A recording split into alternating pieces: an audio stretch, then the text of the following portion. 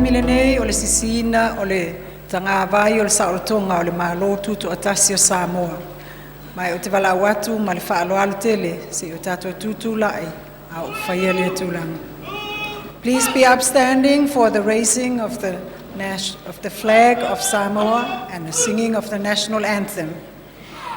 Walau atu ai fo'i ma le whaaloalo a o sisina le fua talo sangaina le au fia e langi mai le vi o le fua e tai e le au fai pese.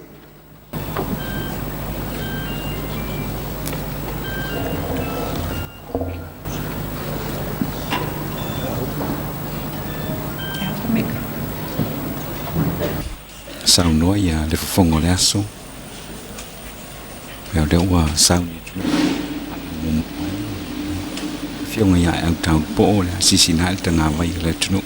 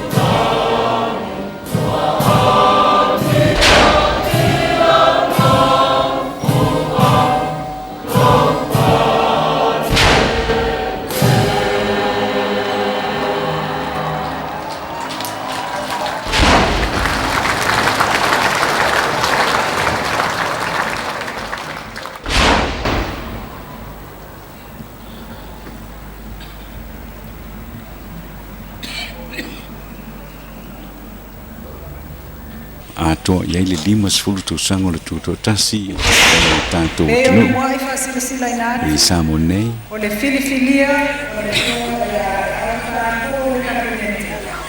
taruai ona o ia o le Tuiātaga o le fono whaawai o sois o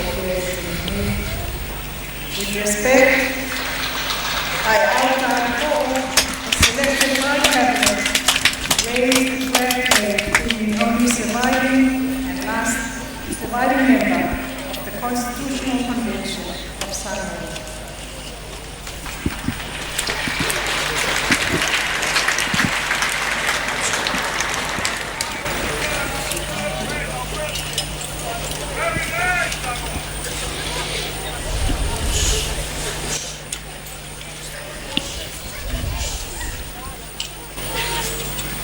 le na ua amata le tātou Savali whaaloalo le nei tāiao o lo te ia le a malu le malo o le tūlai a malu o le malo ia ona whapena le ona so o tuai ma i lātou ia o le Returned Service Association of Samoa le RSA o latua ia i tuai le US Veterans of Samoa ia ma le asosio tama matene tuai o leo po le Samoa Former Police Association ia mana ia le wale sa au vai vo le sa pito tuol vanga le Samoa Former Police Association i le whanga solonga i le amatango le vai aso ia le vai atu le wo lona tolu atu la to le solo le tai au le nei o le itale tu la iva le a mata ona fa solo tato Savali foi ia a mata la vai malo ona silia Ma le selau 5 le au fa e whaala putuputonga o a onga ia o lo whapea o na fia moli maulava i le atuanga le 5 tausanga i pia ona tangtanga i atu le tātou watale na ia o le pito mai le na o le whalawhamasino fōu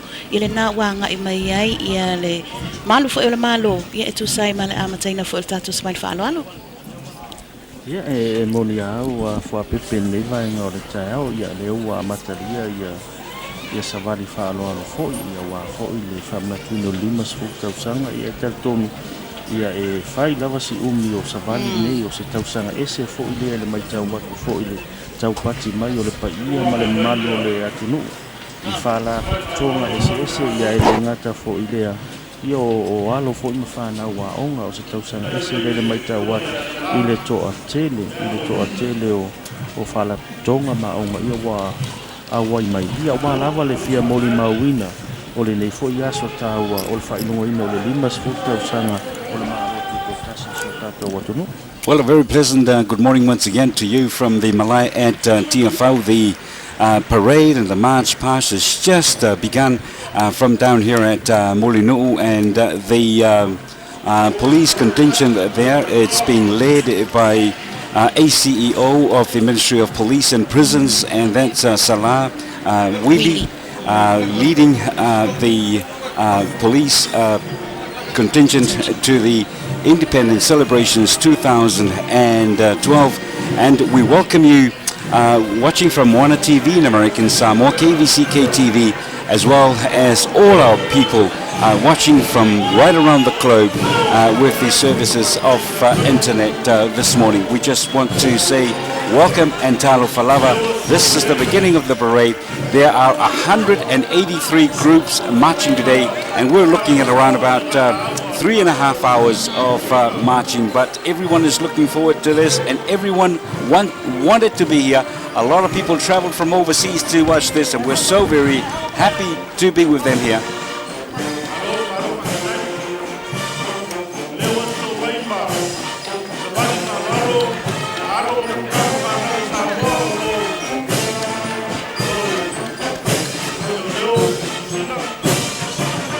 Ia o le naua tau sila mai fōi ia i tau fōi o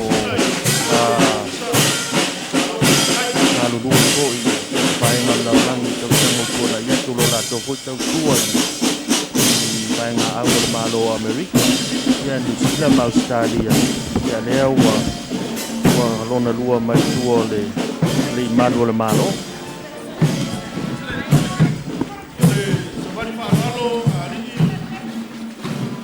Well, just gone past us is the Return Services Association, and right directly after is the U.S. Veterans of Samoa.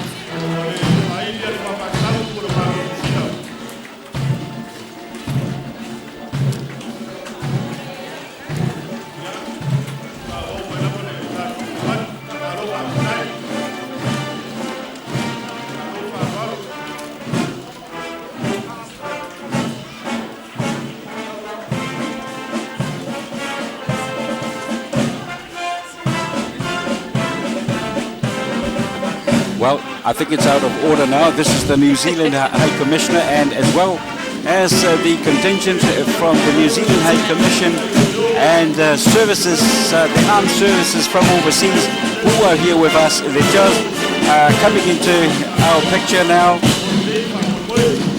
I think we have 5 or 6 frigates in the harbour, and I think that's, you are seeing them now coming past. And I've just heard that they'll be conducting tours on these frigates this week as part of the celebration for 50 years.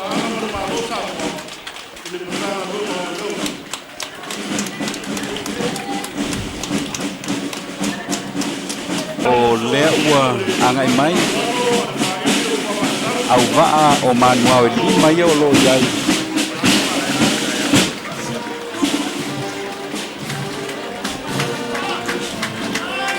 O au vaa na o manuao le malo Australia o le malo New Zealand ma le malo Amerika o lo iai le tātou taulanga ia le ua mai mo atu iai o le o anga i mai la to Savali I le taimile nei o lo fa pena foi no fa fongatu le tanto tino e le fofonga o le aso ia o lo fa lo wina tasi mai ia lan ko le fa velave o le pito o almato pito le o mai mo mai iai e le Savali fa lo alo le fionga I le au malu le malo fa mangaloina ia pa ngota to skul ma le lima te na sa no ia na ma le lenga fa pitoa ma tu le nei tai au e ai le tangi la sola mai mo la tu I fa fianga foi fa ili nei mai ni sik Australia fa pe America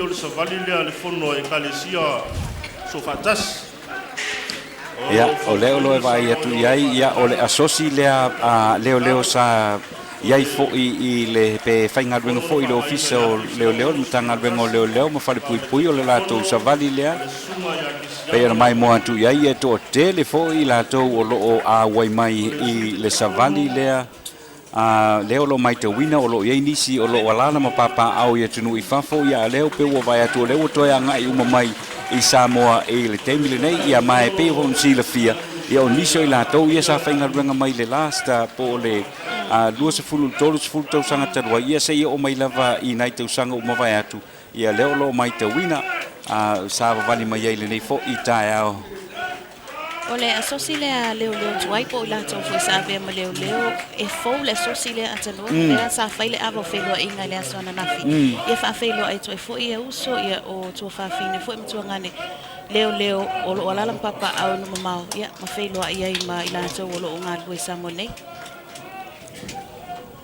le ua amata ua maea ia le sisina o le tanga vai o le Tuiātaga o Samoa ia o le ua amata na whaanga solo mai ia le te le foi o onga o whaala putonga o asosi teitasi ia umawhai o na whaatasi mai pea na ufai atu apa ui ia pea ma le se lau valu sifurulua whaala putonga le ua ngai mai le lau mua mai le vaanga le ia na so mai lo le o onga taitasi le tātou tunu ai atu le lisi le ia o lona winga pe a mre tolu tu lao la tātou mafuta I tai au nei mai I molino ia malo la vela sa ia tanua ia atu foi o tolu foi na I tu la ia la fa pe ona ta fa matata lai foi ia inisi foi o onga ia ma fala pe tonga pe ona tonu mai luma ole e foi le vai ngai le tau sanga le nei atanua ona ole we ele fa tau mata le we tau fa fe lo ele ve vela foi le la ia mo le mamalo le atu ole fa pe ona fai foi ia le Savali fa alo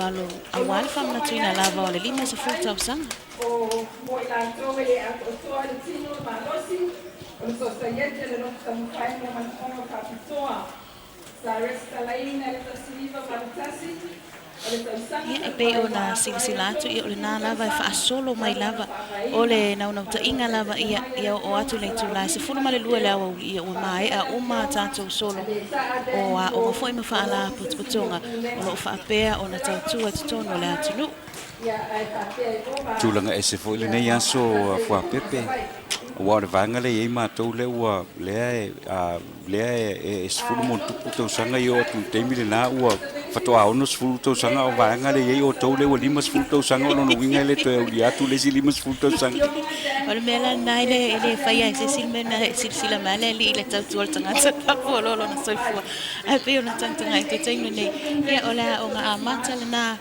ale ainga pa ia e tau fusi ia tele o nisi fala po tonga le nei atenoa o ni fala po tonga fo to tono le atulu ai wa fia wai mai lava ia na so mai lava le tolu fal va vea fa tantali ia wa lava le fia mai mo fo ma le fia e a faia le tala fa so pizza le atulu ia fa mau e lalo e fa mau ma fo ia ane malo ia o le sa wai mai le atuanga lima sfuta sang Pala sa oe tanga e tui mungi o nei tae au yo ai. Ore me sila le o vai tu le o puntia mai le la vo le wa uma le la le sa fe ngai mata to nei le tae au. Pala sa oe mai tau i mungi o. Ole sina vai nga mana ia foi o le fanga so longo nei fa mo o tu lango tau.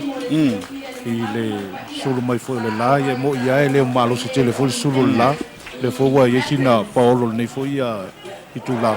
ia leo lo fanga solo au Savali o le sivanga mana ia leo lo mai tawa o le felanu lan wa yo toninga ia I tulanga o Savalinga ma to tele o alom fana o le tuno ia leo lo au wai foi nei fa mo na usu mai lava le tu lai tolu va veao ia le lava lo fa mal lo sia wal nei tam foi 2011, it's one of the milestones of this school. Ia la ola na le loto tau mawhai. Ata no la onga leo la yele la tono fuanga fo I vai tele. La sitia tu yele la tono fuanga fo wa maua le la to fandua mai le malo. Na fa pe ona fa ta yele onga le nei po le tau sang fo le fa no mo tu yai. Ia la sitia I o e vai tele temi nei o le I mo to tua. Ia I fa sanga I tono lava ma le falma. Ia leo mai tau tu fo yo lo fa ta se mai le la to le tai fo yo le la to onga le fionga ia le ta. Joe Divo. Whaalia pēr ia le anganga whiawhia, le anganga whawhtai o le au mamalu le tātou mālo.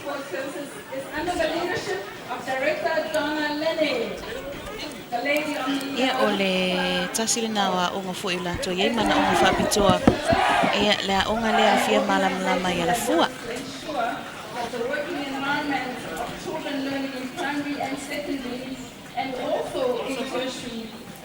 Ia o leo te mai te wina, ia o le se nese le nā leo iai, tamaitai o whaiaonga ia ma onga ai la tofo I leo ato toa ia le malosi ma o le tino le tamaitai ia dona lene ma le la tofo ia pasenga o whaiaonga.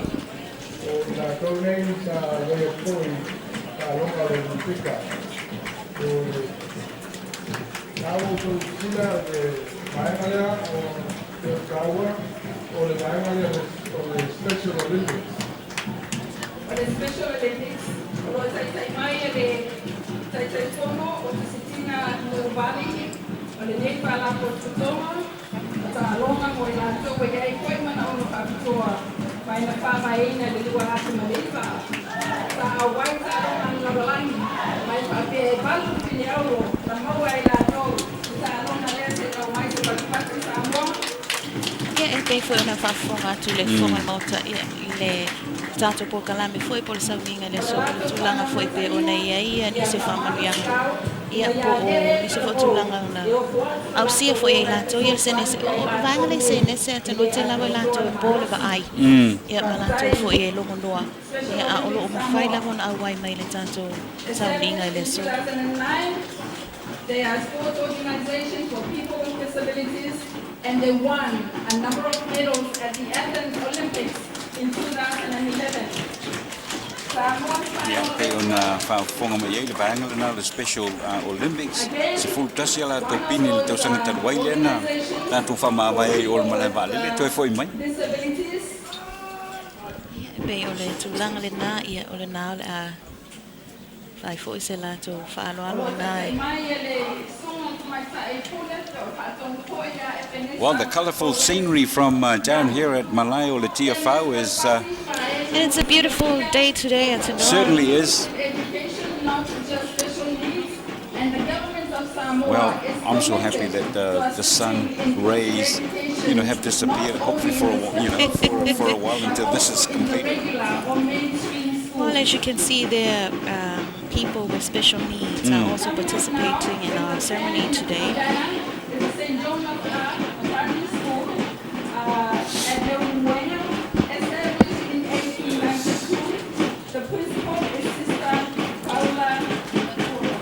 Mai folina mai o le lato a Savali o lo la hoina I company telefoni le nei Digicel.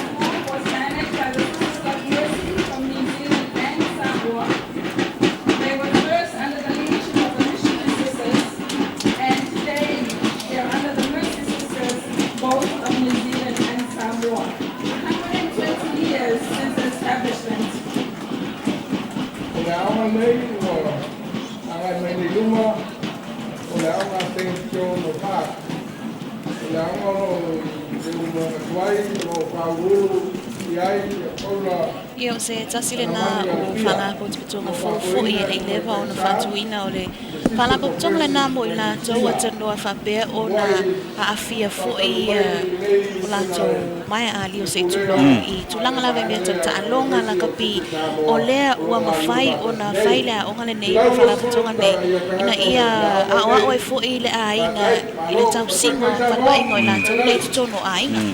Ono se tasile ne fa fita o le lotula i mai ia pe ua le amna ia i la tau nei ona ele o malam lama fo le ai ngale tau singo i la tau.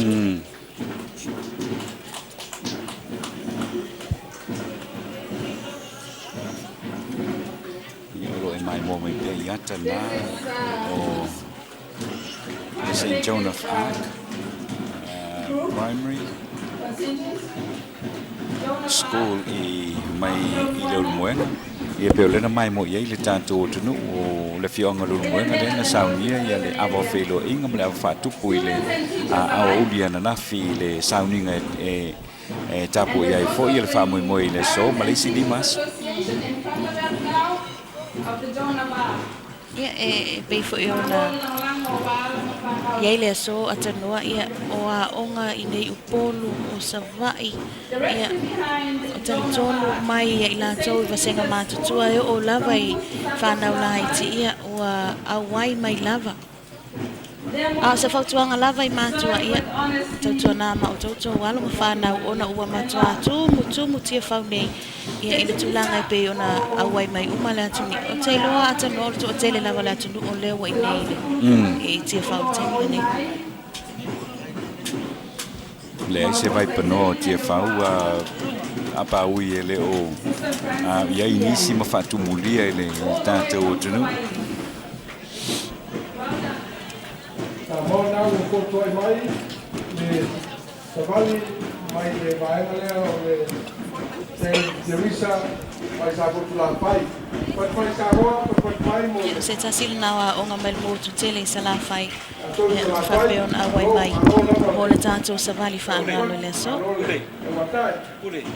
Ui la we normal tātou ia wai mai la le ia. Tai.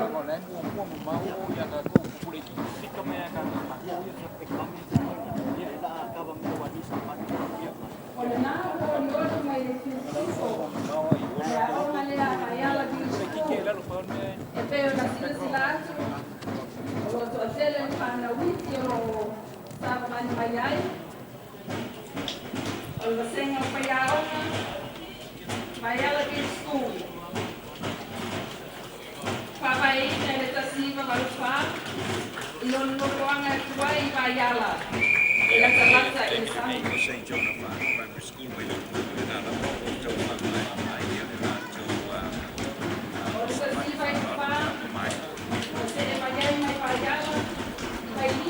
ia pe ona whaatulanga i el komiti whi o tāpen puna maule tutu o tasi le whaamua mai lava o a onga al whanau o no i lato fo ia pe o se while tu ele lava lo nisai le o whaamua mai lava al whanau laiti ia ona suso o mai le mwhala putonga mwitanga renga fo ia malo ia i tuatu ia awa lava le tātou Savali whanau le so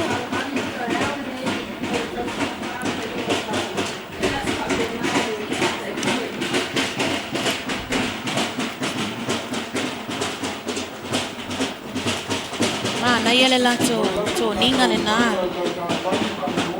pe ona famna to foi lima se fu tap sanga Ni malo mo ke so son mai.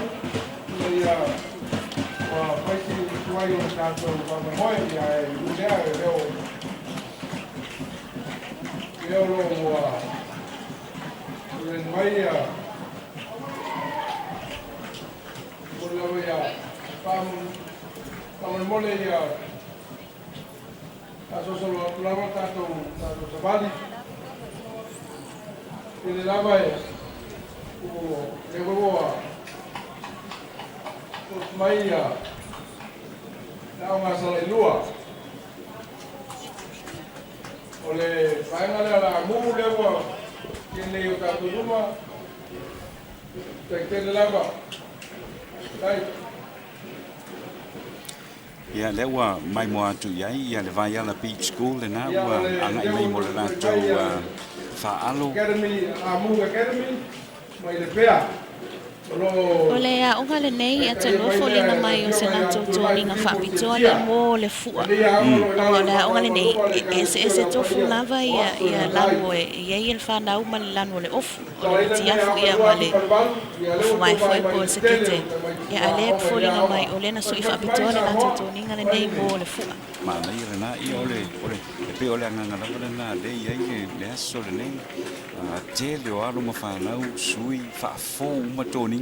Mana tu foi vai te mila e matua i fai le masoa ho le fa masoa le ofu sau le o matua ma lo le ofu le fa lo mo tu la lo i ho le wa a ia ho le la lo i ono le mo le ofu fai na le masoa ia pe ole nganga na e lo tu pu le na te mi le al mele o tu pu te mi le ko fa fo le tonu ma nei foi le to fai ya ali inta mai tai fai onga i mo le onga mo tu langa ne asa tasila onga tano lo fa pe ona bulmuli tai foi I pol kala mea onga I fafu New Zealand ma Australia mai telefo fai ya onga le nei e mai Australia New Zealand ia wa lava le tau fai na ia foi ma fai no mai nisi o awala foi fa pe ona fa tino ia onga I fafu E vai pe fo io tato matua e fai lava le si di mafana.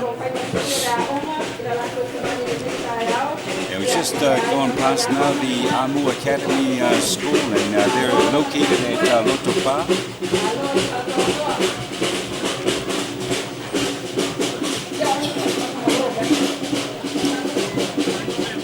Well, I think this is one school from the big island of Savali. This is Malole, Soifua Hoile, Neitao, Ya Utemasalo, or Ya Toile, Umafayo, no Pau Mine, Ya Lolo Mai Momai, Ya Sala Ilua, Neitao, Ya Malo, Rotoa, Onga Tulang, Lua, Namadfa, Moy Peona, Yale, Neitao. Atano, o Savali lava nei te loai, le sila o fantasy vai malimo. O ngā foi o ngā mea uma o ngā foi le awai mai le Savali le so ia e whataita ia foi wai ia foi le tātou tau wanga Savali le e fuafua foi pole vai ia so le nei o le fua. O lo uli mai foi man maro katis I tua mayuta. Papaela nei a onga le tasiva parurua.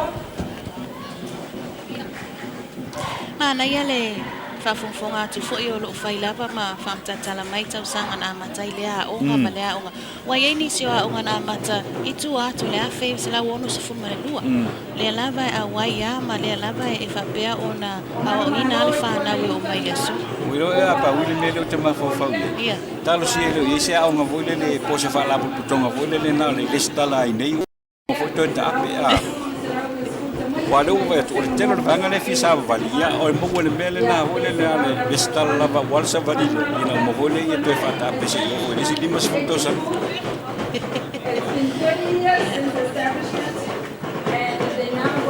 Manu na le tunu ia o pe na silsila te ele itai lava le tato Savali fa alu le tai a nei o na fa tai o mana ia foi o le tau ia sina o puni mai le la ia wa fai lava sina umi o le au o le tai au ia paso so foi le tato la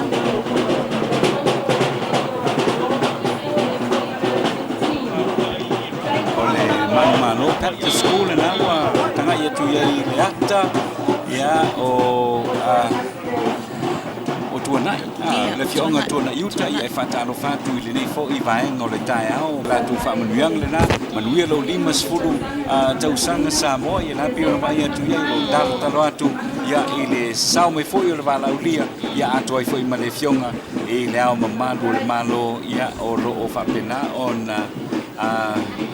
patia mai foi ia le anga I mai o onga I le nei tai au Atano o le whanau la iti leo la tau le whaia le si lima se fulu tau sanga lumanai e mana ia lava e te una iata I le so whapea ia lima se fulu tau sanga toe to mana tu tua I o le mele sa tupu le so ia maurisi le na o onga fo ia le kale sia le baptiso mai leo ne Well, good morning to you once again. From right around the globe, we have just been informed by Maneo that there are viewers, watching from Hawaii.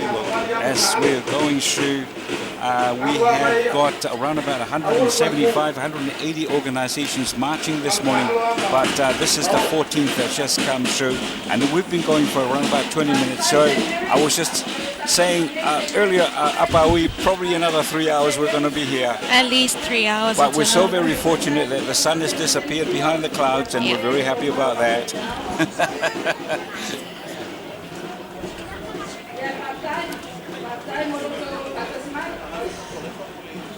Ia e tō fulava le whala potopotonga ia ma le Mana kofi. na foi sfengi maskaili a wa foi whamna tuna lima sfutausa ia peo na whalongo atu foi komiti ia tamo whai lava ia ta ane le sifulma le lua wa mai ia vave foi le anga i maitua e wha solo mai o lo tele lava. Ia o St. Mary's le nā mai St. Mary's le mai i Savalalo o le vasenga ia ono o le tausanga ono tausanga fitu ma le tausanga valu la tuna le o Savali i le tai au nei ia o tō ninga ma sani lava nei a onga o le ula te wila ia o le ofu lanu moana ma ufu tino pae pae ma neia ma matangofia lai so o mai e tua ma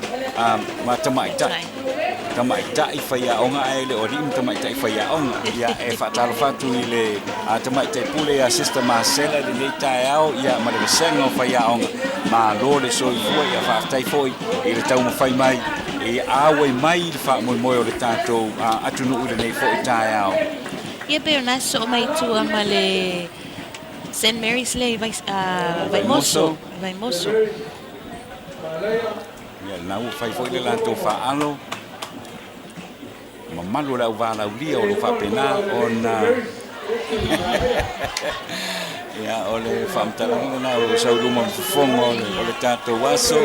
E wa le taimi ni atu no wale o te tele ni a onga tono le atu nu wana o tamaitai. Pe na o li i fo ia o atono stasi nei a o lo tu maulava i ona whainga whaavai i wana o tamaitai na wala whapeo na a o le taimi le nei.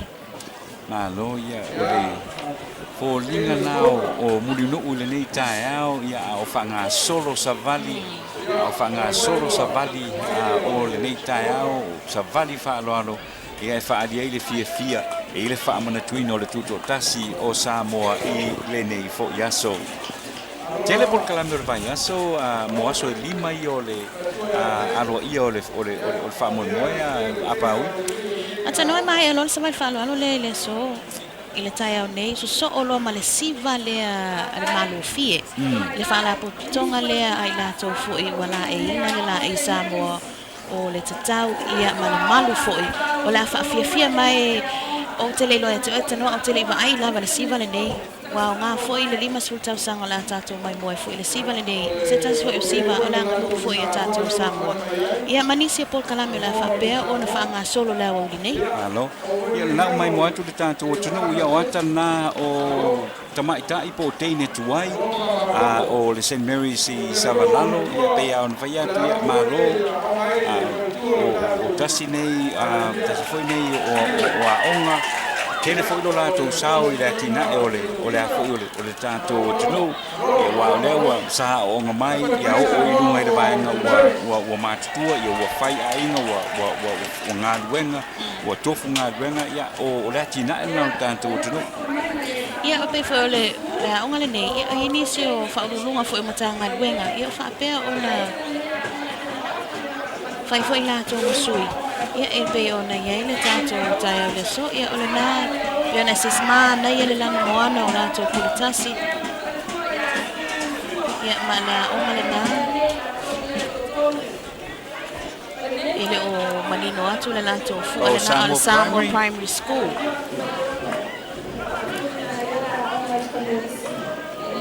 ia so la vesanga tamalia o le smoga o le aunga tūlanga lua ia toi fo i ma le kolisi e sanga tamari ia o Samoa Primary na ua mai moa atu iai o le vanga foi le o I Vailele. Patalo fatu la fio anga vailele le ne foi tai au I lo tau tapua I foi ia o tau le mawhai na malanga mai I mulinu u le ne tai au ia o lo tau alo ia mawhanau. Na ia la tu una te wila na ia wa le te wila lava leo wa fai ma ngala au foi leo le fai lunga leo le tato malo tu tasi ia po le tato national flower le te wila fa nga mai e fana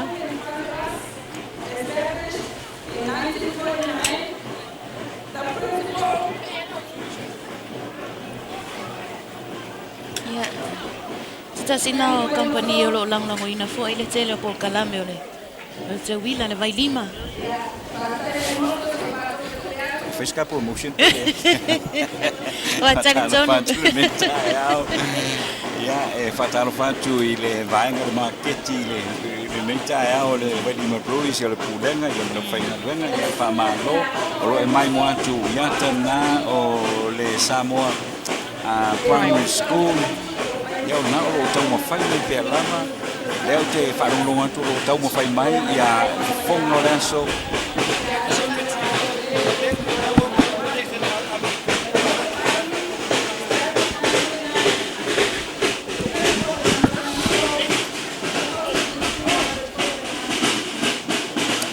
Ja, fatalo fatu I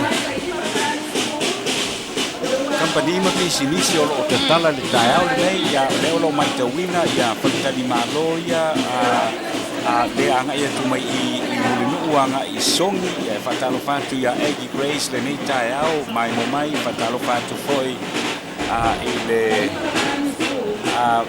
tanoa fatalo fatu le tanoa le nei tai au le hotel Amanaki malo soi fu ma le langi lo mai a toto ia ele o ko se lilo atano o faltan malo nei o matua fatu mulia wala o te seva noa I mamanu fala wala via e fa pe foi la to lo ana I foi le umala I o savai ja a felo le pale al baino na ya fela ma le tu pelo tanga wa le sei no foi le so atano fanga solo pe ia le tanto Savali le nei tai au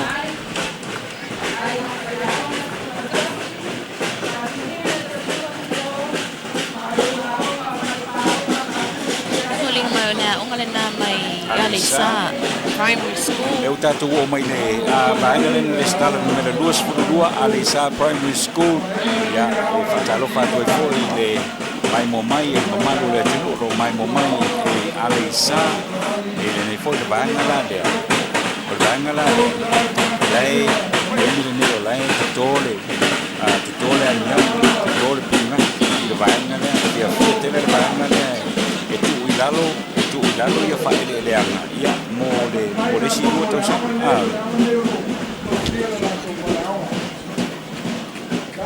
ole na lo anga I mai lava tatu Savali ina ia o ane le tai mi se fulu male lua ia o mai a o mai Savali se lau malu se fulu male tolu pea ia ole ongale na mota primary school ole fai foi le lato fa alo se tasi le nei o ngata no lo ina lo por kalami foi le malo mo le toe fa le le o lato fa le a onga bela a fai te pasiate mota I ole na o toe fa le le fa le a onga ole ongale na ona ua le sa ngale mu mo le mamalu foi o ia mo le fa na o lo fa pe o na onga au le la vesa va la vesa va di malo lava mota.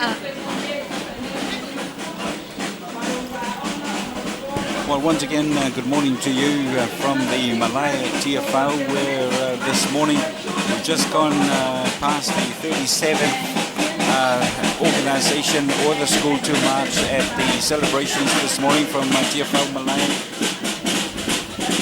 This is the Mota'a Primary School, and like the Saudi was talking about, we was talking earlier about it, that I think the school building, has been renovated. It's been renovated, yes. But yep, they're in their colours this morning, enjoying it, as well as the teachers.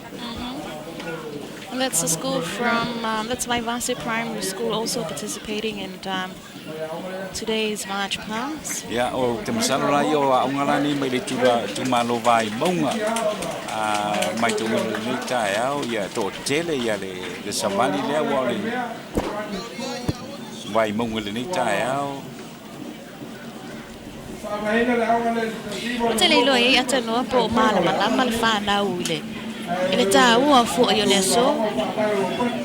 Ole salo tasile tulanga sanga ia fa ya o mai le vai aso le sei ma vai tu ni ma aso yo no tu ole tau fa ma la maina ole tulanga le ma le ta o le fa aso sa ole le ta o le fa aso ele le lava al fam tsa al fa na e wa ole sia fa pe ia na le alwa Savali ma po ai nei ma tanga tsa le lava le lo ole ma fu anga fo i ole fa mo le so 108 students and 8 teachers. I don't think they're all marching, and that is a good thing.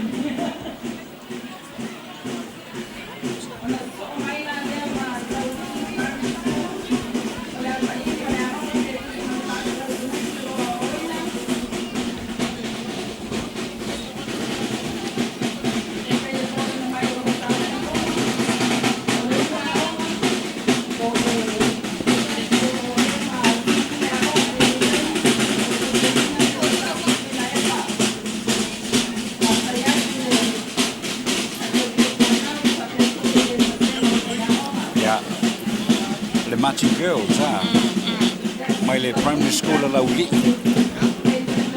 Ya, fa malo foi le soi fu ma le ngi mai le mai mo mai le fionga lo di le ni tai au la auto te mai tai le o da adu to vanga Savali foi le o le primary school je la fa ia le so fu le tu lai ba le tai au. Inei le te fa la fa ile le tau vanga le Savali.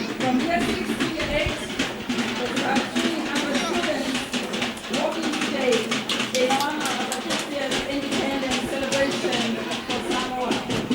And with that is the principal. Na fua o mai le fa ro le a onga le vai tele uta primary school le nei fo I tai au le lim to mai tai a onga ya toi fo I ma le sengo fa ya onga lo muli mai tua. Ia na sila tu le fu ale na atano. Ole a onga le nei na fausia e le malo saina le la tu fale a onga. Le la folinga mai faftai fo I le malo saina. E tu sai fo I mal fale a onga lo a onga I tevila ne. Wa masalo apa u le mena le sa a fia fo le sa nona ne ale a fia mai le au malo le faftai le. Awa tele fo le sa o tu mai fa penauna Tina Ilaia ia Samoa le tasila le pe Samoa pa u maro saina. Ile ngata la tulanga I fale a onga ai o ava no school sipi foi. O tele manwa ia lo foi no fala o la tumi. O fa pea ona mau ava no school sipi fa te peina e malo nei e peo. Saina ia pani New Zealand Australia ma le tele la va o tele mai fa. Anaia. Venga primary school na whawaina I tautanga a Taiwa Lima. Lato waonga o te lau mauroro kuki. E lua se lau te a tamaite le awa. Ole sauninga le tae nei e te noa e fōlinga mai o le matua o te tonu tele au whaasala lau mai whafo ia o lato whaasala lau atu tato po kalame nei ia tunu mamau le ngata I lunga fo le TV le tio newspaper pape fo I lunga le internet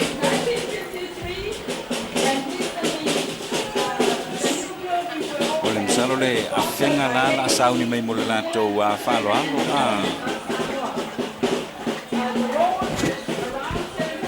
o le tulanga le o ia pa ui le o toi alu fasolonga le te vai a toale mo wala vanola onga manga I mai to. So first come first serve lava le wa ngai mai ai.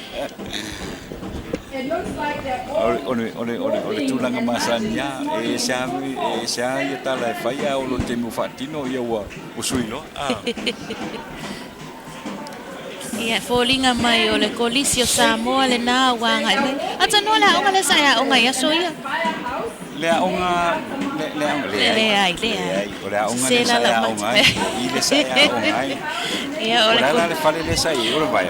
Ole Stevenson so ia na mo mai Williams ia wa pe ole lanu le sa se mo woni manu malo na solo fa mo mai a wa yes swinga ia ai o lanu na fu mai lo vai fo fa na wi lanu i tono le onga Williams vai Calliope ia ma Stevenson apa ui wa ta u tu langa le wa onga o fa lungu fa pe o ele na matua fa le tono ia le to fa le ai o au lava le a tono lava ia wa se swinga le next time ia ai ole na pe ona sisi at fo ia le policio Samoa le na fa pe ona nga solo mai ia na fa ole la onga le ni na fa tu ina le afi sala lima se fun male tolo se tasla le wa ona fa tu ia ai le i Tuiātaga le tato malo ya ele fasili foi le tulanga o le sao foi o le nia onga i i matamata i lo fa pena o ma tofi nga luenga le nga tole malo ia fa pena foi le private sector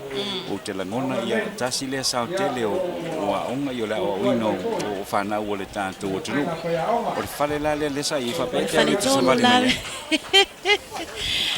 tonu lava lea le Stevenson ia lo fa ingoina i le Robert Louis Stevenson ia le Tuiātaga la wiloa lo fa pe ona fa ingoai le vaenga la lea ia o le kolisi foi o Samoa o le kalai ope le sa le usa vali mo atu le fai o le vaenga la i le va avo le moto nga tai ia fe valselau valsu maleiva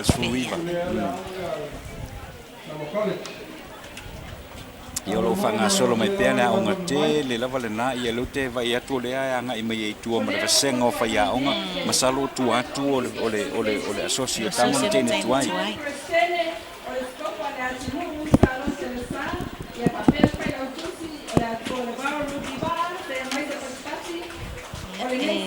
Peo na sesilato. Ia, wa tasila le me le santa tala no io tu langa nei wa le ai ma sesi o va nga le mau tofi le te le nei. Ia peo le prestene le na le so situai atamo ten tuai o policio Samoa. Ia le prestene foi na le tau tu Samoa le na. Faltua ia salote. Tama ainga tupo Samoa la tionga tupota se mea ole sunga mali tota no fil le lua la fa vaina le nei sina sui ole sa mai te wina le sona na fi ole lanu mea mata le ale tau tua Samoa le sala e ina tono le motofono le fa meni le sona le pena tana pa ia fo ia le saunoanga le fiongo le li pa mia mo le wa maneia cream le situ ai me mata le situ la foi le famtalanga fai lan me mata envy na wa mai atu le famanuia tama mtene tuai o le a kolisia Samoa le lato asosi ya papenare kalesia ya manito pala ko koma tumo oti lama malo sila to ya oma al polisi Samoa pero na yai kapitantele que stopa kapitale ya lo kanau kapitale lo que no Samoa le sila mele wo mai tawina ile tai ole nei a pauil tulanga hoile leo Uisi vanga lo te vai antoi. Uma leva to a pasia. Ele meu vai ko pasia ko fo. No no winga peta I fia ia associate. E a fo le a wai o se sui. E mana e fo na tulanga wal mena lo mai te wina ho le. Esele. O le me lo mai te wina e esele ofu pasia. E sau sui lo ofu o le associate lo ia. No no winga o le fa dinga le na le fia. Fia. Mana fa tai ele taulia pe fiele tu penalo fe suia ia o funei a le meta o le awai I faftai le 5% foi le o tele el toninga sui ia ia le so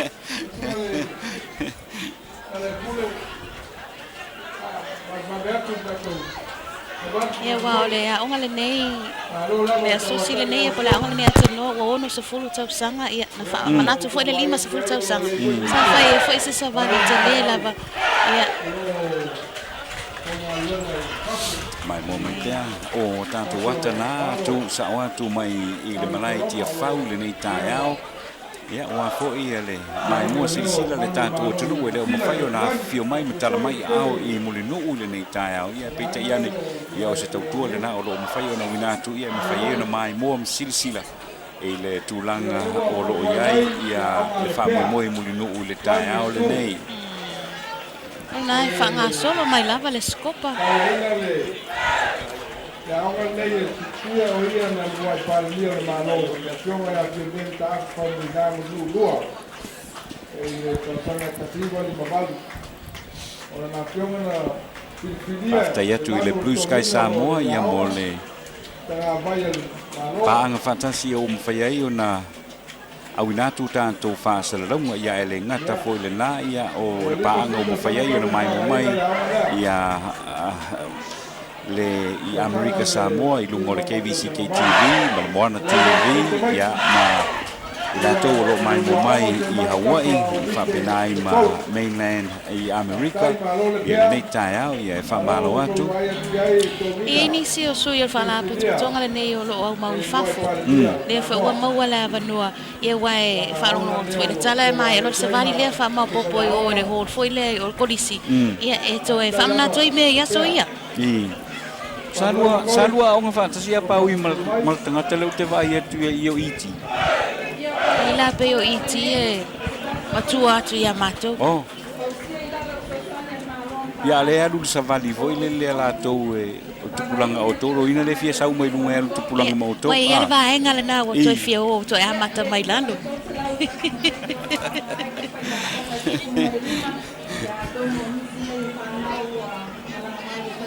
Nā e fōlinga mai wala whai riu fōi Savali le nā le.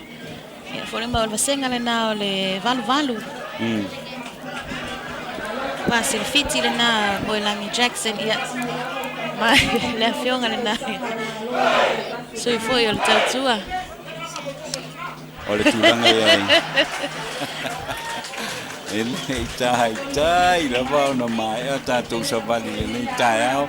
Ma oa e ia le whainga fōi o lo iai muli nuu le nei tai au na o le whamanumanu mai lava. I tālusia ia penau na tafi e seina man tua fōi mele na sao no iai le fionga le sunga atu le epa sa ile le mali le ngoi le aso na sisi ai le fua. A I muli nuu ia na vai sa timu uma ia isi tu o Samoa. Ai o inei na vai le malai o tia whau. Ia sa whapenau nā lo whangi ele tua matafi ese ia le timu na tu ma pē fau e pa umai I tia whau. Aton foi le timu nai ni se vaenga ia o wanga lava whamamia. Ioe. Ia e pe o nei ai. Ia o lewa vai atu I lumatu I atanua le tato vaenga foi lo fai atu ai le tato whasang o matua tumu lava o tau le lo atu lau Savali. Ia o palalaua ia whatalo whatu isi umu nei fo I tae au malo tau mai mo mai. Malo le soifua. Se matou tu malo atanua o lo tapua I mai foi. Ia o ngā palalaua le nei tae au.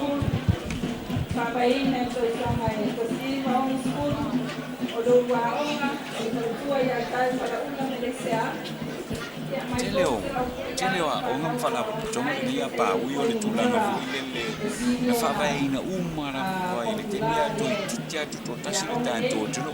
Rio le teleo a o ngā nei a leo tai ni maswhut tau sanga I le matua. Mantou foi le taini na o lena ave fafo nisi foi o la tunu. E a onga skol sipi fo I mai loa la wa vea mawhai a onga. E a mataloa na tina ere tele o a onga tunu le tunu. Lea foi sa iai nisi o ta mama tina sa a whapeo na interview foi tato Paul Kalame I o Samoa lo tofi. Malo, le wa te wa usi le leile mai moa ai foi a makeo ma tuilangi. Au te roi. Ia, o le la tu o tu ele vano, ia se fai foi sa la ua fa matalang.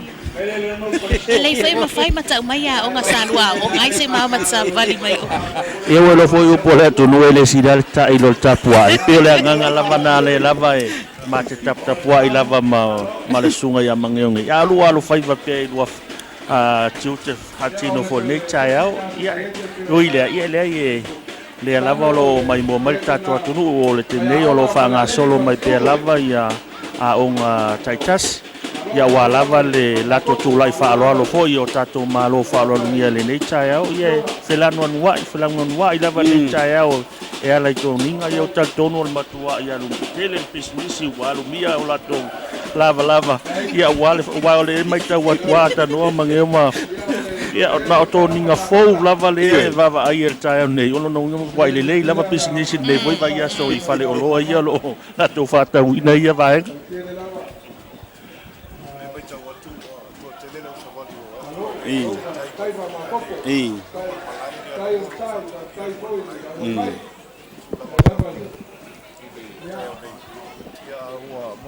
mulia lava ia malai o te whau nei. O le mai tau atu lava le inga ioi ia solo ia ua le wana nofo i leo ngā tono le malai lona winga o wa onga nei masolo nei o lai amata mai o inga o luma i o le fale whamasino le sa waia onga i a uia ia le malai e le inga ioi lava e le inga ioi te mai tau atu atanoa a vai le lisi lena sa o Savali whatulanga ina o te watu e toa tele fo i le au o sopa le i waia i tonu i te mine. Ia, vane foi le saungoa tuilangi mangeo ma pau se e maua le me foi na le e vai atu le lan mona le toninga le lan mona le ofu te ia woso ia le ia o ngai e o tuana manga wa o nei aso le toi maua nei aso pe o ia lo foi le wa fia fa ia fale ali le ua lava tangata ia nei ia sa wela usa unuanga e vai atu lo lava e saunde asa vade tusa male la ia lo fa ia o solo ia fa mana ia mai ia foi le ia wa te mi wa mana ia le pueino ata ia le lo pole si lima suta o singa to tilo mata ia o lo mau le ia tuaile ia lo nat le au siva le tau po mana ia le wa mai mo mai i le ata le na ia ma nei ma matango fia fo ia siva le vanga le nei a mangeo e le tau po mana ia oi America Samoa le fo ia malona la i Samoa ne Yo, le tau po mana ia America Samoa Lolo winga manga ia umaka upoula ia Pea o ele whanau e me se lava e whanau tine i Siva Samoa. Wa lenga luata ua le a onga lena a onga i foi ia PPA. ia O le po meu pasi me le a onga tuilangi po ile yo mai le o le mele tu mata e tuilangi o Girls Association ia mol si le fia fo e ala no musu te fai atu le a onga no wa onga ia wa le a onga le no wa onga ia na tama lava il matou fu vai tem ia al termine ia le ala wa filongia le a tonu lava o mai le onga le ia la fa la wilo tu lava to sunga tai o nei was tas fu le o a onga o lo fa na tuine tau sanga nei ia lona limas fu tau sanga tau fo ona fa vaina ia le onga le kolisi mai sa nele ia o kolisi file mu lava i lunga le maunga ia e malu file mu lunga le maunga ai la lo i malu all right ma le fa taile na mai mo atu le tanto tunu le kolisi mai i Faleata College e fatalo fatu i le tina ia ainga ia ma le vasenga o faia onga ma le pula onga mai i le onga Faleata i lotopa ia fatalo fatu o le sivaenga le na to tele mo mo le TV todo i lotopa ia e fatalo fatu nei tai au le onga le ia mo i le onga le tumalo ia pe te ia no le to tele lava ia lo nofo ia lava i tonu le tumalo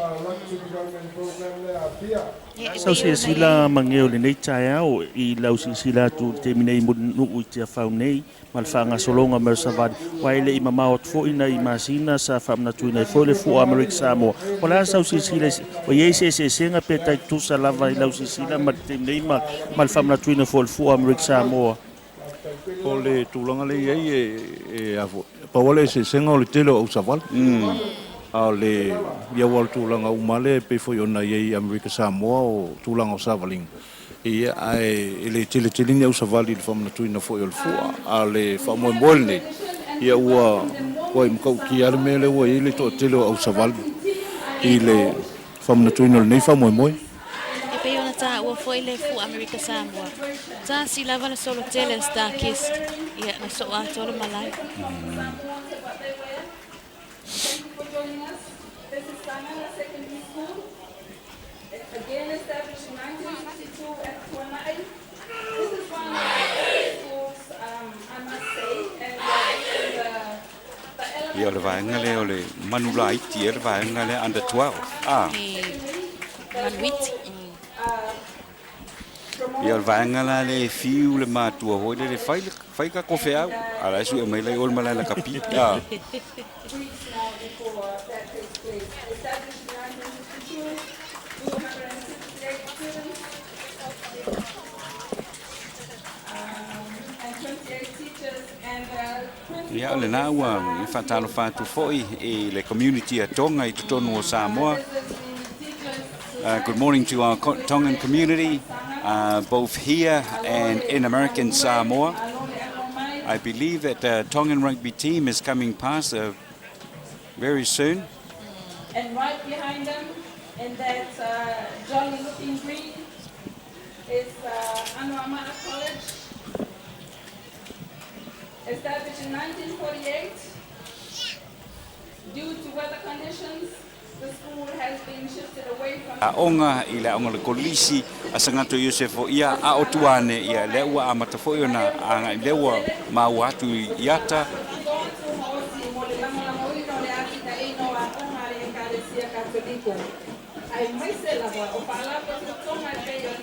Ia ole atanoa ma ko pepe ma nio.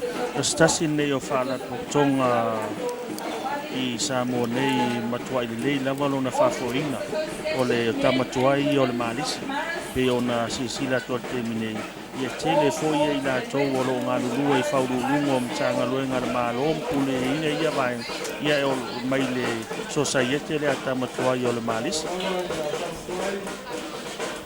Tele foi o le sau foi o le nei a onga I le a wina o tupulanga le tātou o tunu. Ma pe au no fa atu ia o le aonga le nei ua mai al fa mana tuina o lona 50 tausanga talu na si mai I muri vai anga I uta I lotopa ia ona nga ile I oi ia la fua le mele o lo ia nei ia ai tele le sau ia pe ona sau no le tulanga ho le tele o tangata mau tofi le na a o ina I fo tonu le aonga le nei I think e mana ia foi le temi le nei ona ave foi le fa malo ma le fa tai I felela pe ono fa ia tu mo ia o le telo I la tou le na ia e o mai nei no nofo I nei o le to telefo o mali liwa I nei I le a o ina o tupulanga Samoa mo le to le fa malo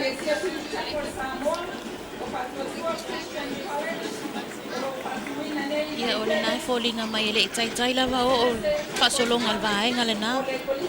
Isi tu o le malai.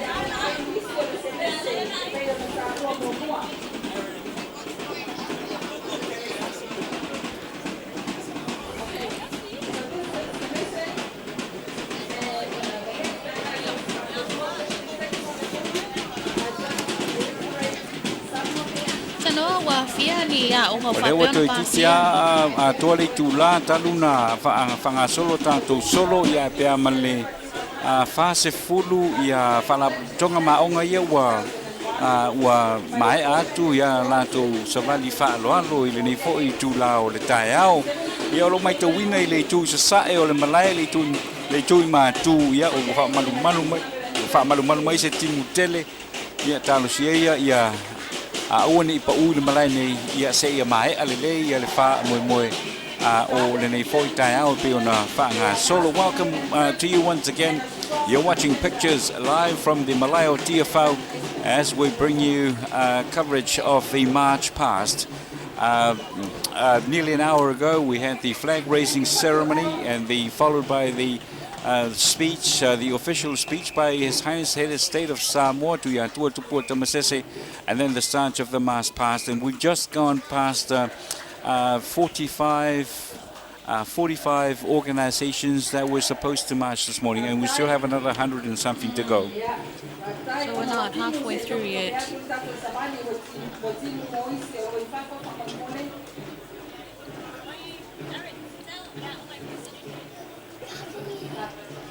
ia o le nā lo whanga solo mai pēr le a onga le nā.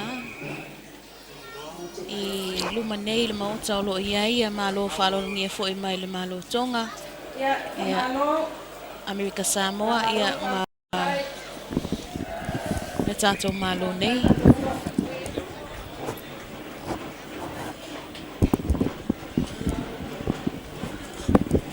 Te tau I lava le toa tele ma o Savali nei tae au ia e matua I whaatumulia le taulanga le tele o le moli saina mai sa la fai. Pio tasi lea vai fo le tele nei. Tato atunu ono se mea eso kwa tula I mai le tele o le moli saina. Ia o te tatonu ia e au ngā lava mo aso whape nei, aso tūtongu whape nei. Wailo le met whaftai e tuilangi, te mana tua fo I aso ia. E whai o le moli, o le kolo. E umai fo ma kua I fiu ia le vaenga lea e whaamamaina le taulanga ia pia e salu le a fo ia le pautoro. Ia wale tūlanga le, o le ano noa I fo ia stores o whale o loa I Tuiātaga le malai o whape o no whaatau ai ia mea tau mafa. I le ngata I nei I tia whau, e whape fo I runga mauta o le malo. O lo whai ia whaali e fo ia mea tau lima, tinam, ma tamaitai. Ia me se fo I nisi fo I mai e tunu I whafo o whaali e fo I nā, po o whaatau e fo I nisi o lato o loa. Ia awala wale whamna krina lima sifutau sana. E masalo le vaenga le nā leo loanga I e tui tangata ia o lo mai whafo. O le vaenga le nā leo mai male lus futala tanga ia o tātou ia e peko rawa ine ia. Nale mata. Ia mangeo o dausi si la foi le pito en ngatai I le tele o le whare ainga o lo I e te minei. I le te minei fu lele o le mai tau fu lele o I la tō e tō tere tangata o la mai moina, mai la tō le ata whao mai. O le ase tūlanga whape se vainga whape I Amerika Samoa I aso whape nei. O tūlanga whape pe ona I e fulini wha moe pe ona whai atu ste mosola. Ia e se volta penanga Amerika Samoa e le telefoni whale inga whape nei. Ona I lava vaenga I limiti fo I le le vaenga lo fisa soi whonga loina. Ia ma whale inga e whatanga inga ma tūlanga whapena. Ia o le vainga la lena vai e nei I le tapenanga le nei. Ia e a mata mai lava I tai I taulanga se o mai lava nei le malai nei. Oa matua I tele lava o whale inga. E whapeke kangi whale waa e le lomo mo whale inga. Le olo o kuka I nai tele o meta. Te manatu ana whapea e eise whale ainga o whai ona lato au maia se le siu o mulpipi ma e ai whapapaki o ia so whapea nei o te roina e pau leo to inga whale ainga matua I vava o ia le tatoa o te minei. Ma lo whaftai o le naua o le aonga le nā St. Teresa's Primary School mai le fionga o le pea. I le nei fo I tae au I o le la tau masalo pena o le tasi ala vasanga le o mai le vaanga lea St. Teresa's Primary School. Mai ala nā tō Savali whaaloalo I awanta nā o le Don Bosco le onga hoi le matata SS le Don Bosco si le fia le mamalo le tunu ia o la tau le aloina ia le senga vao lua ma le senga vao tolu ia le vaanga le masalo le mwhaifona leo Savali I ma le au vaao o a hoi o le senga vao tolu ma le senga vao lua. O le aonga le nei o leo wa lua ia sa ia wa lato aloina le taimi nei le whamoe le mai aso fō. Ia I le tulang fō e soinga selfie. Ia whai kata malitai. Hello. And you're still watching TV3's live coverage from the Malaya TFO. We coming in your picture now is the Don Bosco Technical Institute from Singamonga. And some of them are rowers in the Sengavao Fautasi, Sengavao 2 and Sengavao 3. Some of them are in the crew. So a good 100 people are involved with the Fautasi out of about 200 or 300 pupils in the school. That's right.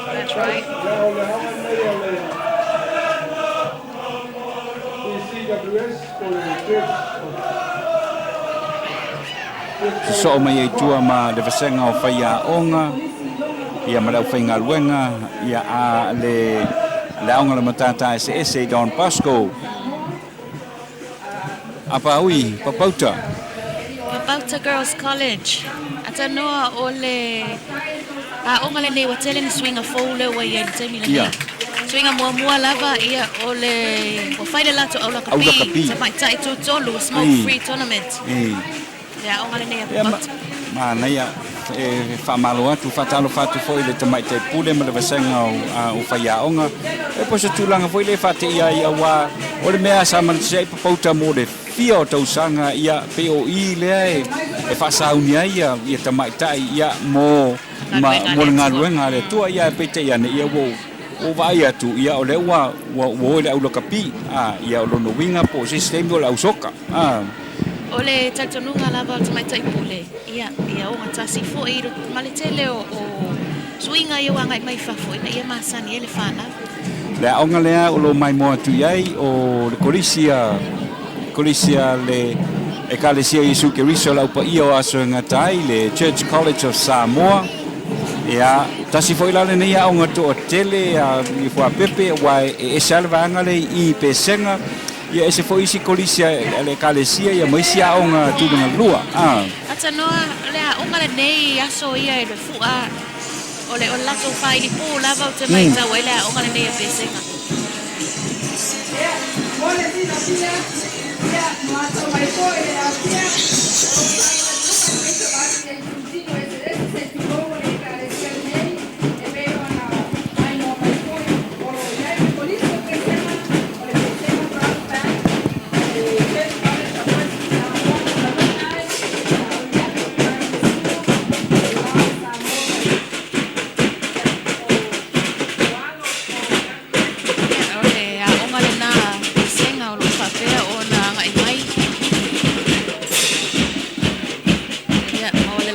Savali falo se tasile nao faili pu longa foi tono le atunu e masani lava ona fa fia ia so fa bene o le foi no te fa longa tu sanga le ni lo tau va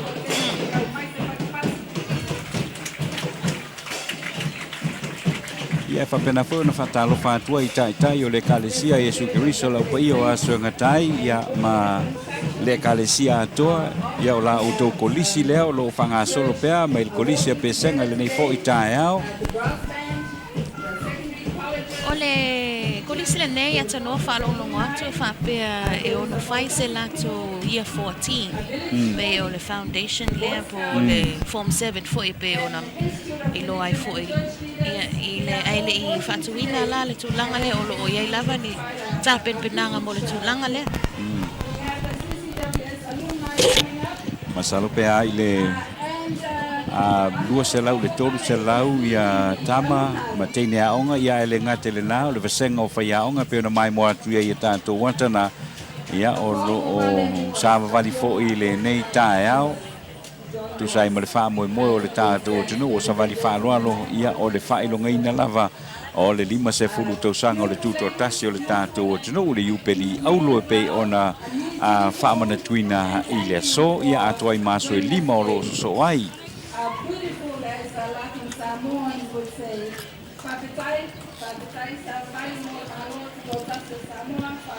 Ya mai mo atu iai ia o le na o lolo pea le si vaenga wai le itaita ia ona o atu iai ia le fasolo ngo solo ia le na o mai mo mai ia o vaenga tuaina o le aonga le alumni a le Church College of Samoa ia le ua le lato ia le kama okay autos le Savali mai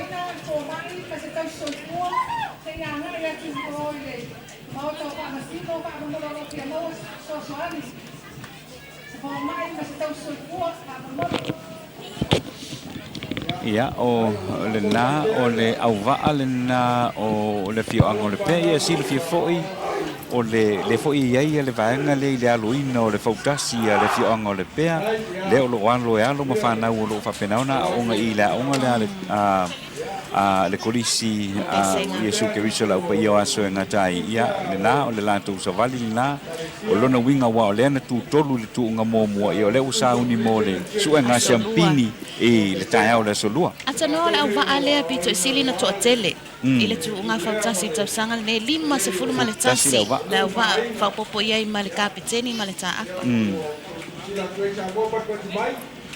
ma lo lava mana ia tam faia. Asho wa fio anga tenu atu sai fo ima le nato fautasi nei tau sang. Whamalo atu fo i le pulenga fo ia li ima fai pule o le fio anga fo i le tau mwhai e wha whamau popo ia le tūlanga le nei mai o lo o ia la tau i le whamoe moe le nei.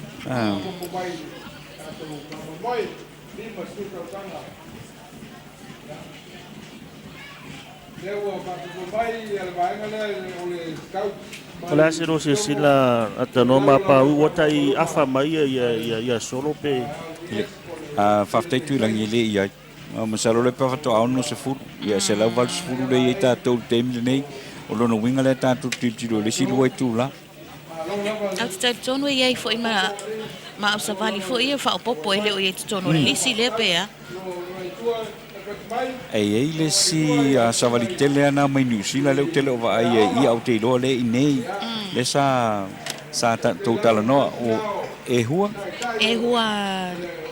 no faia o fala pop tonga fa mai o le vainga le mai le sumpa nei ia o vainga ina I North Shore I New Zealand le tulanga le foi le ele na o Samoa e matonga mala tukuki o lo tu fatasi o le lui la le lipatele na ia endamen le na saua ia le sa fatala no o le lui atu ilangi fa mai po fese me la te filo ai e fai ele la sumpa le matanga atano ma apa o le sumpa I fale ata le aso moa e se le toa tele mo toa I le ofil ma to vaenga sai au te mine ai lo moto e ato se to se fulu o la to lo fatino o ta to fia pupu le colisia alu esele ia mai fale ula ia e fatalo fatu e foi e le fionga le presidente ia dessa a saunia foi le sauninga mata o le tuto tasi le nei to sanga le taia o nei ia atoai male failau tusi ia ma ali fai fe au ia molato fale tua ia e mese foi o le aonga ia o fai aonga ia to telefoi le sao o le nei aonga le kolise o si le I le atina ino le tato tunu ia fa malo lavai e le au ona fa malo foi le tautua le tautua tunu ia le ngata fo na le tautua fa ekalesia ele ngata wale na ia etele fo se tala anga o le onga le nei il tal fa sol pito fo I Samoa ile amatanga mai taimi fo ile o le tala lei ma pe o le onga le nei o lo fa ngo ina fo missionary o le ekalesia me tutisi ile taimi le na ia le wa sawa ia le wa sila fia fo ia fana ia ma lo tulanga lava na o ia le onga le nei ia le malo lo fa pe ona so ani fo ile fa solonga mai o tato solo ina ia vave ona uma ia ma fa solo le tato por kala me wa foringa ma se forma le lua la o nei la fa ile ainga fo ile na wa uli mo tato ma lo fa lo ngia ai ona ia pe tato fa fianga I nei atano la fa pe ona mai mo mai la tunu ia o le vaenga la le West Copa Wesley Old Pupils Association Wesley Old Pupils Association manga ia foi ngole ngol manga ne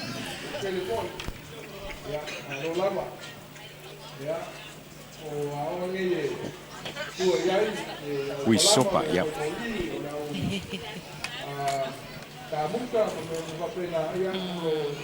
eu te masalo le foi la fa solo mai an kolisi foi a onga maulunga ia ma a onga tulanga lua le ekalesia metutisi I Samoa le conference Samoa tano pe na silsila pe anga ile tule sifo I fale ula o le la ua toi titi lava mai ale mal tele le kalesia metisi le na fausia na o lawa a mata ona faule pa foi le pa ma ina le aile na fai fe au foi ma o foi na le kalesia metisi le tulanga lava pe ona ia le kalesia le temile nei na ruenga tele foi o lo fa fenga I male kalesia ia au fa pena pe na mai mo mai le tātou tunu ia ta lo awina tu mai le malai tia fau nei ia ua fo'i le wha moe o le tātou tunu le tai au le nei sisi nā ai mo le 50 wha 50 ia le tanga vai le malo tuto tasi o Samoa ia o se tūlanga fia o se tūlanga o le nganga whaafutai ia o le tūlanga o le whaamalo ia tusai fo'i ma le ausia ia Samoa o le nei fo'i 50 tausanga. Ole aunga le kalesia la fitu. Ole wa nga mai lu nei.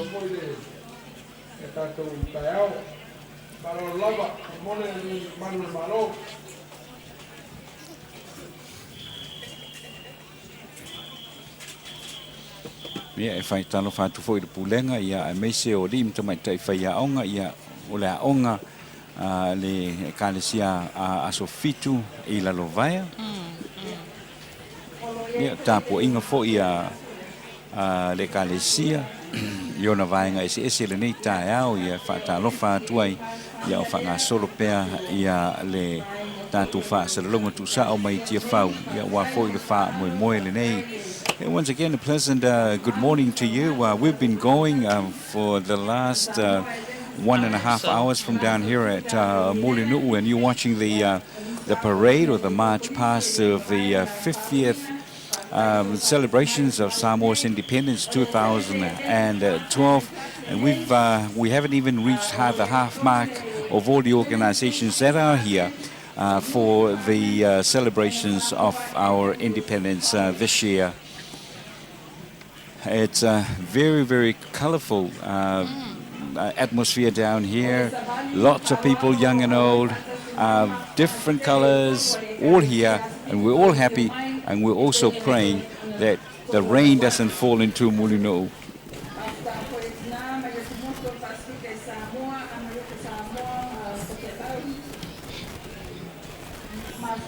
Ia o lo whanga solo mai pēr ia le whalapot patonga le nei mai le kolis mai le ekalesia so fitu te tonu le tātou o tunu ia le vanga le nei fōne po le Boys Council le Pathfinders le o lo ua anga i mai nei le lātou Savali ia wai tasi le nei ekalesia tele ia ona vaenga se fo ilele tofu alta te ia malana mata whaioi Se tasi le nei o ekalesia fo ia wha Tāua ai lava o onga fo ilea o le whanau laiti me se lava i tulanga i le tōla ua pinga e tamawhai fo ilea ia atina e lava le whanau ia e lela i le whanaputonga lea le Pathfinder taipe fo o le Scouts ma le Brownies ma Girl Guides ia inise o whalapo tutonga o lo ia.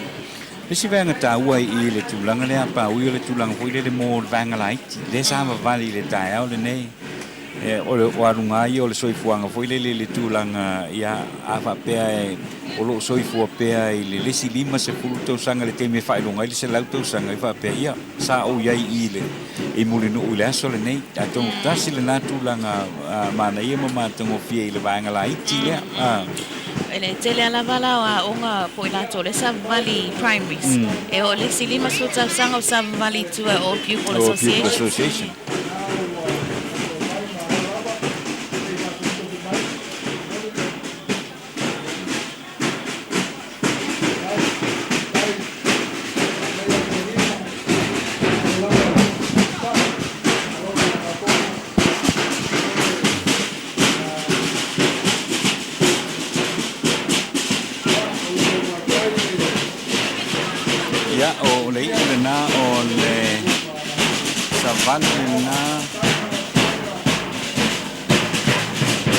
Ale kalesia aso fitu o le toa mai.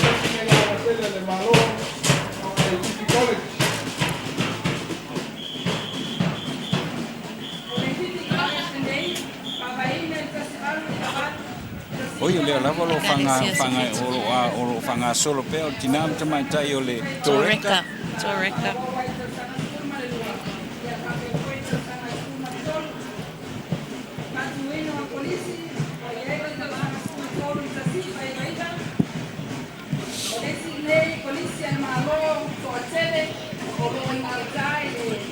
Ia na o lo e mai mo mai I ata le na o le kolisia le fifi ma le lātou fua ia o lo sa vale mai tu le na wa fai la to fa alo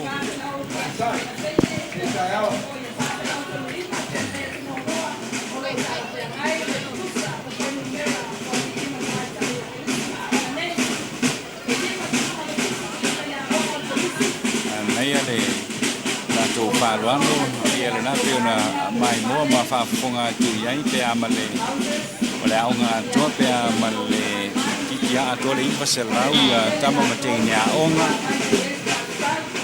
ya ole na fo tulanga le te wa ya tu apa wi te ti ato mai la lo I ole mau poponga le na ole ole a onga le nei o ole fatalo fatu foi la le fionga le pule a onga ya ma le mamandu o fa ya onga le ma watu va pe limas fu mo fitu ya ani to mai tai fa ya onga le ni o lo va ia tangata onga ia po tama mateni a onga to ti atore iwa se lau ole onga le nei wa mai a foi ona fai se lato CD ia ole onga foi nei wa tele foi se lato sau I ta longa la tu pe a pa pe ona fai ta longa foi ia onga tu longa lua ma polisi tono ole tu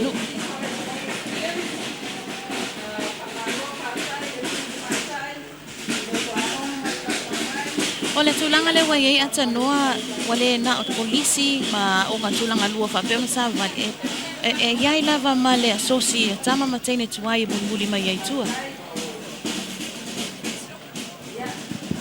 ia le fa mau popo lava ole fa mau popo lava le me ta lava le na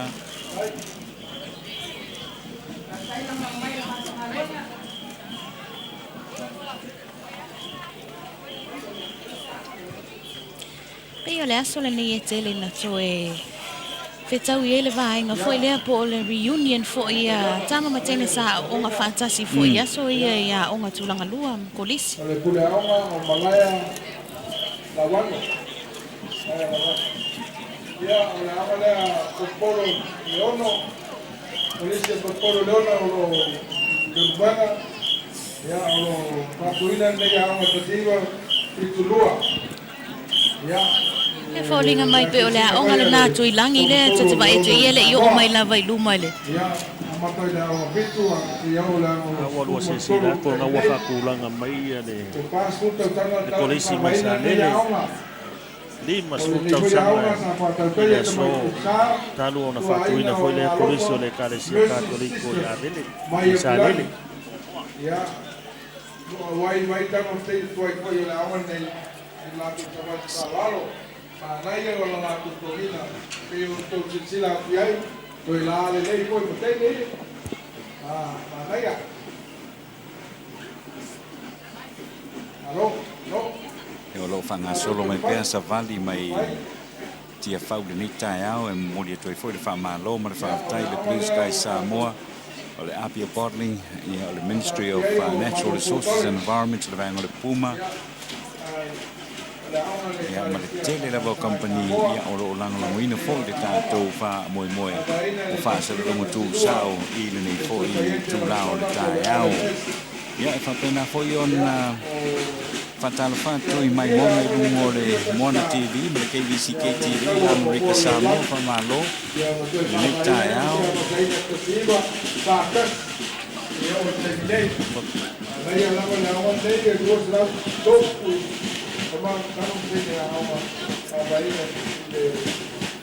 Faulinga mai o le polisi le nā o malo fou fa pe ono o mai luma e tato malo fa longia.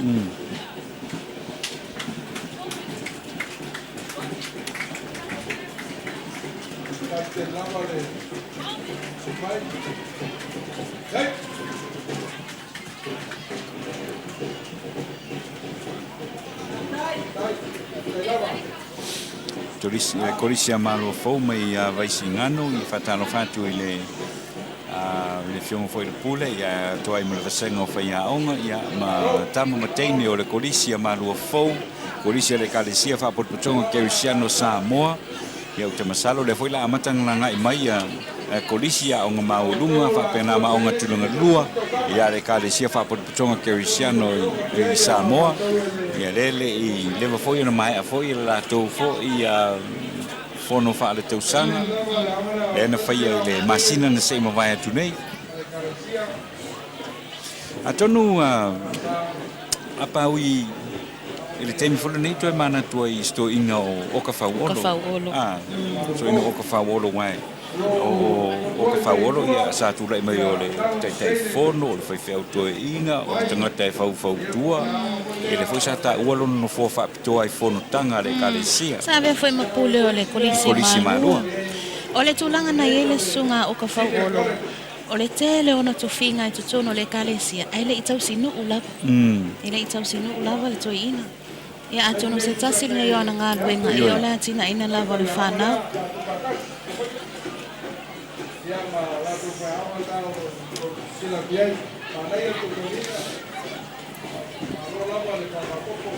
te masalo a paui o le sa vali lava ia le kolisi le nei a malua fo le nei fo I tae se tasi o kolisi tele fo I tutono le tatou atunou so mai ai ma le te masalo lao le ia vasenga sfulma le tolu senior college Established in 1991. The principal is Reverend Jeremiah Yaukuli. ia o le folinga mai o le solo na tamaitai ma li whaiaonga o le polisi tele le na le kalesia whaapotong Kirisiami Samoa Thank you for working with us today. Thank you for joining us. Also, can we have this Anna number 1 secondary school? No way, Katrina, Lena, all of us are all pastoral side. They try to work on the Lena for the hour. Their father, the secondary school, their was TI, Tuiātaga, Mayobo. ia o lo whanga solo mai pēr le tātou au Savali le nā I le taimi le nei ia I le tūlanga lava o le whamna tuina o 5 sepultau sanga o tuto tasi o Samoa ia e peo nei e le tātou saumina I le tai au nei a le fōlinga mai ia o lea whatu a se fulu fitu minute te ele se fulu atanoa ia au lea lava e fōlinga mai ele I tai lava le tātou lisi foe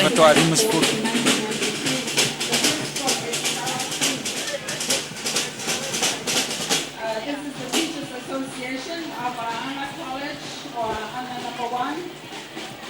A jovial lot. Nice uniform. Thank you for joining us this occasion. It's important. And thank you for attending.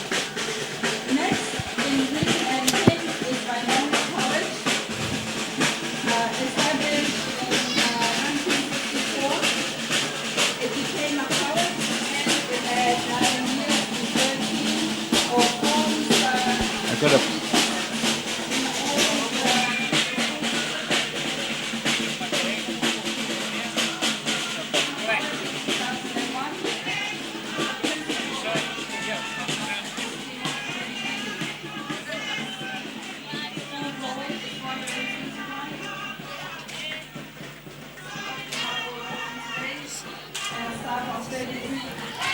ia o le nā ua po o mai fo iluma le tātou walaulia le kolisi le nā vai maunga o le kolisi le nei le ulu ai kolisi le nei tutonu o le atunu whaitu malo whapea o na whaopopo le vasenga sfulma le tolu I vasenga mai le vasenga iwa I le vasenga sfulma le lua kolisi le nā vai maunga le kolisi le nā whaitu malo Papea o na whai fo iso lātou sao I le tātou 5 sepultau sanga Peo na whaamna tuina.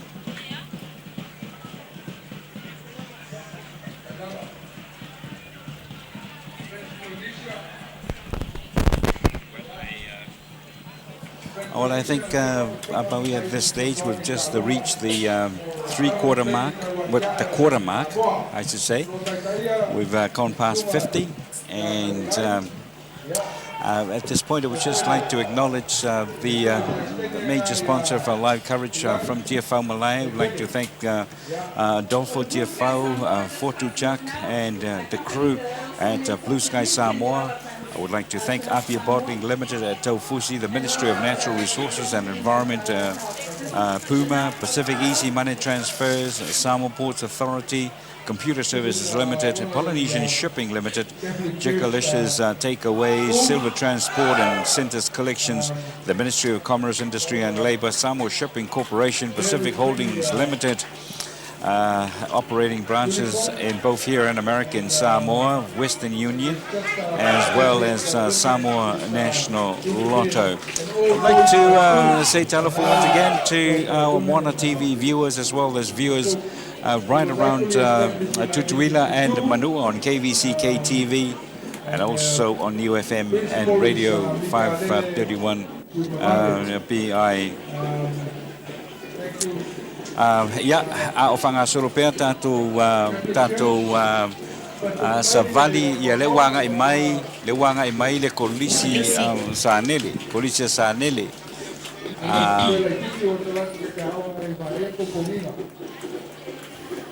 E o polisi le sa tātou whantatali sa au tau ina i fo e le whionga tuilangi.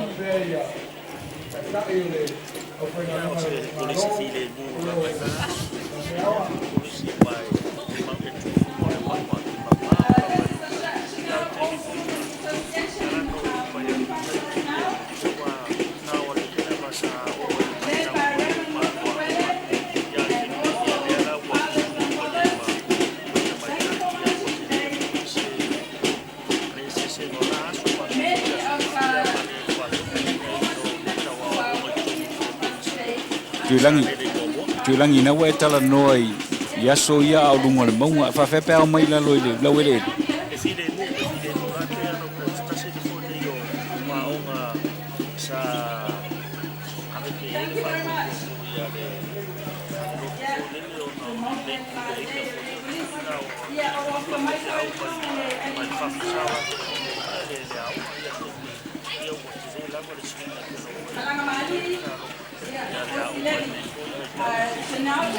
ya le wo va ya tur vanga la le sosi le vanga la o to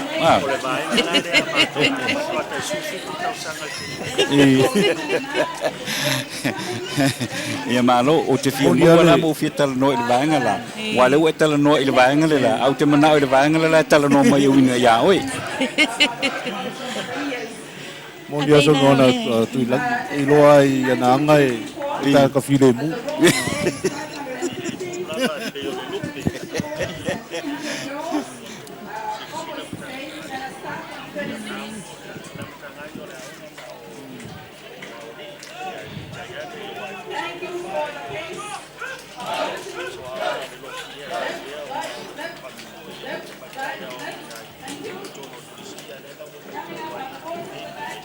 This college, ladies and gentlemen, used to be a boys' school only, and they ruled the mountains of Hailima with a strong fist, not only on the field, but today we have the girls. It has been a co-ed school for some years now, and as you can see, malo ia na mai atu le kolisia Sanele I moa ia le wa so mai I tua mar kolisia tasi fo le kolisia a vele le kolisi foi dai pei ole o Chanel ia o Sanato Josefo I Lumatu o kolisia Samoa ia fa penala mar kolisi le a vele e tasi fo le kolisi telefo lona sao ila o ino tu pulanga le tatu o tunu ia le fo tu la I mai le totele I ngaluenga le lei e le ngate le malo ai fa pena fo ole o pisinisi tu mot Pe o kolisi le ata no telo tau sanga fa mana tu ele fua o kolisi la ne muli ai solo il solo le nei o malo kolisi le nei ia mai alo fo solo fa alo al folinga mai o le o mai fa o ngatu tonu ia wal folinga le na le tele o fa la tonga lo Savali le tai o le nei ia le pe o mai ta wina I o to tele foi ta mai tai I le aonga le mana tua foi ta sile nei aonga sana oli sa le Olinga mai o lo senga le na fai a onga po.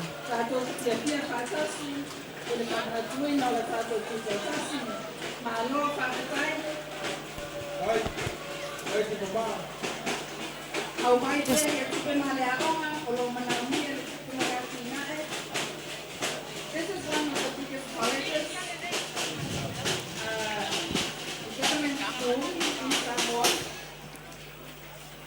we're in need of a new school, and that is coming up hopefully in the near future. Ia le na ua mai mo mai ata na nga. Ia o tama ia. Ia macam mai tai tuai oleh polis. A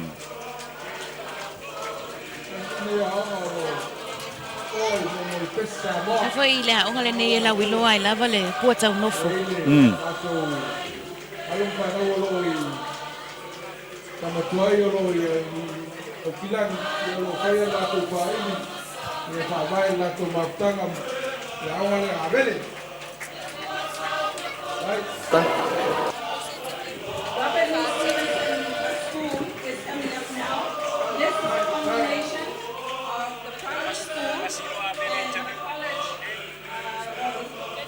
and secondary school. Ia ole. Ia o mai mo mai pea i le tele le na o tama pe ona ia tama mtene tuai ia so atu ma le vasenga o fai aonga ma le vasenga iu ia le watu le vaenga o tama mtene tuai o le polisi ia whaaftai foi le wha mau popo ma lo le wha mau popo ia wai ole tuai na spidi lava lea a pau le mana o mia tele au tatou ia ele ngate le wha mau popo le teimi lea o ia ila onga ia mai e toe foi atu tau mawhai le wha mau popo ina wai e pe ia o kolisi o aonga me whapena e mana mia le whasosoan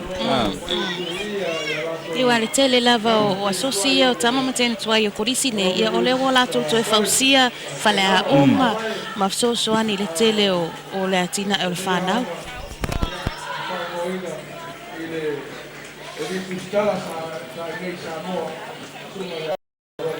Stasi nei a onga tano wa walu luma lon tau mawhai i le tū lava i le au ina o le whanau.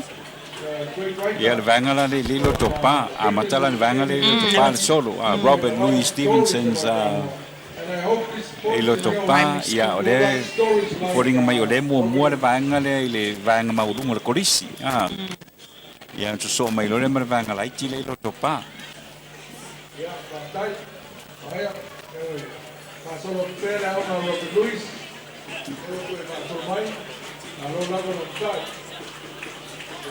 ia le pulenga ia atoai foi le whaiaonga ia amale nei aonga ia whamaro atu foi le tau mwhai mai malon sai mai i le tātou Savali le nei tae au ia le wanga i mai marabanga lea o le vanga lea le aonga maua ia le polisi lea Robert Louis Stevenson ro tafa ingata i le teimi nei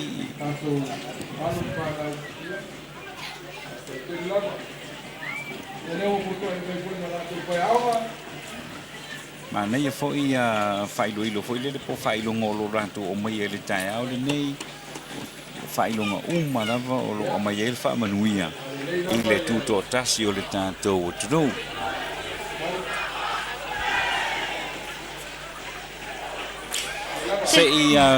se mai lava sta tu ripoti le na mai le si vanga lai le si tu pule famol mole. How does it feel to be here in Samoa and be brought up for celebration of the 50th anniversary? Oh, it's a joy. We're having a good time. Everybody's out. Everybody looks beautiful. I'm just excited. The festivities just look amazing. And South Africa is just excited to be here celebrating with you guys for the 50th anniversary. Congratulations once again. Do you wish to come back? Yes, definitely. Our cultures are very, very similar. Even though we are across the water, many of our language, many of our dances, just the love, the community, everything is the same. You know, just the water separates us. So it's just really, really just a blessing, a great opportunity. And thank you so much, Samoa, for having us. You're welcome.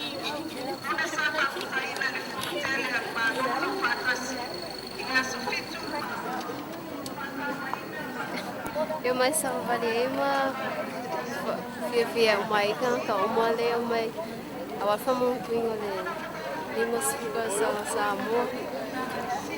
Hi.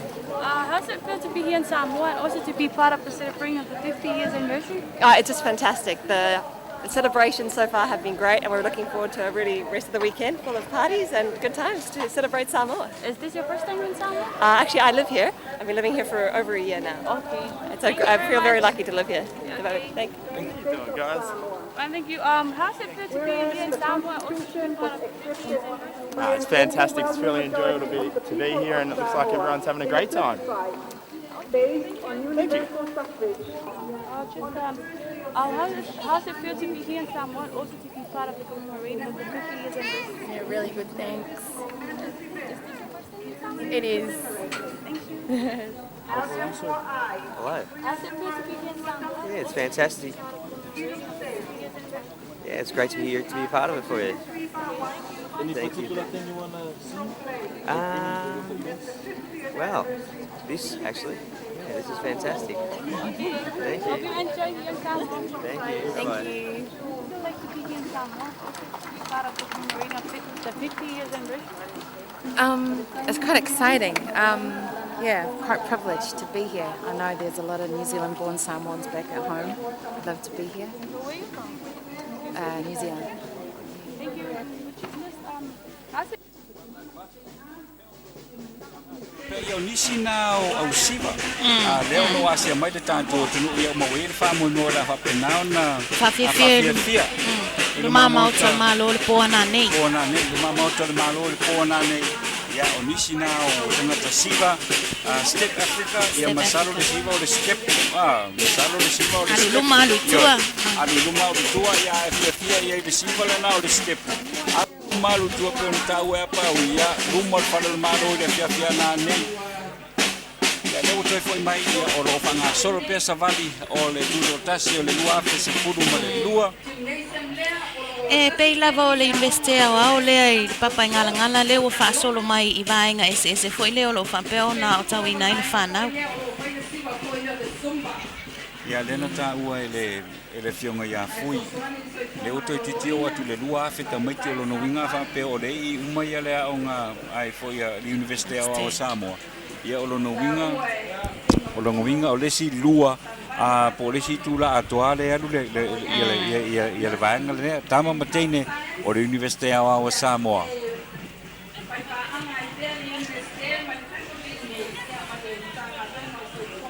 o le university le nei a Samoa te no le hotele lava ina o ai por kala me sa fa pe ona faskol si pe le fa na ya so ia na New Zealand Australia ma wai o ngai a le o ma fai ona a o ngai lava le fa na nei tonu lava so tata watunu wa e pe la ona si le fio a fe valu sel a fe iva sel valu fu fale na fa tu ile o ngale nei na le lima tala ya o le onga a University o Samoa le pe ona sauno ia lima tala tu pe fa vai mai le a fe iva sel valu fu fa se yo mai te mile nei na to fast fu iva ia tama matene a onga sa ia o mai te mile nei le lua fe mo tupu tama matene a onga o University o Samoa e le papa ngala ia fa maro atu ile fionga ia fui aso fo so ia ma le vasenga o fa ia onga I tamaitai ma li a professor ia ma ila to umala wa mo fa ilonga maulunga I le University o Samoa ia fa maro atu le upu foi le fa parangi it's a big achievement for mo le University o Samoa ia o telefoi wa maunga luenga mai I le onga le nei ma o telefoi wa lewa mata ona amana ia inga ya tunu I fafo ia ma onga ia fafo ia le miti lesa ia le sa tala no ia le fionga ia fui ile tanto proclame foi le lo Samoa lu tofi le wa tino mai I le onga nei University o le papa ngala ai pe foi na silsilata no ile no fuanga o le onga le nei le papa ngala I tomatangi ua matua te le lava le atina e le onga mele wa ia me se lava ia nisi foi fala poptonga volato affiliate fatasi pe o le vaenga le mtata SMA Australia ia sa no ia le fionga ia tuua ia wale of no winga la ko tau foi ona toe fa telea tu mo fa telea masalo wa le foi I marvanga foi le Technical College Australia APTC Ia le aonga, ia. O lainga le na atano le umanto ina ne le fai le lato tawa le tau ina le asa tai au. Le IPTC le o wape o lato foi le o le o a onga il whanau I kasa ese foi e wha o ngā mo le air condition o Savali. Le wai e le taimine ne. Nā leia. Ia le nao lo whanga solo atu pēr. Ta mai tai whai a onga. O li.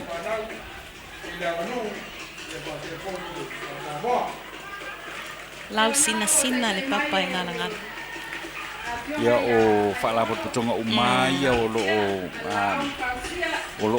iai te tonu o le pulenga atoana.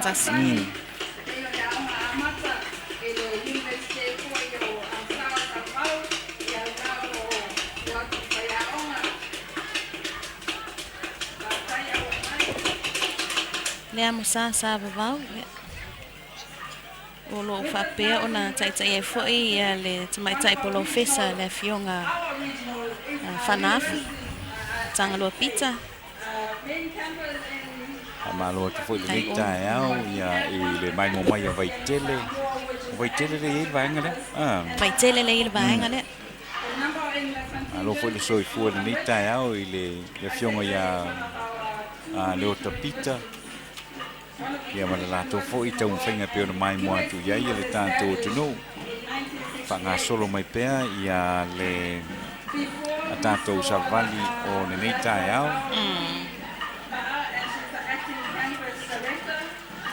E momori atu whamalo mana whaafutai e le langolango malosi a le pulenga, le taufo, tia whau, fotu, chak, ia ma leo whainga runga, toa lawa le Blue Sky Samoa, langolango ino le tātou whaasalaunga, whatalo whatu foi ma whamalo atu le Apia Bottling Limited te tau fusi, Ministry of Health, Natural Resources and Environment, Pacific Easy Money Transfers, Samoa Ports Authority, Computer Services Limited, Polynesian Shipping Limited, Chickalicious Takeaways, Samoa Silver Transport and Centers Collections, Ministry of Commerce, Industry and Labour, Samoa Shipping Corporation, Pacific Holdings Limited, Whangaioia la Umore Western Union I America Samoa, ma Samoa nei, le Samoa National Lotto, a wini ngalo whatausau pepa o le Samoa Lotto, awa a uma atu le aso le nei alu atu me le aso a tae au, a e kaka I le pepa le na, ia ua ma tua e Sui whafose le ola. Ia le tuto tasi le luafe se fulu ma le lua I whainonga tupe wa le peu se lau whasurua whea. Mai e uma le vai aso o whamanatu ni au le lima sfuta sanga lai whaawawa I al whamanatu tangata lea.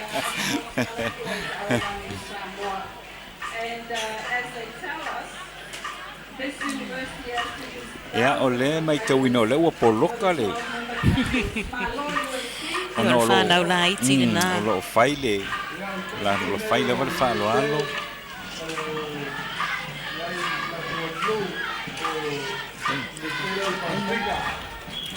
Let's go and eat it.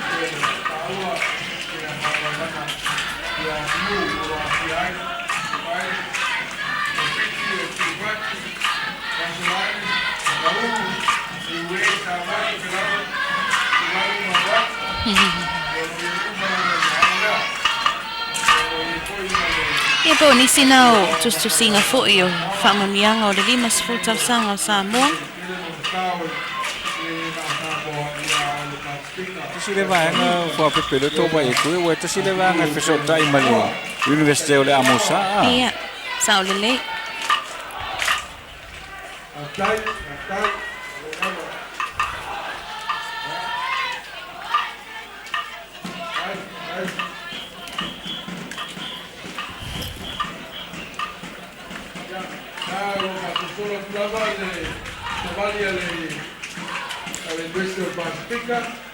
Ia o le Savali le nā le Universite o le Pasifika le ilo na la ia la fua le si la e Vanuatu ia ma le la tele ia po le o ngā tonu o lo I fiti ia o le nā ua whairi anga I mai le lātou Savali le nā.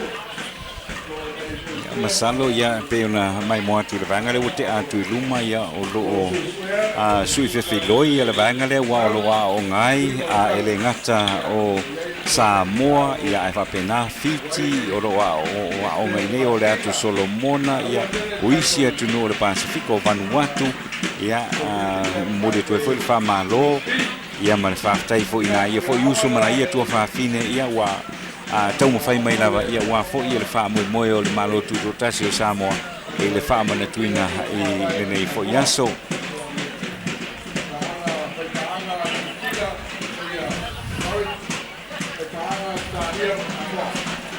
Well, once again, you've just seen us halfway through the march past from everyone up at University of the South Pacific, and I would just like to welcome also the Fijian community, the Vanuatu community, because I know some of them are being educated at USB, the Alafua campus. So we would like, just like a vote of thanks for all of them for participating in the march past this morning.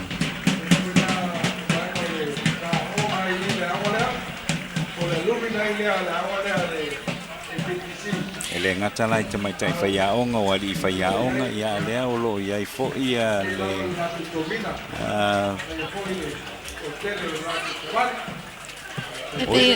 Pe ona mai tau ina fo e atano o le universite nei tai tusa lava ma le universite o Samoa.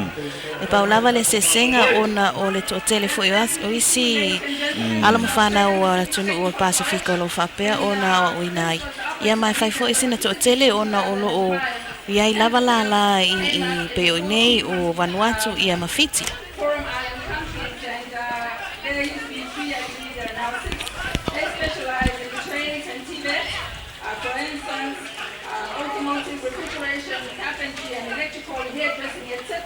To name a few, particularly tourism and hospitality. We are now with Ole Banga tonu lava le sa tatala no e atano le banga le mai le fa pe on so soani e Australia.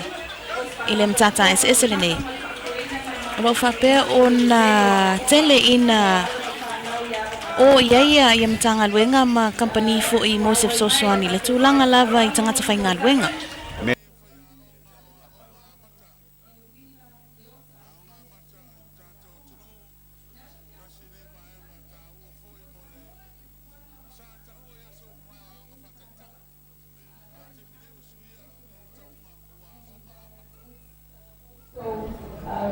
To a certain extent by the Ministry of Education, Sports and Culture.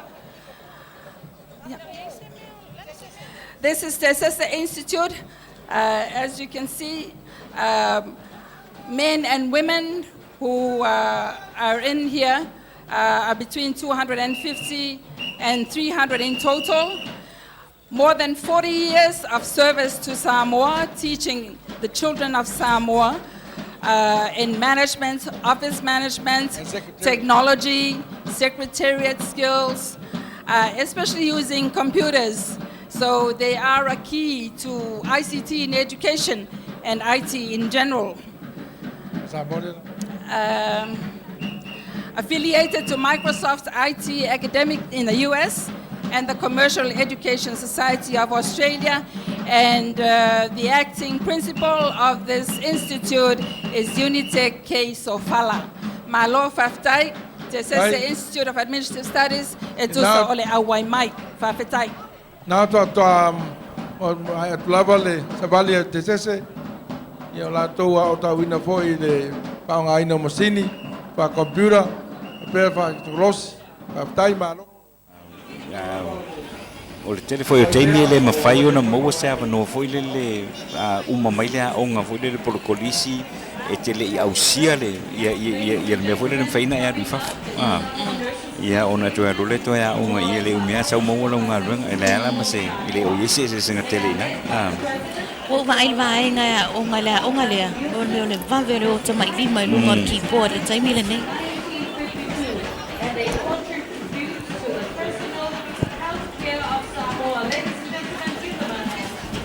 Ole si lea whala putonga tanu o te le lo lato sao te tunu le tunu.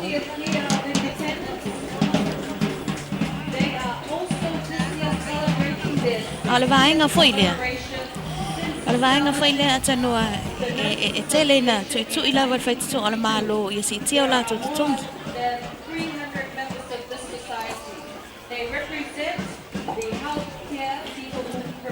Ia ole asosile na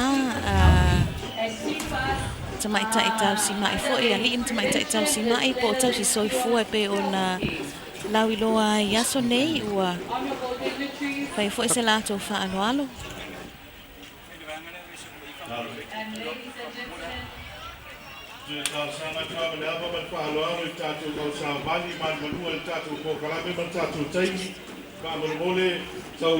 Le asocio tau si soifua e te tonu le atunu.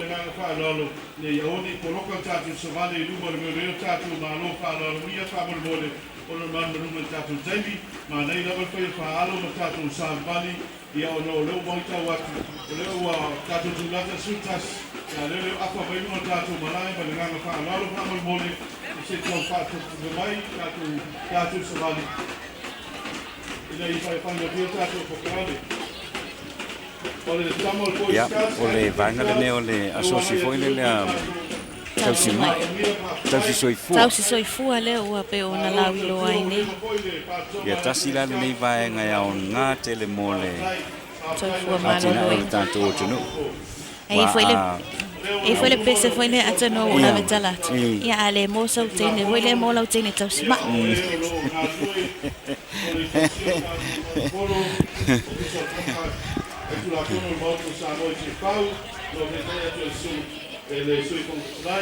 Ia mole tu foi le fa malo le presidente o le sosi le tinaya fa manatu. Tinaya fa manatu Nelson. O le foi lo fia le vanga le temile ni o le Samoa la tu sita. A foi le vanga lava ne tu i lava foi to al malo sitong.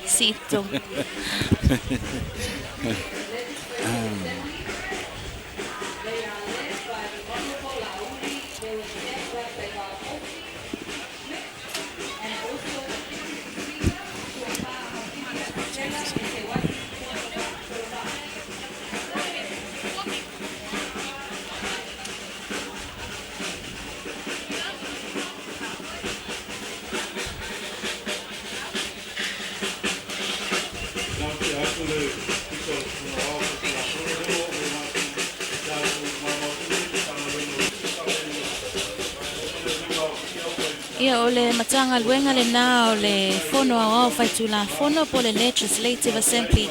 Ia o le vaenga le atanua o lo lato whanga yo ia foi le tūlanga pe o na iai le whanga solonga o pepa manga luenga i te tono o le mauta fono. Pe o na iai foi le tūlanga pe o na whaatatia le talo le tupe o le nei foi tausanga ma le tausanga lumanai. Ia o le vaenga tonu lava le o lo ngafa foi ma le tustusia ia ma le wha mau foi. O saunoanga a li fai pule te tono le maota. Le matanga luenga le nā a le fono a wau fai tu la fono.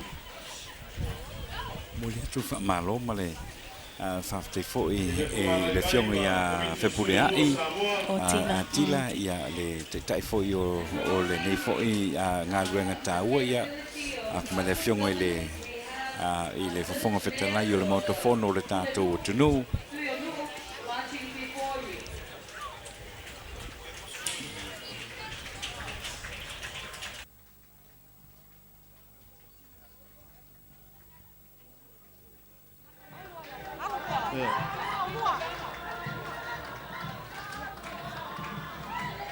Tuiātaga, representatives of the villages in the Ministry of Women, are a bright group. They are the members who ensure the cleanliness of our country.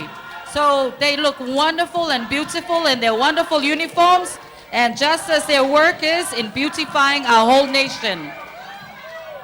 Ia nei Savali o lo tawa fiai ma sionu sui tamaita ionu sui tupulanga talavau nu komiti le faleula fa apele fa tonga o tau o le mava po le men against violence o lo awai fantasi ma lau fainga luenga tele foi saul nim tanga luenga le atina nu ma fioanga fa apele vai ma le mata i tuina o pulenga le lei pulenga mi tonu mo to file mu ma saunga le mu tangata i tonu nu ma fioanga fa aftai taitina.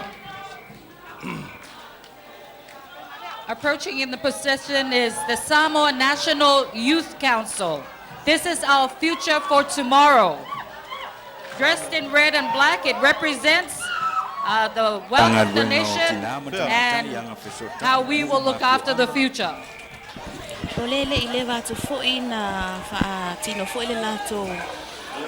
fuanga fo ile o ia Samoa le na awai le to tele tina ma mai ta ine i sam i po le ia mesel mo tele sala fai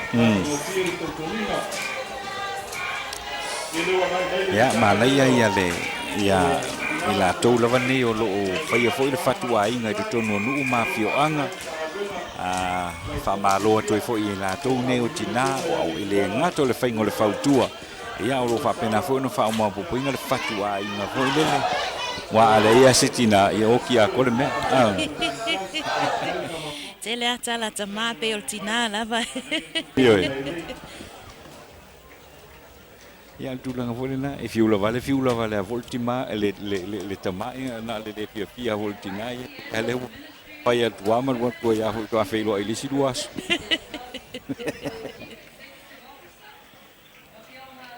ia o na lo fa nga solo mai pe tato fala potonga wa folinga mai wa mai ale tele wa onga ona sa avel fa mo le komiti fo ia mo mai a onga fa na o so mai lo la ia ma fala potonga nei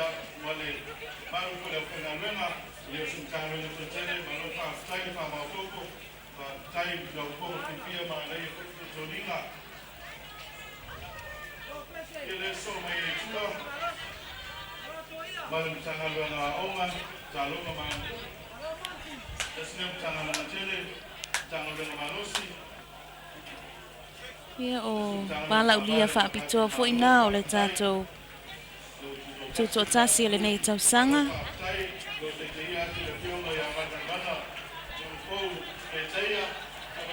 ia ma le pulenga le na failonga tauoloa o i latou ua faapea foʻi ona mau failonga mai ia o ngai fafa ma Samoa nei ia o le na o le latou savali le na ma le mataga aluega tele le na ua agai mai ia o mai mo foʻi le mamalu foʻi o le auala ulia mataga aluega o aʻoga taaloga ma ganuu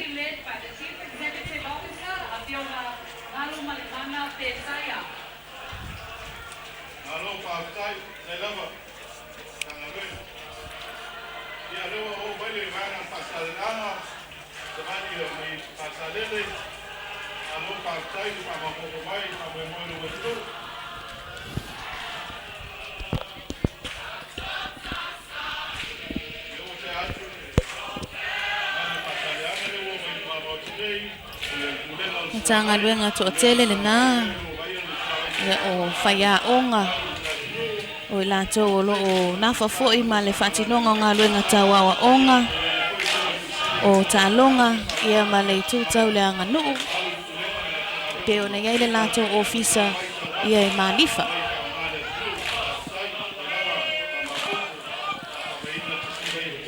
ia le mamalu foʻi le avalaulia o loo faalipea le fiafia ia ma le tali leleia foʻi o savali faaaloalo ia a le tele foʻi o faalapotoga ia ma mataga aluega foʻi ia le malo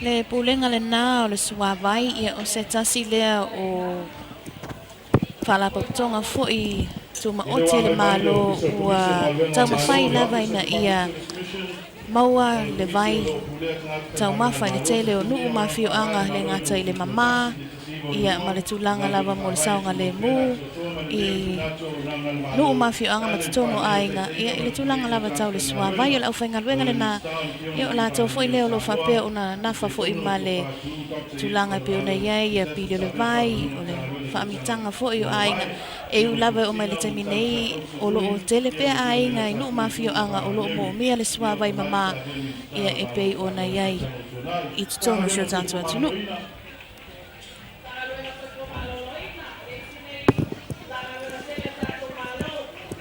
le matagaluega lenā a le komisi foʻi ia po le tagata faigaluega le malo e pei o lisi tulaga le pe ona lavaetu ai atanua o le tele o matagaluega le malo o faapea ona auai mai le tatou savali le taeao nei Was just going past your picture now is the office of the Public Service Commission.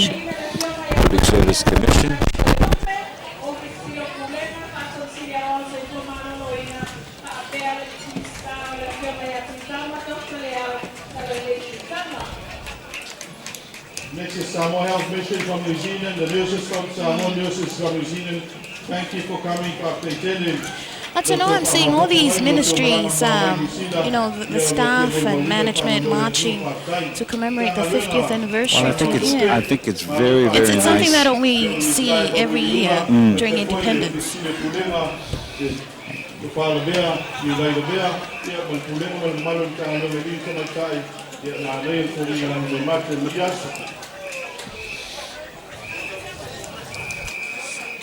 O whanga solo pēr ia whāsalunga tū sao le TV tolu ia au whoi na tue whāwhtai atu le pūlenga o le Blue Sky Samoa ia mo le pena whoi na tutongi na whāsalunga o loo iai le TV tolu le whoi tū lao le uli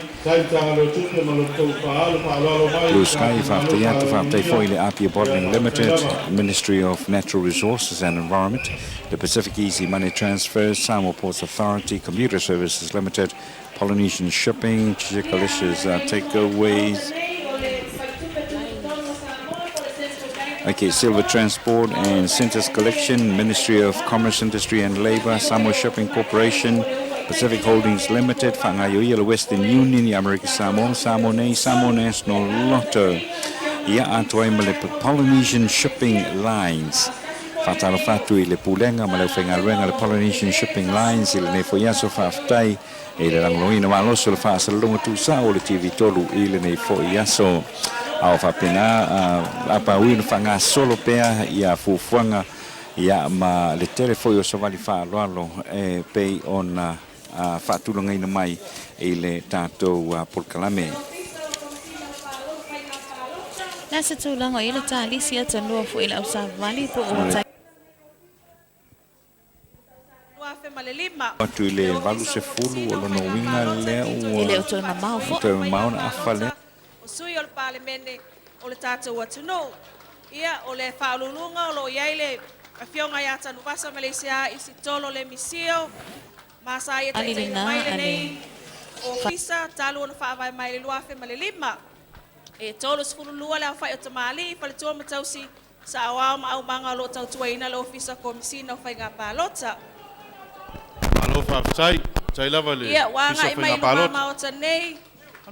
Ia le Samoa Jaika Alumni Association. Ia peifon sila fia o le malo ia pani. Te lelo la tau sao I le a o tau wina o. Alo mawhanau o le tātou atunu. Le ngata whai o la tau sao I le atina ina o la tau ainga. Ia a o te leso la tau sao le ate ina o le tātou atunu. Ai mai se lava I le tūtau wa onga. Ia matulanga whapena. Arigatou gozaimasu. Malo whawhtai. Tāsanga fut kātou komiti e nei vaenga I whawhiwhia nes fulua whamolmole pe mwhaun tutu atu I luma. Tutu atu I luma si vaenga le whamoe whawhiwhia nes fumalua. Pea e nisi o lunga le malai le teminei. Le ofisa komisio o whainga pālota. O vaenga lea e nafa fo I ma le whaangasolonga fo ia o whainga pālota. Ia I te mi fo I e whai e pālota le tātou atunu.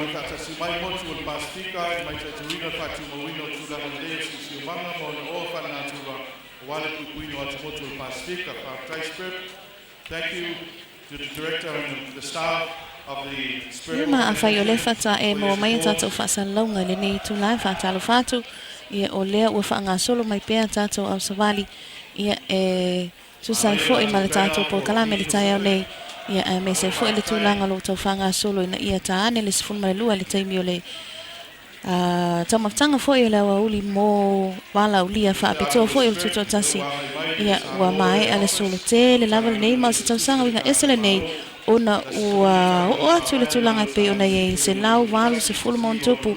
Ia le au whae fo I o au Savali o a onga o matanga luenga na malo.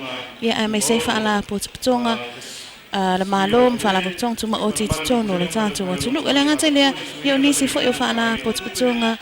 I la tau fo I o lo whapeo na lalam papa au I Samoa nei a o sui fo I o nisi atunu mai whafo. Lo whapea o na Savali I le tai au nei. Ia ma o se nganga fia fo I le wawa ai atu I a onga sa ongai. Ia o tulanga fo'i e pe ona iai ia o fai masu fo'i ia o le tātou whaamatina fo le 5 tausaga le nei taiao.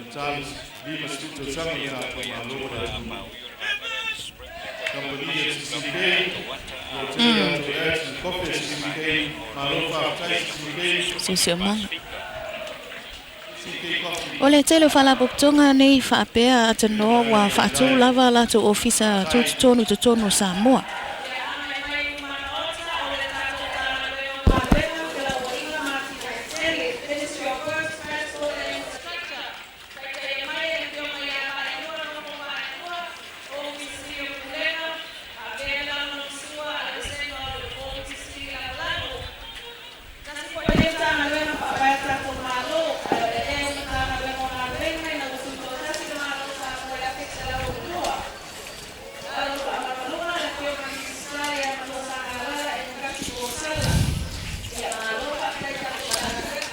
Ya, tasilea vaenga fo i o le CCK.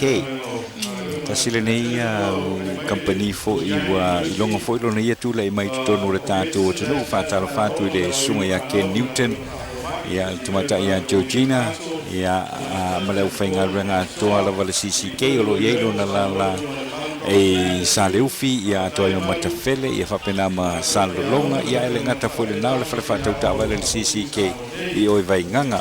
O le vanga tonu lava le iei le ad fo ile le kofe. Le iei le teine o mele mo le tama o mika. Le pe e fas, pe se ata fa solo lungo le TV. Mo e sei ungo le nami. E ola e su e po le alikala le mama penga ilo e mele le mama mika.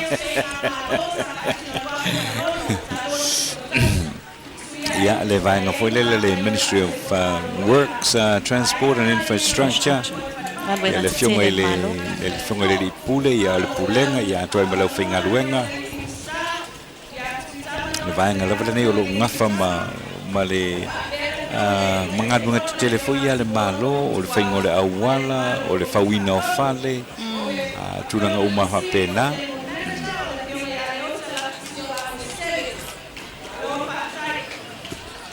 Ia le vaenga le o le OUM.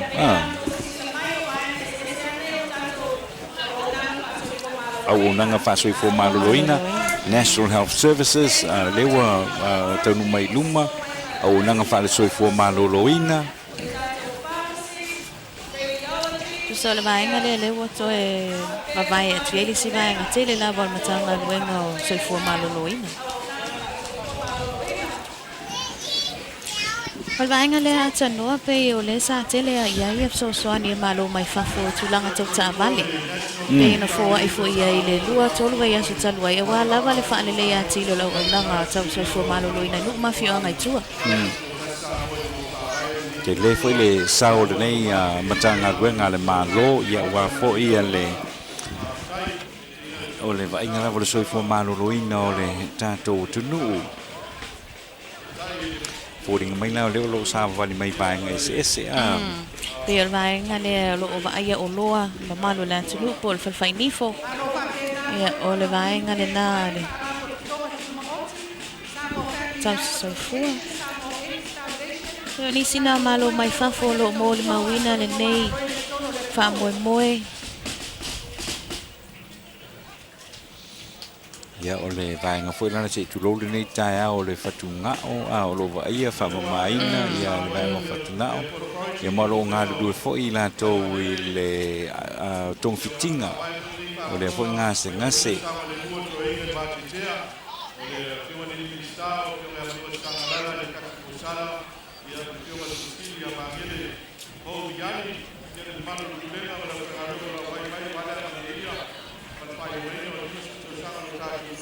Malo atu lava le ono sai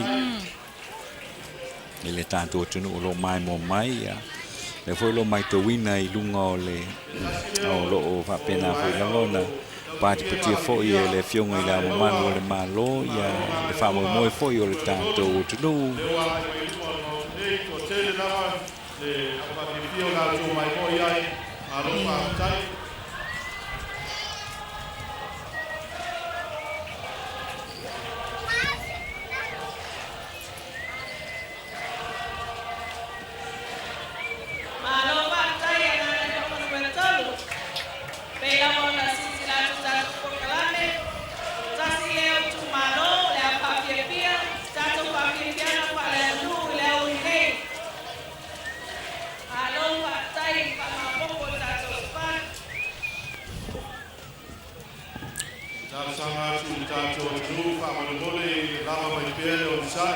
tātou lava pale pea, o le whaia si kua tele o nao tātou Savali. Ata noa mai tau atu le ngata ngā o a onga mwhala po tutonga fo ia le malo ale iei ma au siva mai la tau wala au lia e whape o na whaatino fo se siva ia po se pese whala nganuu mo le 5 full tau sanga.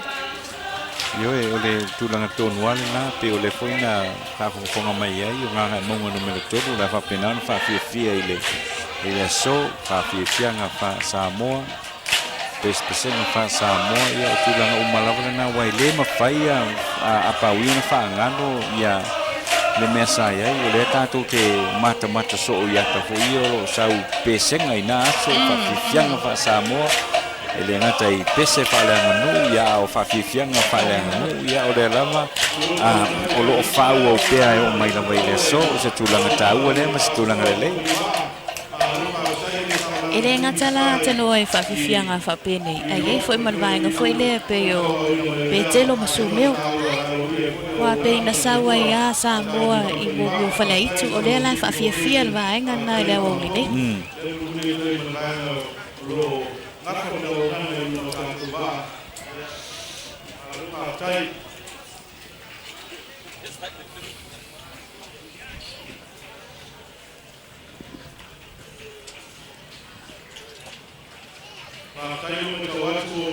O le whalawa putonga o Va'a Samoa, Samoa Shipping Corporation, Samoa Shipping Corporation Limited.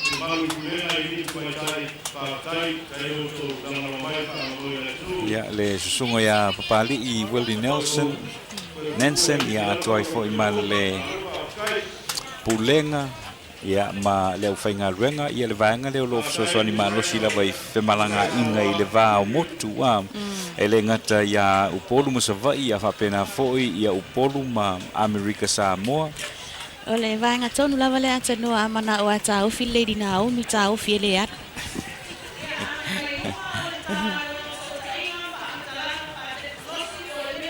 Le foi ma ua le ua ma woi se la tu o nanga foi le lo malanga tu I le atu kuki.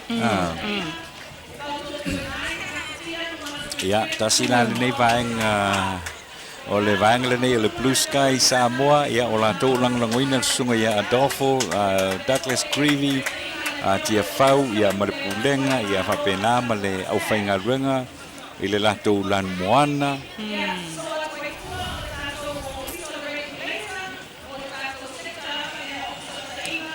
Tō tele le whainga ruenga o lo Savali le nei fo I tae au.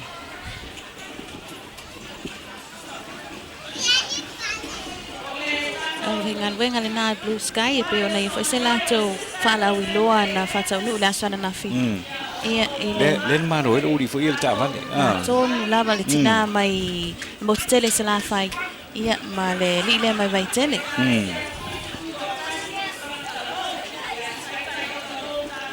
Ia o lau whainga ruenga lea le tuaipi. E tō tele lava lau whainga ruenga lau wawa ai atu ia. Bo ai la le whaia le whasalunga a o ai le whaia le PA. Pasili e ngala wala kua. O le mena o te vai atu eina le o mai ai luma imi milo mai iko e aru le atua whainga ruenga Office of the Regulator le pulenga o Fisota Inga.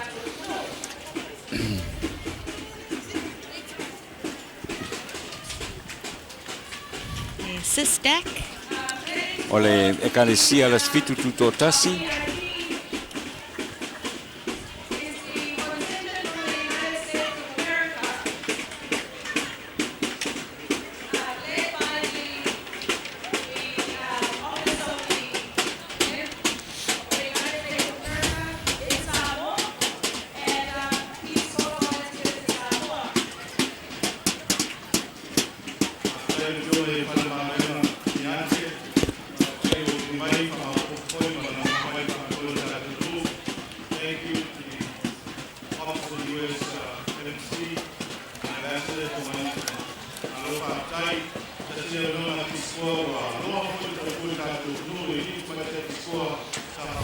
Ia ole nā e whaanga solo mai lava le vaenga le nā whala popotonga le nā le kālesia so fitu.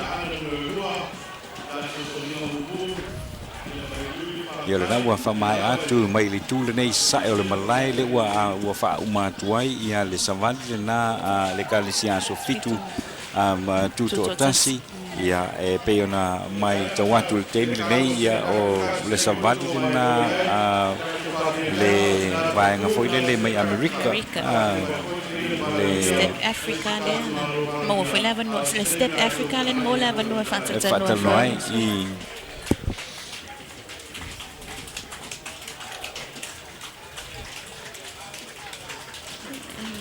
le fionga fale ma vaenga eni hanken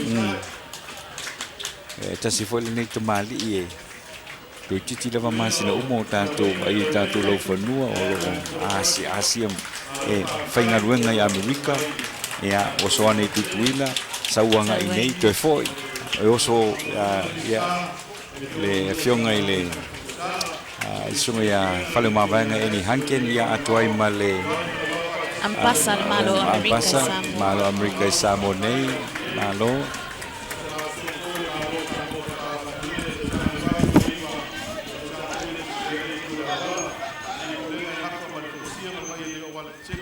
Whaapela se neu tāwale afi, ma lei sene ap tāwale tonu Samoa, ma lo whaafitai, lātua na matau, o saunga le mūlunga wala tele, ia awi ia le whaatau o tangata uma.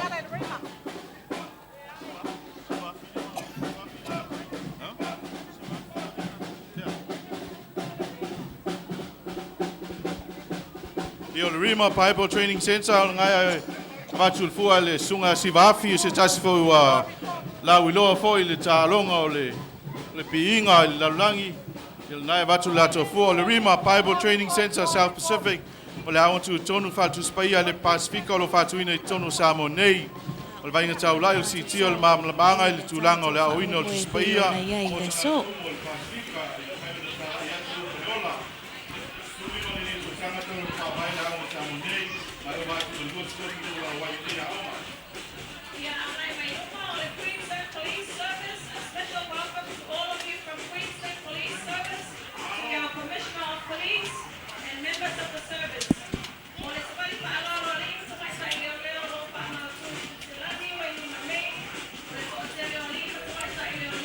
Folinga mai o le whalaputonga le nā le Rima.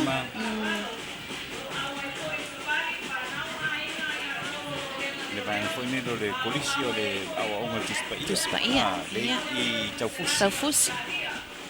La tole na o lo au i nei wa leo te mai tauina ia apa ui o le to telefoi o la tona e o mai fafo. O le vaenga foi le le lato waa le wa mai o na whalawilo foi ma e wheawe ai whai au mai lato foi e ao ai lunga le tutau tuspaia o leo o ele lato waa le al tangi le nei e whape o na asia tu moti o le Pasifika o lo whai masui o le Rima.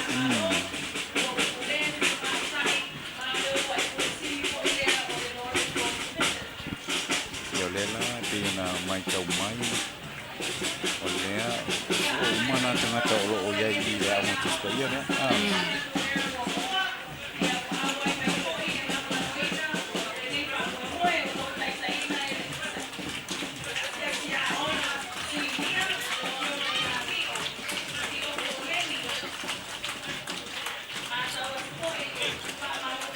Pei o Vaenga leo mai Quincelani le.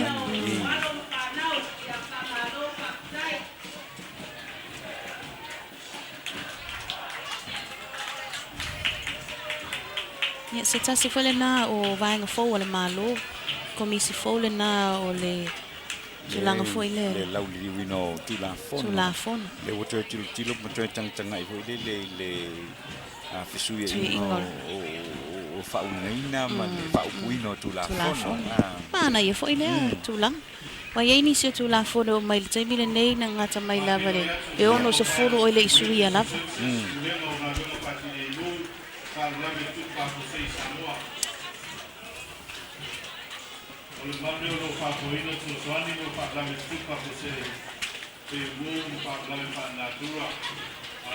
O le fatoa o mai le selau ma le tasi a tātou whaalapuputonga le ua mai atu.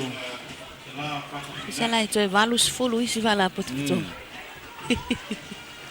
te pongia la vai nei.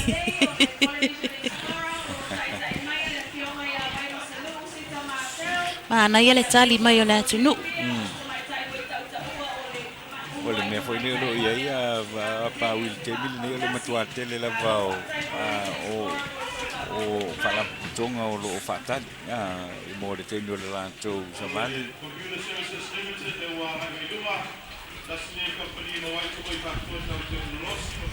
Ole Fire and Emergency Services le to fai Save Tony Hill ia malana u fai ngaluenga mana tu fo ia to masalo le fai fo na ngalo ia si tama fui mu foi le na mali u le teme le tsunami le na le fai le fai loilo ia ai pete ia ne fa le tonu le ta vale ma mali wai Le vaenga tonu lava le atano lo te le sosoani I mo me fala lava fa fose e mo atu lava le vaenga la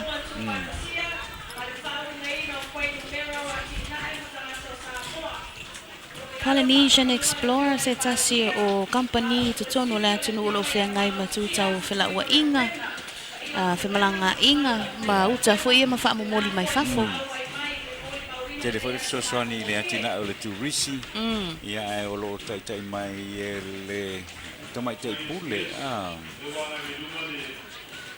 le tomai te pule ia pe un sila fia ia o tomai te pule ia o le kapiteni le o le senga mautolo Tele pulo o le tomai tai le nei le fionga vai masenu si tamata Ta si tomai tai kapiteni sola malo le Samoa le Computer Services Limited ia le tina fo ia o ke te vitanu wasa ma le ufainga luenga le pulenga ma le ufainga luenga pe ona fai e fele na tau Savali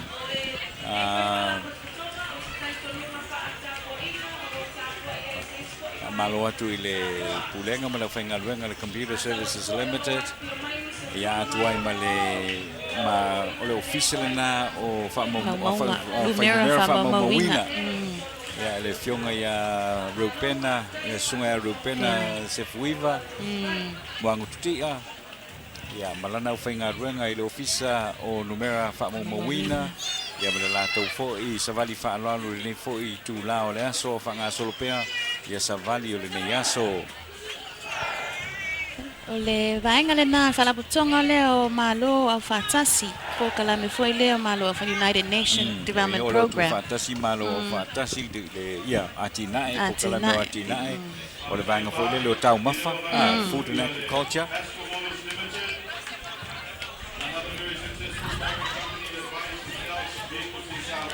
Le ekalesia pahai le na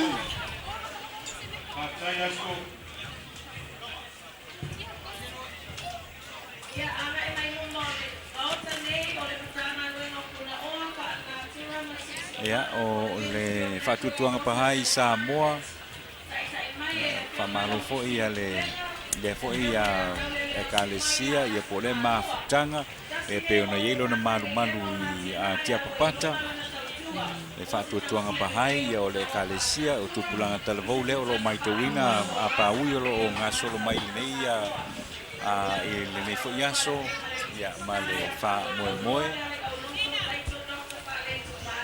And once again, we welcome you to our telecast from the Malaya at Tuiātaga. We welcome our viewers from right around Samoa, in American Samoa, on Wana Television, as well as KVCK Television. Welcome and talofa lava once again. If you're watching from Hawaii or the mainland US or anywhere else in the world, we'd like to welcome you to the parade of the independence celebrations that we're having down here in Apia, Samoa.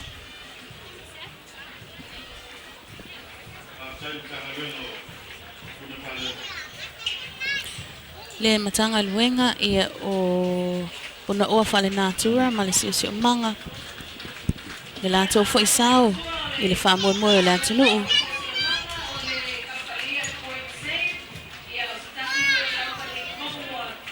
Ia o lona o le alimin staff o le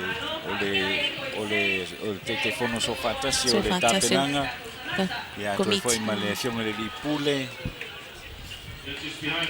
Le si matanga luenga to tele le nei ono lo ye mal vaenga le va ai tau o vaenga le talia tu I fala lave fala natura.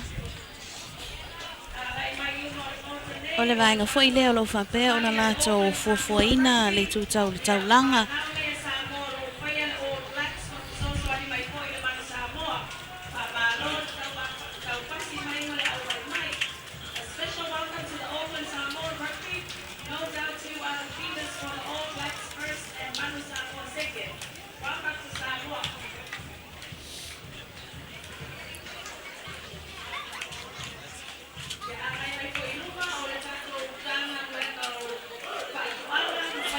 Ya, tasilina kompania falolo le pe fa pe limona la ye piane la vala to le coin save.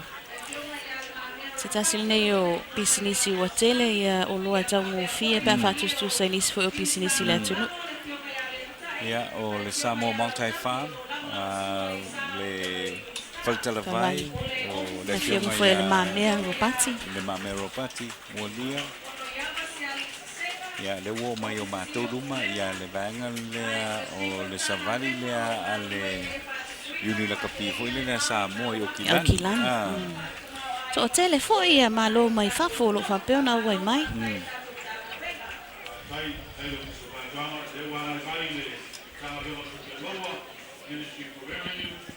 O te lo ata noa pe o le tele lava mata o mata luenga o male malo le o Savali le so.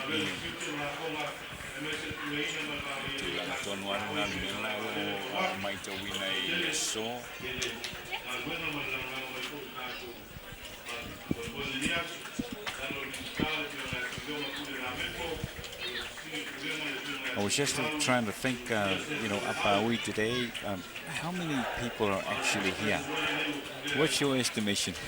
Good question. We've been busy looking and covering, and we've got a couple of people to go out, and just have a head count of what I know it's an impossible task of what's happening down here at Morinu, but it would be really nice to see what was the pullback figure for people that were actually here on this particular date. Because we've seen in footage of the 50th of the first independence of Samoa, and it would be really nice to see how many people actually turn up today at Malayo le Tiafau. Ngala ile su ya kupi. Ngala leo ile su ya tu pel tatu malo.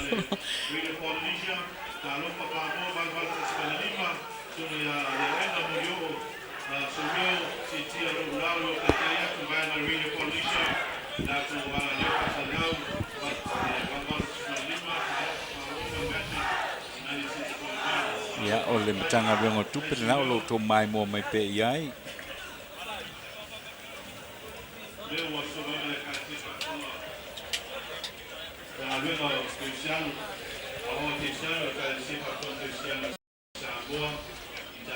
O male mai foi le fa manuia le alo mafanau masina I fangaloa manuia le upeli au Samoa. Ya mai le tu sa o pianei ya ila tole nei ma le la to foi tau ma fai mai ya e fatalo fatu I le nai tu o le tato tino I masina I fangaloa va a fonti ma lo le so I foi le nei aso ya fanga solo pe ya le solo fa alo o le famone twino le tuto tasi o le tato o tino I le nei foi aso le la wo vai atu o to ino sumeu Ole au Savali le po ole wharapatonga le company le tio le Radio Polynesia malvanga malava leo lo whainga luenga 98.1 89.5 tele lava I lato nei si ufufonga te whalongo e tele I waitino lava I tangata nei kasi al akademisia ku iyo kori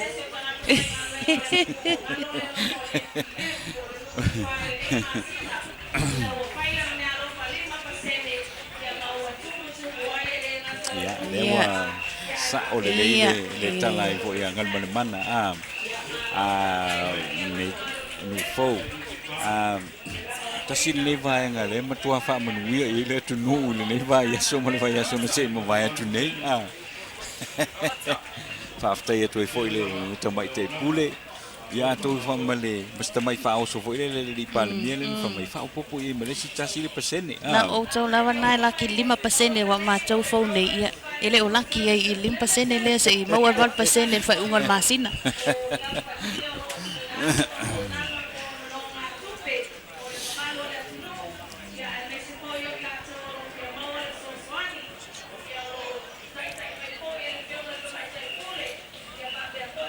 Ia le lupi fa pe o le tausanga le nei o le ua whaamana tu le fast food tausanga o le talo ona whaavai le whaalaputonga le nei o lupi fa.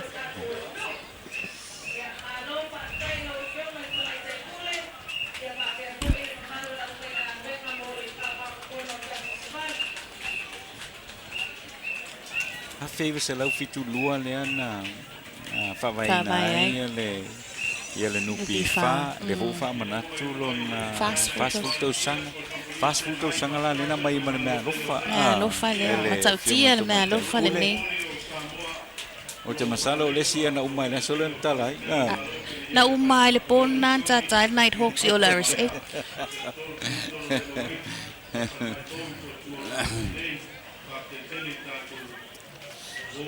Ia. Tamani foi me fai lau mo lo fa pe ona tautua mo le atunu. O le nava mai atu foi ata noa o le pisinisi le na lo fa pe ona mafai ona loan mai e foi mamalo le atunu pe ona sisi le Roland.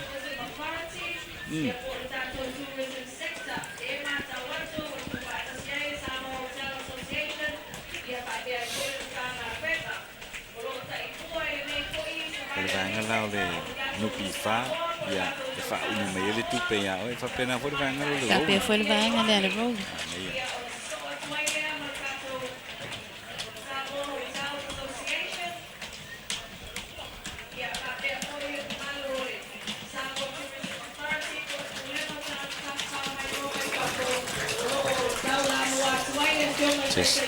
ole ya ole vaina la ne Saina mala tau foi so soni tonu le tatou tunu. Vanga le tere no te vai ai le fausi na foi o. Le pe ona mai mo atu e foi de. E solo le na. Ia ole tau mai mo mai ai ia ole ai e Savali ma ave ata foi o la tunga venga i o fai tonu le tatou tunu. Ia a fuafua la ia fua pepe i o le moto Tuiātaga tu pota masese le sa fauina. Fale mai moto. O le fale mai moto tu le lo fa ngai o le teimi le nei wa uma mai le si vanga lo fa ngai o le si vanga le teimi le nei.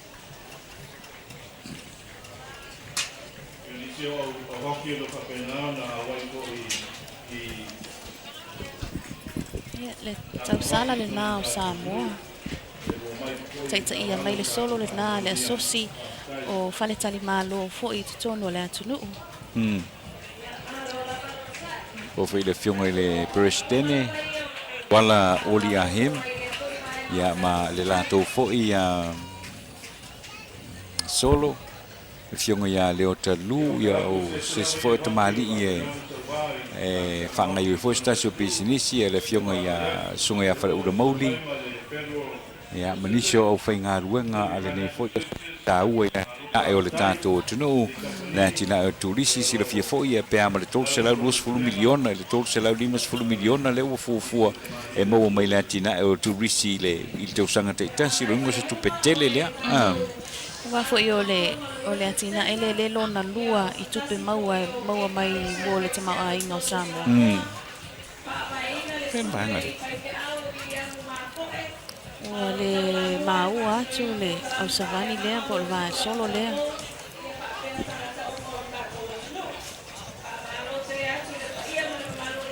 O le Seekers hockey team lea mai le fianga vai moso.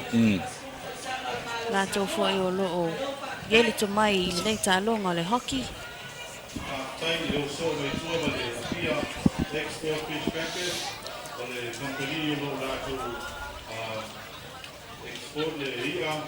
Tasi foi ne vai ngai fai mai long sa. Federal Pacific. Usa o malol no pifa e se mai lo Roland mai Federal Pacific. whanga solo pere Savali ai mai mo mai pe iai le tātou tunu ia i la tau e pe ona ofo mai foi le nei teimi tā ua ma whai euna tātou wheiloa i lalo e mulinuu i le nei fo i tūlao le aso i le ua whasolosolo atu i le toititi a tō le tolu tūlao le tātou Savali mai i mulinuu. O le tula sifuru ma le lua le sa fufu e atanua whai le tau mawhitanga a le fōlinga mai o lea ua te ane afa sifuru ma tasi a le i tai mai lo na winga tate poningia i la wei nei. O te masalo i eo la whetūtū na i fo i le pokalame nei aso pale o le worship center.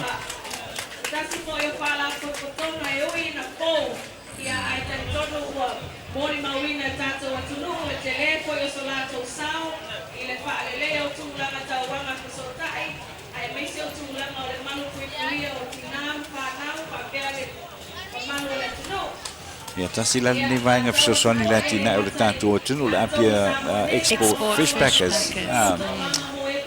Nei le la tōtō le na.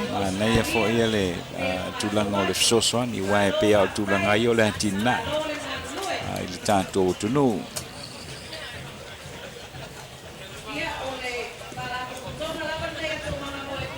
Ja, o le so o Yesu le na ua umatu le mātaio.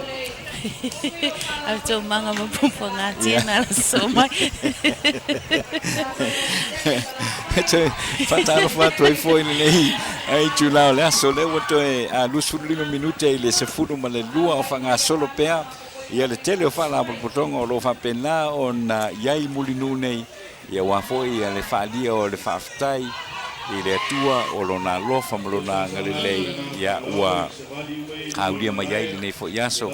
Ia le tasi le nei apa ui se whalapaputonga si le atua na o ngai tonu le tātua tunu. Le whalapaputonga le nei atanua so o se whaafita au li lava ia i te sulu i le vaenga lea. Lata mai nei fo i le sa tala ino no ofisa i America Samoa.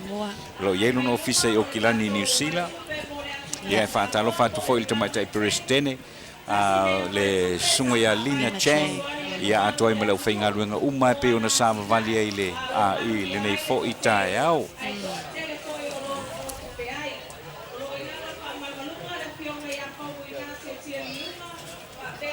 O le whalaputonga le nei atandoa tō telo la tau ia iai e ngā lulue ia mawhainga ruenga fo i tono le malo. Ai iai lava le sipito la au lea e whaatiloina amo le saunga le mū lava o tina matamai ta e te tono la tau ainga pe o le sini au tū lava le nao le nei whalaputonga ai fōlinga mai. Ia wate le lava isi soasoani mwhai ona la tau tūna atu ma malo le atu nu. Malo fo i le le whaingofia fo ia le ngā ruenga le vaenga le nei apa ui e le whaingofia le lato ngā ruenga. Special welcome to the police from New Zealand.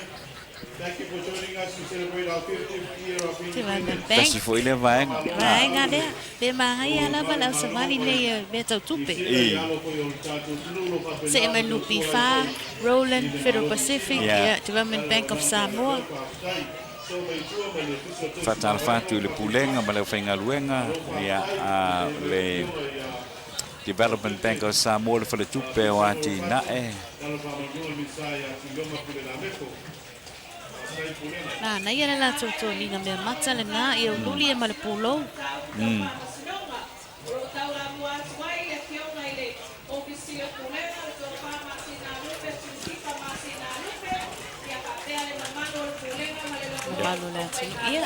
Leo nei mai New Zealand. The police contingent from New Zealand.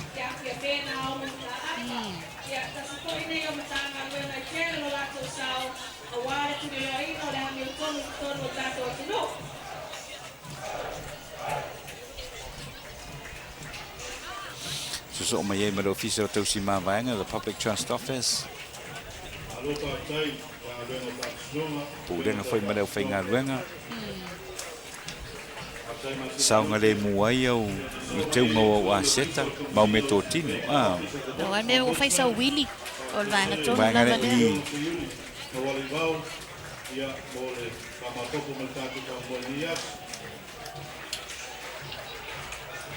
tanga renga o whamasinonga. Ia, fionga ia Masina Lupe, tusipa Masina Lupe, ia whapere pulenga ma leo whainga ruenga, tanga renga o whamasinonga, ia ma leo whainga ruenga.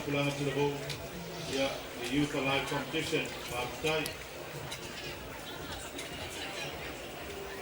Ia, ai mai uma o le maota nei, o le Tuiātaga, whapine ki tono Samoa o le lato. E sa wai le sa wanga tu langi atamua i le taimi ua sola. Ia, wai e se lava le tōninga i tōnu o whalawhainga ruenga, e se le tōninga leo sa wawai le fua, ia ua matua lama matoe le 5% lena mai nupi wha. Ia, awa lava le whātino ngu fo i o le nei wha moi moi. Ma le whapepe ia le official consino sulu whainga, le ombudsman. Ombudsman. Vaenga leo le whaile lato tauwanga fo i lea o le Youth Alive. Luma le whale o le malo ia fiafio asfarai le taitas.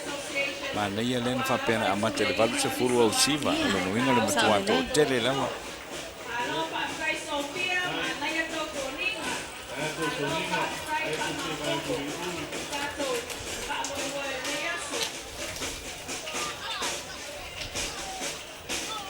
Ia le asosia whawhawhine ma le lato po i Savali.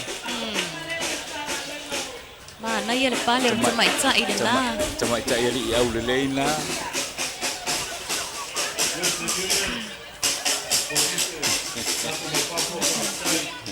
Ia o le vaenga na nā lo telefo i na so soani le samawhainga lava o le tau fia o le whaamai fo i lea pipisi.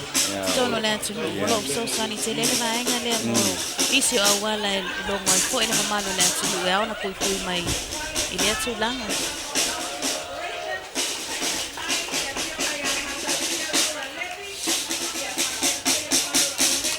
Oka se wa whainga tāta lona mate po se ali ea po se tamaitai.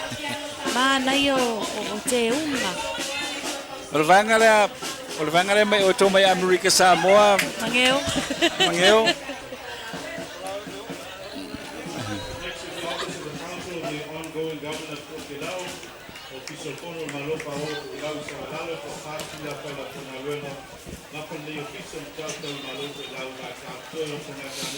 Ia le vaenga le nau le Western Union o le Fexco. Ia e whatalo whatu le whionga a whanoti a Pio ia ma le whaletua. Ana Rosa. Ana Rosa.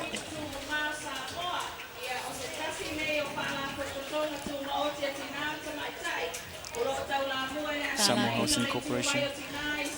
Mai moma ia le tātou tunu. Ia le tamaitai pule. Ia ma lana au whai ngā ruenga. Ta se whai lea ngā ruenga o ngā le whai vaenga i o lo whai le whalawa putonga le nei o le moa i o whale e iti uti le tului. Tau amata ia inga fo ia lau tau amata.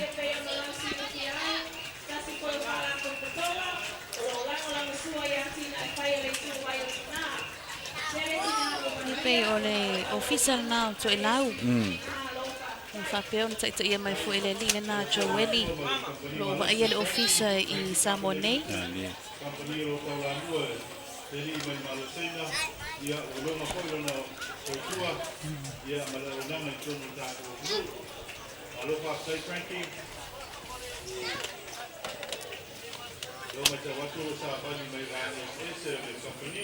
E o le komiti tu mama ele na pa na solo mai le lanto pa la potskotonga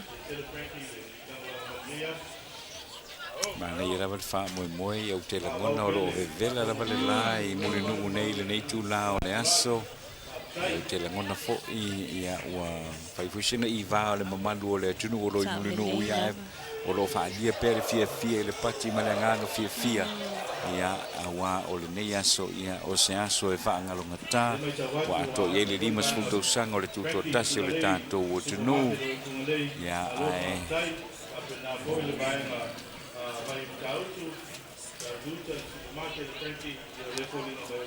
Ia o se tasi foi leo company tonu re tātou ndu Frankie's Supermarket. Ia o lo iai lona lalai lo topa. O lo o iai lona lalai o le Market fou le siona lalai o I matautu.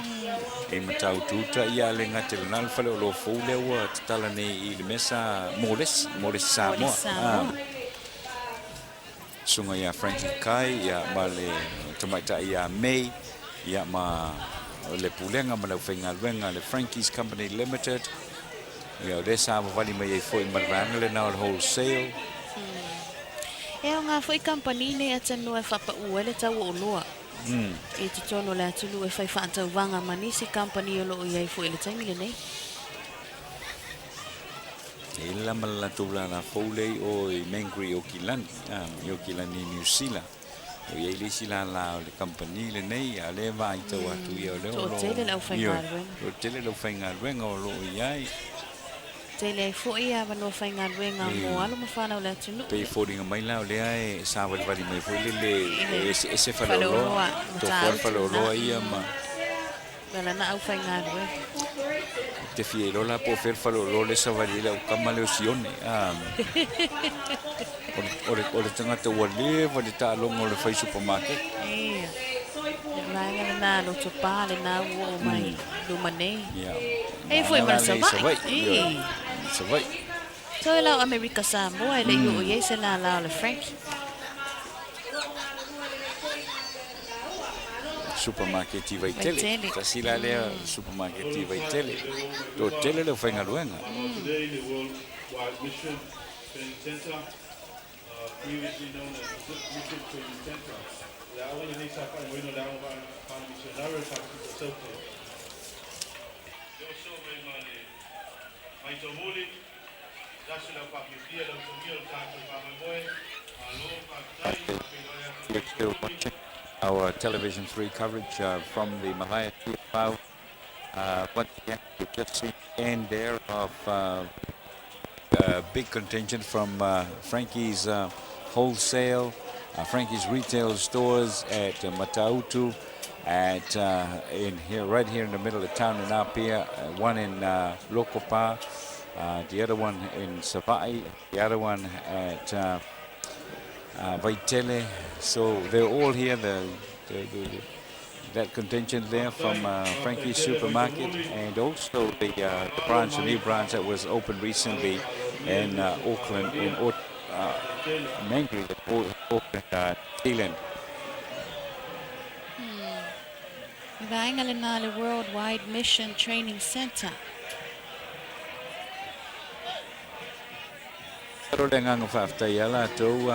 Pau le tulanga hoile le o le nganga e fatasi mai muli no yaso fa pene mo le temi fa pene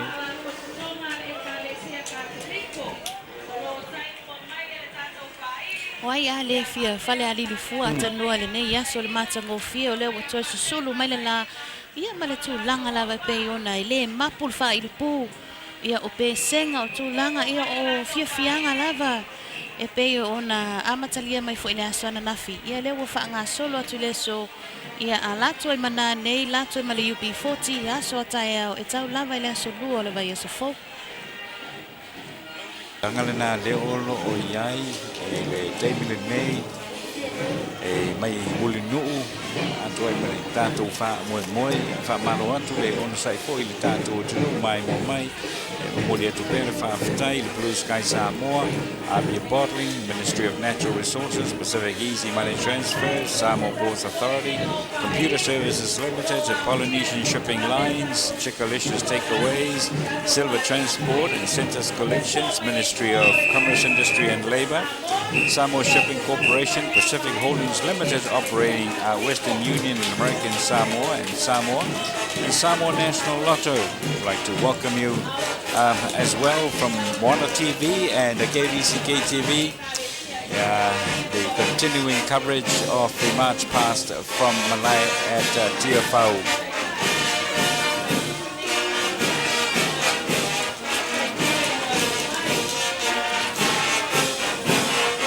Yeah, le afionga le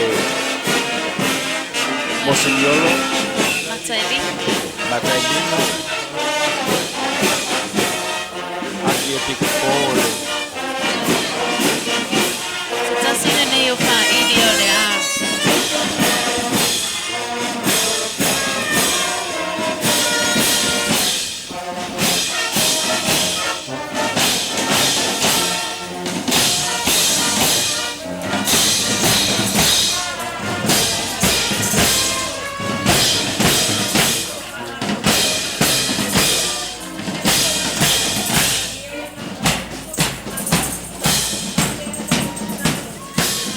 Tasirina faili ata no la tawai le tawanga faili o le vai aso le nei o le famna tuina fo le lima se futa usanga ia pe ona farongo to ia o toale no fai lava no fai se tana e leo te tele foi o me faili le vai ngale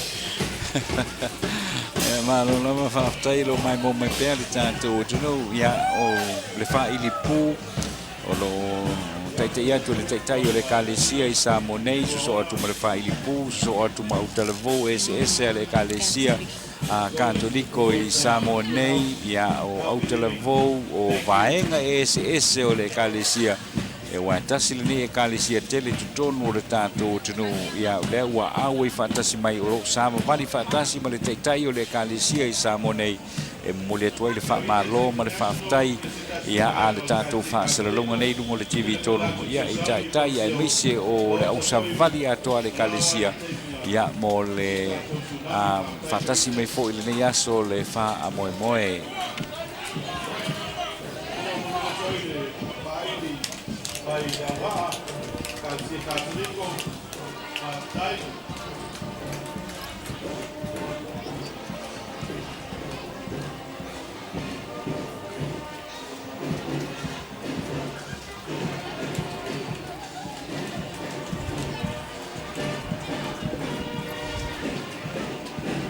ia le vaenga lea le sumpa mai New Zealand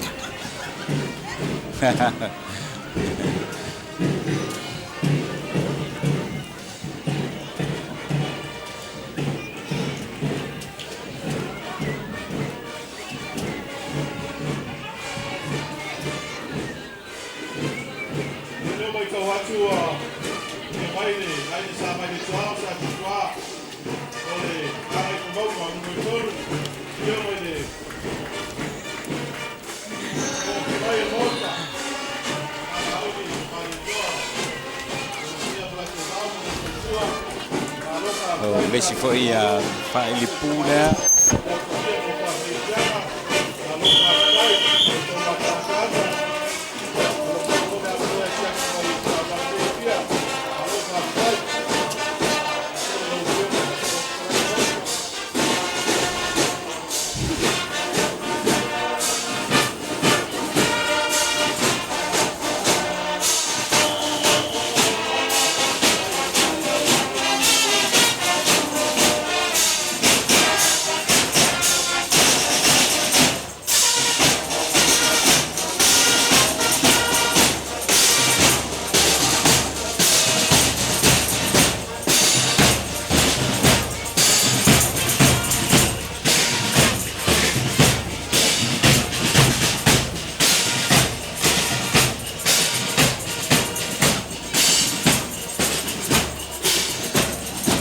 Sanoa folinga mai o toninga la valvaenga lea o lo fufua la vailanu o le fua.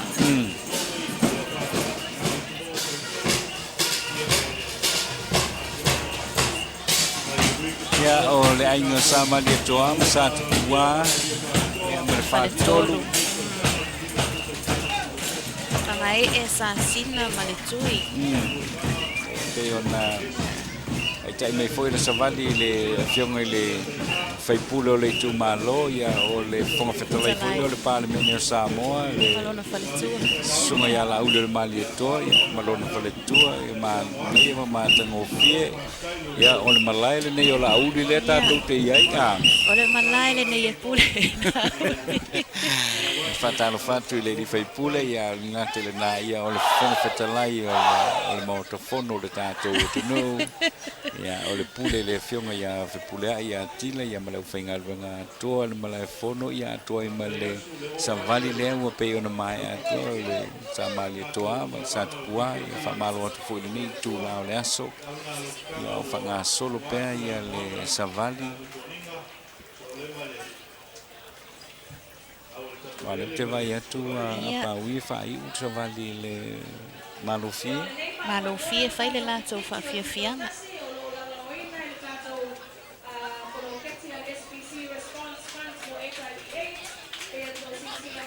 ia vainga lea mai Amerika Samoa o asu o asu mai Amerika Samoa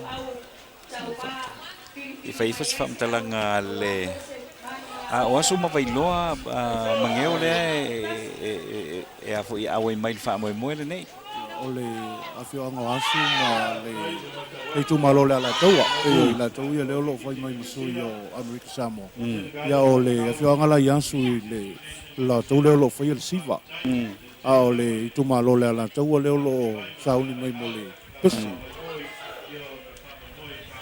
o lewa pe o mai tau atu mangeo ma tuilangi ma lor tapuai o fa pe tuilangi na tu Savali a shela o le mesilia o le ile stato fa mo mo sfulu o la uala ai lo fai va le tapo le fai la va le manguia lo fai va ni kai na manguia ma ono fua o lo fai va ni kai no saludo to ma foi mai ni fa mo mo le to le ia le tolu itula o alu tanto Savali le ta ia ele tio foi se wa e fai tan fa pito foi le yes sa le o le si tanto poco la me so ai pe mai ale ole pokalame le pe ona iai le u fatatia mai il comite mai alo Savali fai lo fa fianga al malofie ia uma le fa fianga al malofie ia fatatu la ilo malo fa lo nia mana malo ia wasta maftanga fo ia le uli ia ile mauta le kalesia le talvo tu plan talvo le kalesia tu kia no Samoa ia ona fanga solo e pele o nisi pokalame I lava le tatu malai malo fa winga la cha ole wingo sa no nga pa wi tu langi mamangelo e umalo ma tu bole tu ai tu pa bo wi tu pa we eu tartonu ele fainga le tu o tentonu ana o malo longa piona sa o pokalame timini fa tai da lofa malanga le o le o mai tawatu ia wa lama fai o mai fo ia solo foi tu sai foi ma falo longa foi ni aso ia o se aso ta o foi se aso sa tau poina sa tu pe la vai lu mole tu ia le o tau la o fa mo ia le o tato patia le ni aso o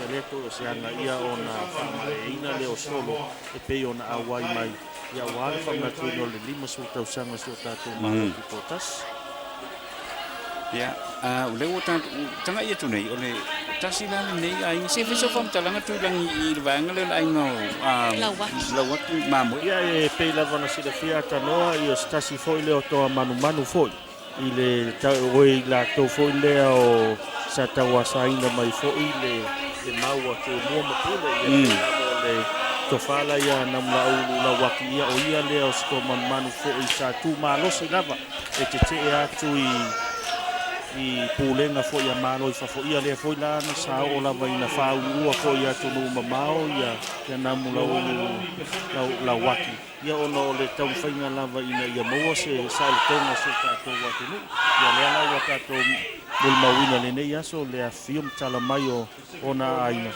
ia wa le nei fa mo taua o le silea au fa fia mo ki Samoa le fia ngai vai lotai ia le fo wa vai le lato Savali fa lo wal fa mo tuina fo nei fa mo le afioanga leo vai lotai ia leo lo tu fa tsia ma le vanga foi leo Sofia o le Savali nga foi le fa fini le na mo mo I lato fa fianga le foi ia vanga leo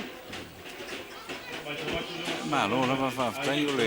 Tono si mitamtanga foi ai la tō lo whaamuli mai le motu sai lo mai mua mai foi ne foi hala ata TV tolu man whainga paanga ma TV stay ma le moana TV ia la upo sira mai le o le lava lo awina le masina i topu foi mai e ma para tua mtausi wa whai malanga mai foi Samoa ia wa lava le moli mawina foi o whainonga ina o le limas fuktausanga si o tātou watunu Wai moni lava ese a tātou whainga malo ia upu lava masani ia o tātou lava le uso tas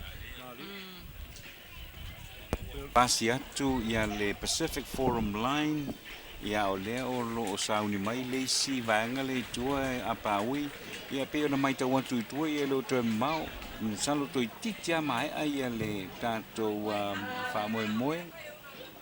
We have in front of you the Youth with a Mission, or YWAM. Again, it's an organization, it's a regional and international organization that's tasked with the Salo panga le a paui o le vanga le leuta I whale lau niu I te lango tawha ingata ma le Youth with a Mission. Youth with a Mission. YWAM.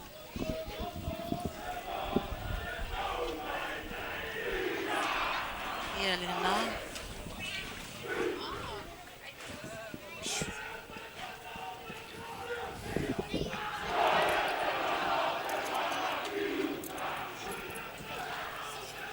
Yo, malo. Malie.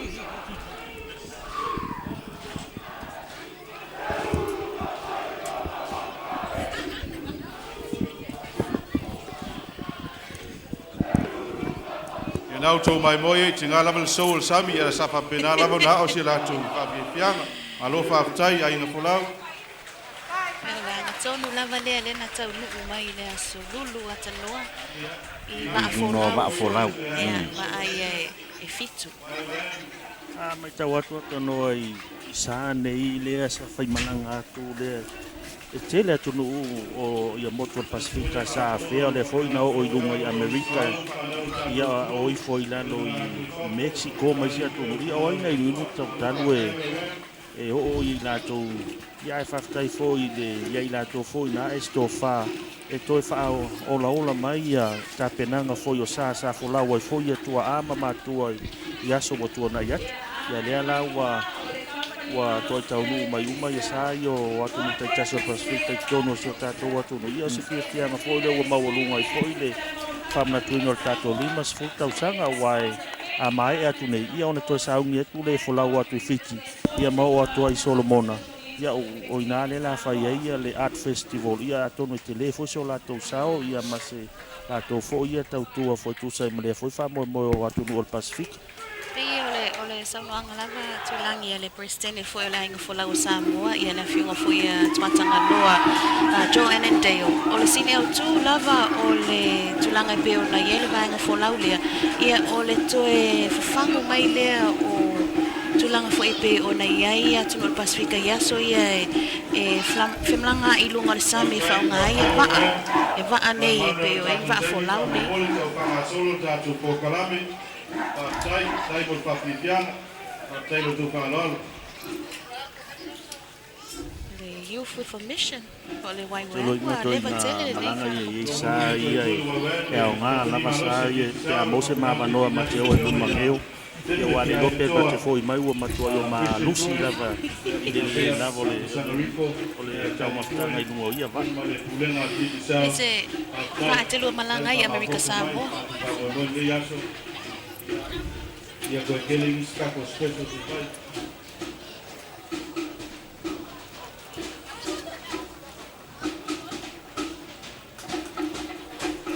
Thank you, sit yourself. Te loinga o lesi solo tele leo tele vai lava wo o mai te mine ia wa o tuto tasi lava I masene te usanga uma o le mawhitanga le atina. Ele wa ai mai. Tuato le digitale wa ai mai e o mai so wa tasa na so tele lava I lava te usanga. Celebrating 50 years of independence. O apelauda. Pio mai iso. Oe sa tatua po le tātou au lo matino le manu Samoa. I sana I tele o mawai. Pio mai lava po I ne teini. Alo whaakutai. Olinga mai ole solo le nā le company le nei ala digital. Ia ole monia ia fa pepe ia no le tai mai ele li pule fo ia fia ai le to pepe Christian Fluent la e me fo le la e Samoa ia ma le fue ma le to la u le tato tunu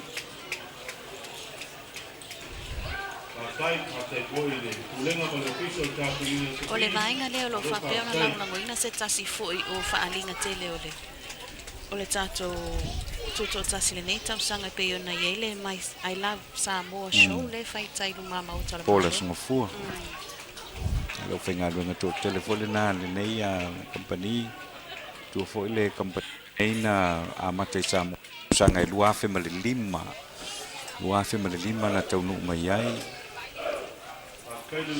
ya o fai fo ila le la ua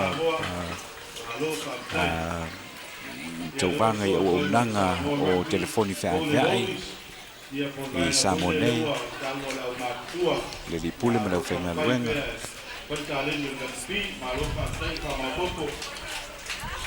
ia le Yuni malosi le nā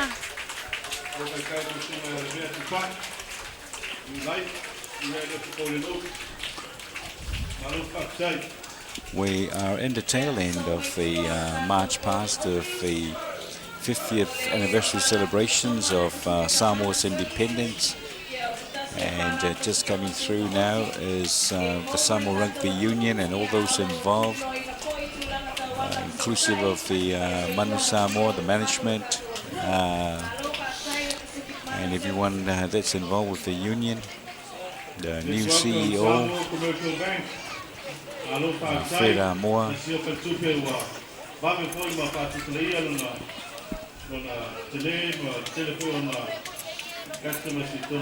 Ei la vainga le sa ia tu la mia so ia le o sa la tu so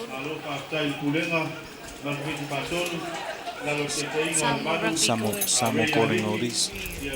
Na ia foi le Savali foi mai nisi foi sa fa penao na ta alo i le au le Manu Samoa. Au le Manu Samoa ia le wa ia foi la tu sao i fa mo le nei tai au.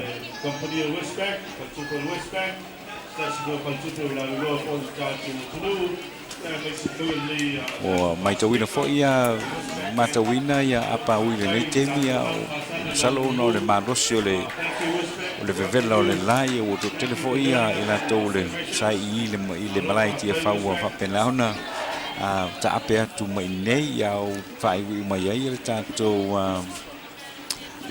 le fa sala la mai nei ia ma le Savali fo io solo o le te tau tuti lo atu apa ui po le tula i o le vanga fo ile le malo fie Pei o le tūlanga e masani ai tau sanga o te atanoa. I pei e mai a lo le Savali whaanoa. Ia ona ngai lo le tō te le lavo a inga i mauta malawa. Ia ona mai mō mai foila ia i te lo pokalami lungo le TV. Thank you, ANZ, joining us today.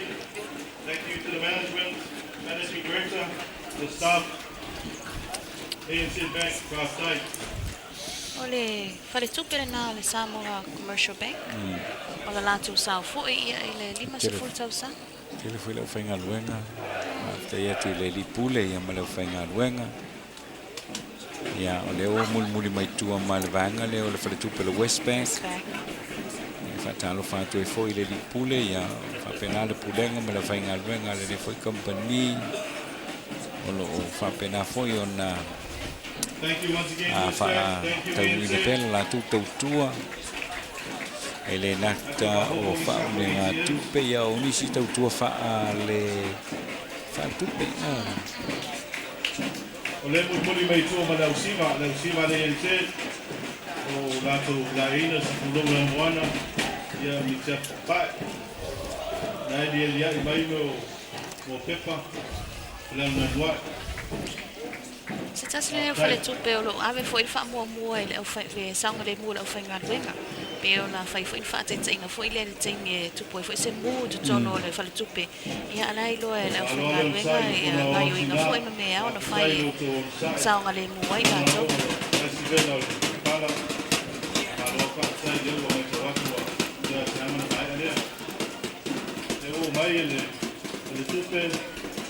National Bank of Samoa Limited.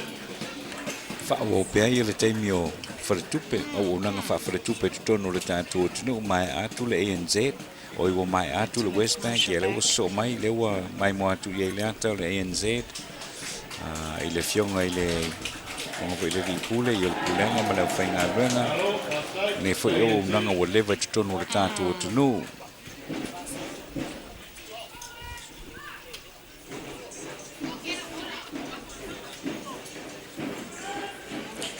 Tonu le lima sifulu ia po le afi sila onu sifulu ma le lua le na foi vai taimi la matanga mai o tutu tasio Samoa ia sa ia le fale tupe foi le Bank of Western Samoa. Bank of Samoa Limited, Taitele, Pioni Kule, and Mexico Problema, Ali Mr. Maitai, thank you National Bank of Samoa, the Managing Director, the board, thank you so much.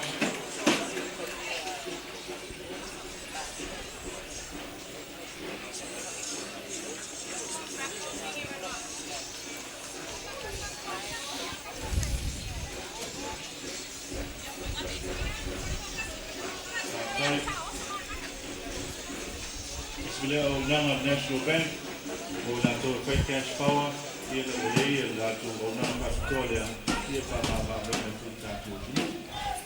Ia leo was so mai e Malaysia fa le tupe leo le National Bank of Samoa.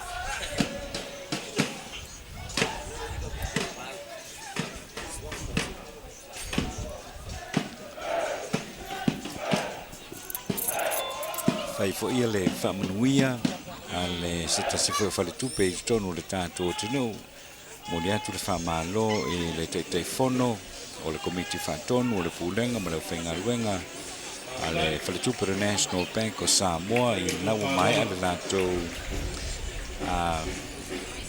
tūlai whaloalo ma tu foi le whaalo i lunga le fionga le ale malo i o pati ia foi i ale nei whamanuianga me fale tupe au le National Bank o Samoa. Ia whanga solo pea ia le whasara launga tu sao le televise tonu mai le malai tia whau le nei fo ia so ia o le wha moe moe pe ona sisina e ai le fua le tātou sao le tonga e le 5 tausanga e le tusa o le tau le bandu le taia o na leila.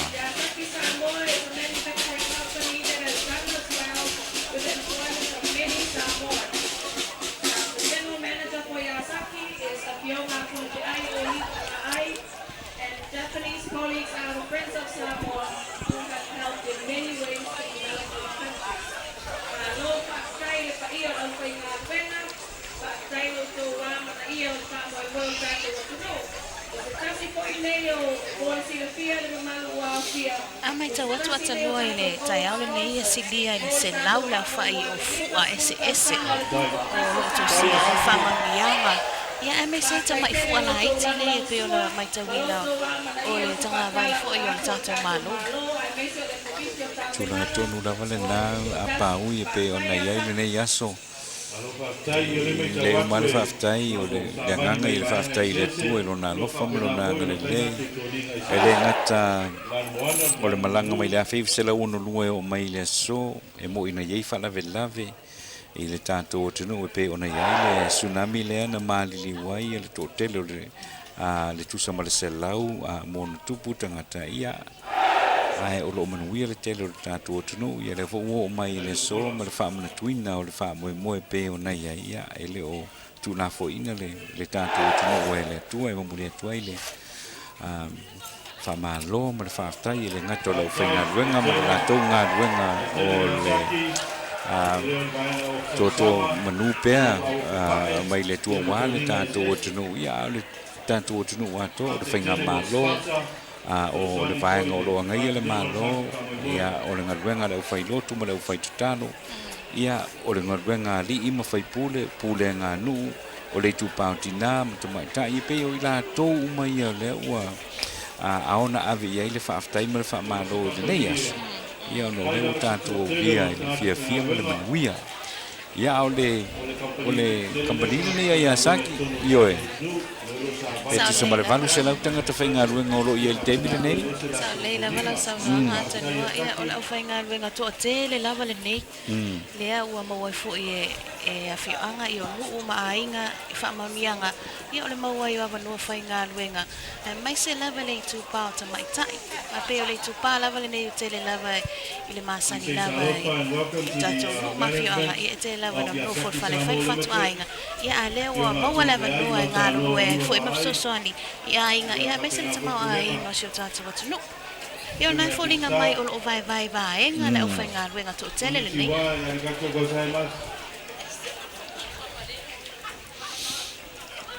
Ia saki no soma ma le Culture X. Vainga lo koro lo ngapa ma whaingo siwha ma stilo o vainga aerobics. Wa konse ku ma lo rino tātou tunu, pa tai Culture X.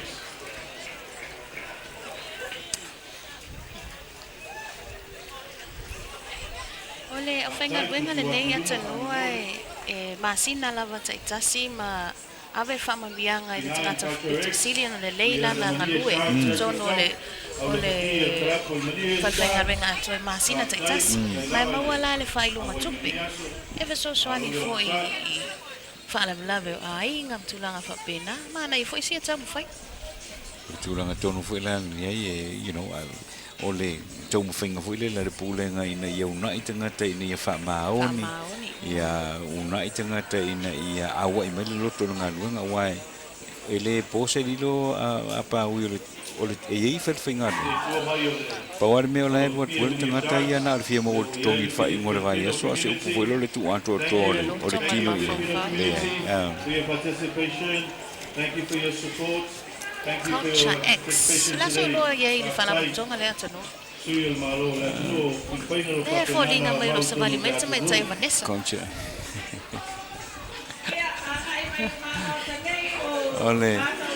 Ole Savali le o leo i tamaitai Vanessa. Anai. O leo te vai atu pi au siva le vaenga le. Ia vaenga le una ia mamalo le atunu o lo maua e tino puta fa la titi le mai titi le suka ma nei for fa moi o le vaenga le Culture X ia o te masalo e ise te mila tato mai moi foi mi le sila le tato tunu i o le te vai o le ia le proclame o fa fianga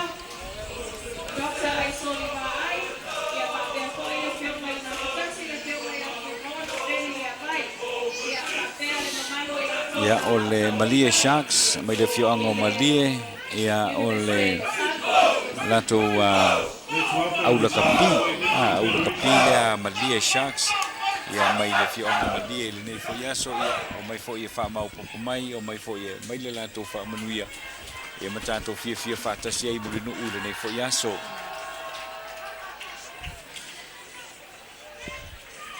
Nisi fala po tonga le atanoa po le vaenga le Filipino ia po lato foi mai le atunu o ngalu lue foi tono le tato tunu. Okay. O tele over ai tu kama Fernando. Le sui. No. I know Fernando is watching and I was wondering why he's not here for the march of his community. So I think we should call in and see him sometime later on today. Ole universite na o taco atanua le na wa ye foi le lato au Savali le tai au nei. Ole universite le lo tele nga lu e fantasi ma universite o Samoa le tulanga lava ile o ina le fana.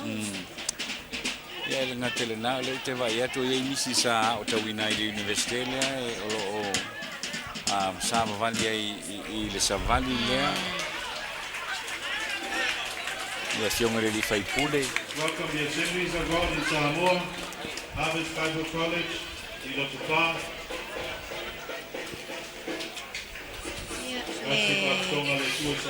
Ala po tonga le na la si wa me mama fa yo na tai atu le tamaitai foi.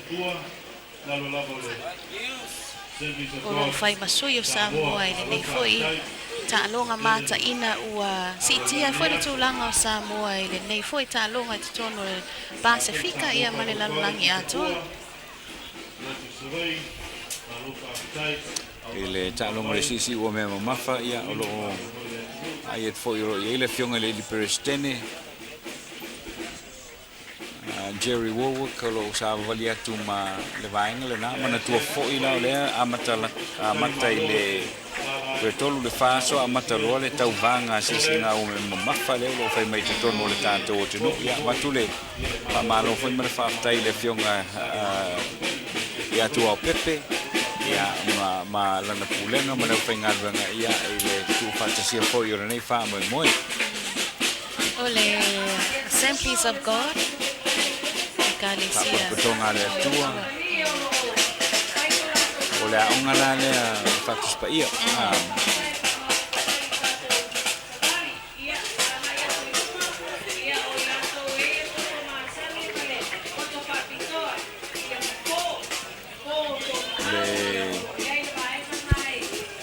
le vaenga le nei mai America Samoa ta funa ia America Samoa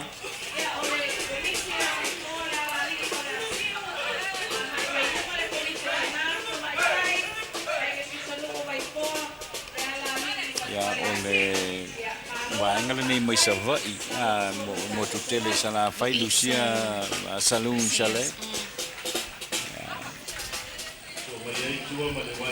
te vai tu te mai te pule malana fai ngalwenga na ya malo atu le malanga mamao mai savai mai foile le lo to foi feso soani ma le awe mai le fa mo le nei to tele la vai la to man mo tele sala fai lo awe mai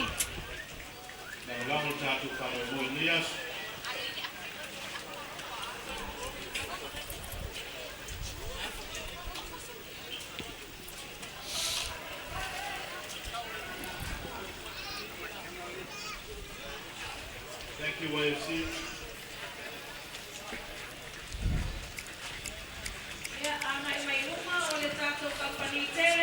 Padi foi de fia le pa pitia le fiume na le malo ni si foi o falava le butonga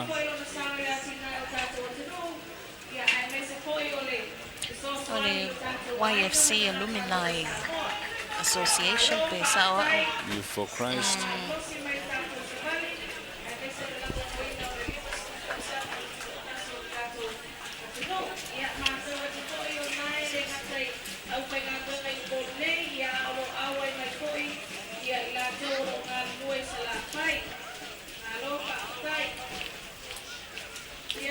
Ya ole solo le na ale Youth for Christ ya na mai mo mai foi ai le tanto o tunu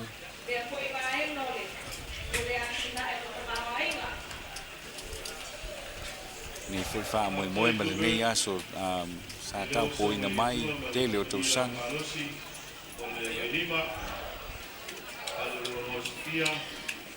company tele le na le Bluebird lumber hardware ya vanga la le o la tu la e sa le ufi o le sila la lo i vai tele ya le sila la o i sa long Vanga le lo tele me fa fale tu langa fa pena e le fionga ile vale li pule me se foi ya tomai te pule ya me se la fainga luenga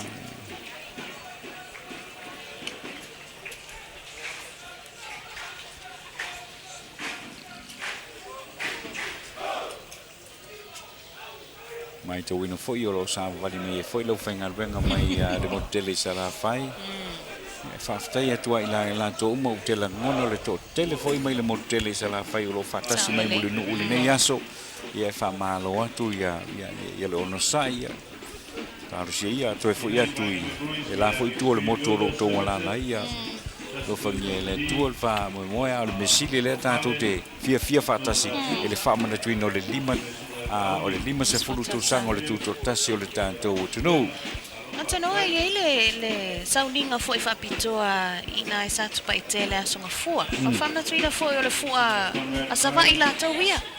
Ia o wala ulia foi le tato tala i vai falua. Ia e awai le i sauninga. Ia mana i foi se tato mata foi i anga foi sa la fai. Ia tamo le vai lima. Ele le vai lima foi le aluanga uta, le vai lima foi le tu le lima. Tai mi lava le umaloa o mai lotu i langi mangeo e tame ia tulo i vaenga le. Fafta ia mangeo, fafta foi tu langi wa o le la so mai.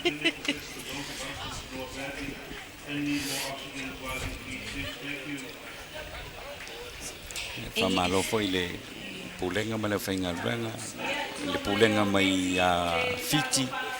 Ia leo te mai te wina o Savali fantasia tuai a tuai foi ma leo fainga luenga ia le vaenga le marketi ia leo lo iai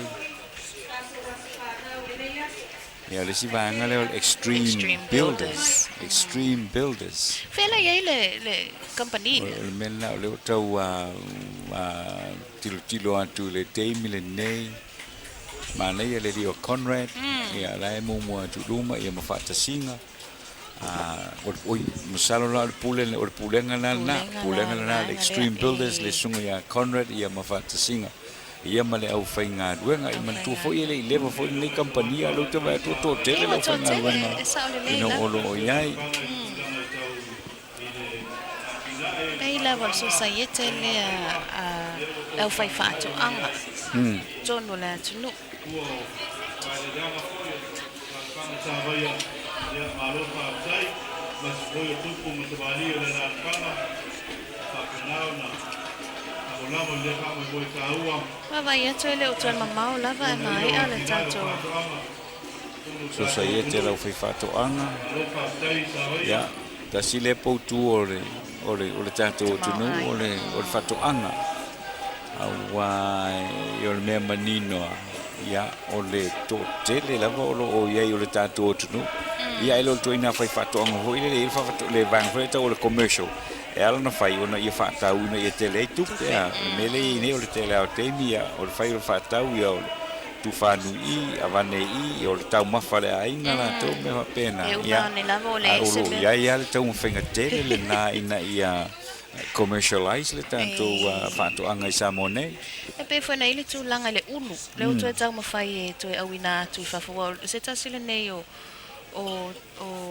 tulanga foi pe ona ia fo faile lenga le tulu o le o to talia ni sila ma ma so Australia ona tulanga lava i fa mai ma tulanga pena fa malo Savali o la penina na lo tanga ia tu iai le tu le na Samoa lo pane ia u mau moni le na o le tele o tunu tu o tasi ho le wa na matai i o le lei ai luai lava o temio famana tunga fa penei o tape ape i o le ni pale pe o tu langa le na se fa lo longa pola se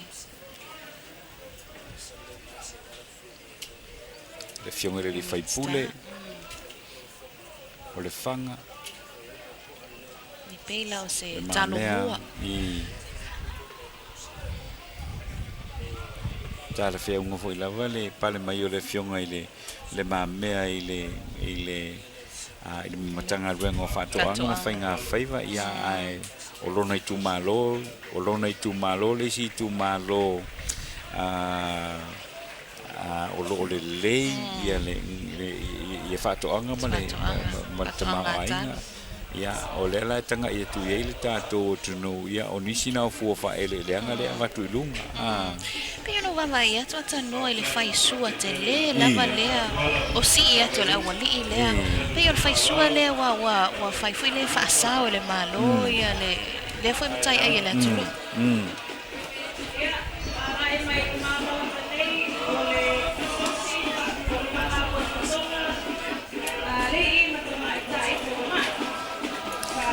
mo le tu foi le fa malo I tupun te mali o le fio anga ia mi se foi mi se fio anga le tu malo ia no le foi tau mo fainga I le ngato le ngata I fale ia fa pena fa to anga le fio anga sila mi o pea le mamalu o le atunu ia na we tanga ia tu ia o fa ele le anga le na ia to ai male fai su hotel le na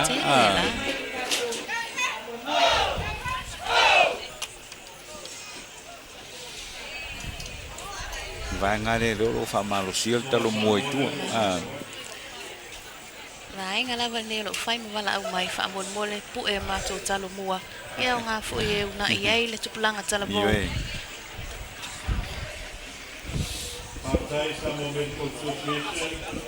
ia o se tasile nei mai at o mai at wana le la fu a pepe a pawile le van foi le asocia at mai tai atau si soi fua ia o van la le o le asocia foi le fo mai le wa ana mai la to mo la to foi fa lo ai me la to fa lo le mai to winga ia o se e pe ia le mamadu le va la ulia ia to foi ma le Savali na lim to mai tai fo mai o le tato tino le la to foi mata fa yo le tato tino ia male tomo fitia ia o ngase o lo fa pena ngase le tato tino ma lo fo lo to mo le fo fa ma lo to fo nga wenga ia o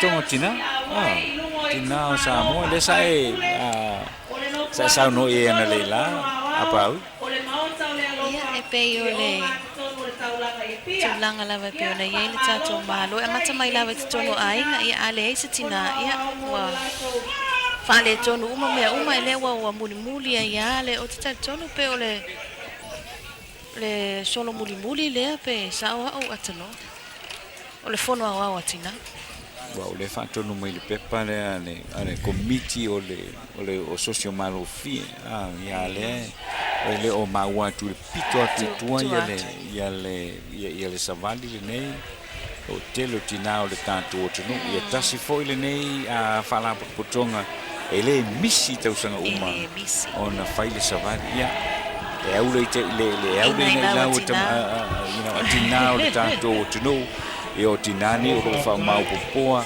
ia ainga a fioanga o tu malo ia o le tunu ia mo le to foi fa malo ila to foi mata fa yo ima la to nga no fai ia mo le fa le ia la ainga o le tato tunu o le fa la potonga tonu lava le atano e tau sanga umale o mai lo tutulu mai la malo to so mai fa for solo vole tu mo le pauta fa le lunga ia na va ai ia le asu lu mai a o le va ia tu la le tu langa le tau sanga le ne o te mana tua foi le teimi le nei le fionga ia la uru fetau i male mau mata afa because tasi le nati na o le tunu e mo i wafa i langi le folonga ai tasi le nati na o le tato o tunu ia sa ia i fo i le amatanga le limas futu sanga i le tua tu tasi o le tato o tunu matua atu ia ai toi mana tua i wa e tau la muai i matina ia o lela wo mai ia o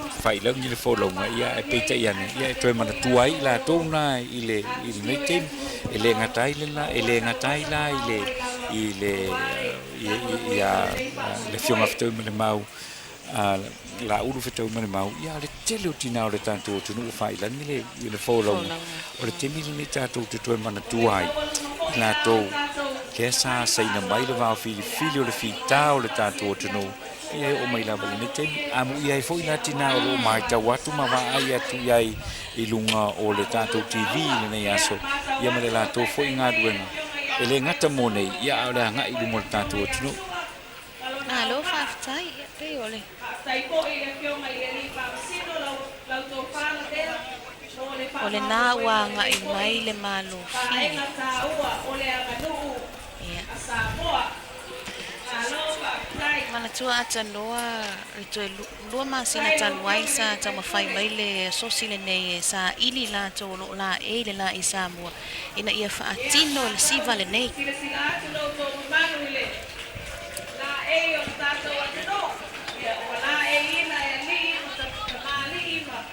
na ua mai mo atu i le tātou atunu le Savali le malo fie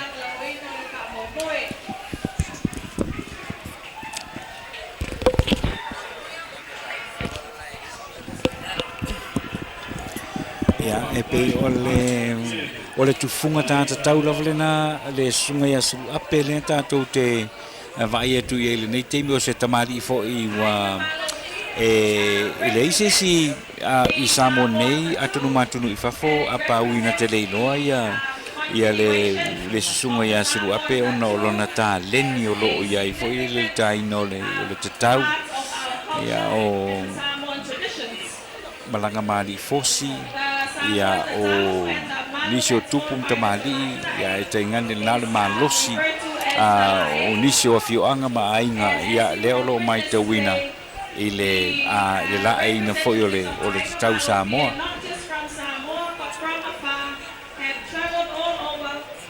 o le tulanga pe ona ia sa fai le sa ave foi el vala ulia mai nisi foi o atunu I fafo ia pe ona tangtanga I ia le ngata foi la tolo la e la I Samoa ia a nisi foi lo fa pe ona ta foi nisi o lo la ai le malu ia nisi o tamai tai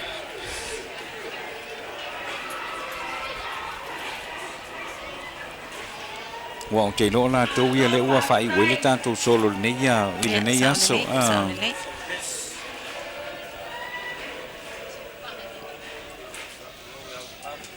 le fionga ia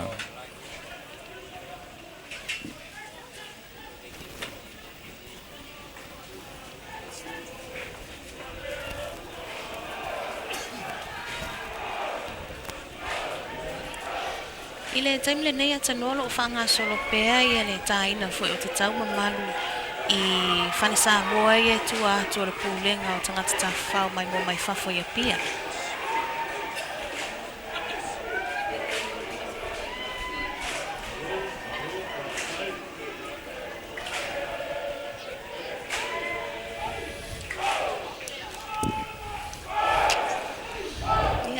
pese masani ile atunu ia wata na o le lo iai pea le salu le vanga fai ulea. You're still watching Television 3's live coverage from Apia and Samoa, Malayo le Tiafau. If you're watching from right around Samoa, right around American Samoa, and right around Hawaii, and the US mainland, right around the world on internet, we welcome you once again. We're in the last group, and this is the Tau Samoa group coming through with well-known Samoan tattooist Tuiātaga on display. Not only the tatau for the men, but also the malu for the women. And that's Susunga Tuiātaga, mentioned earlier, well-known Samoan tattooist, leading the pack out of the field. And I think they're about to perform that very unique dance.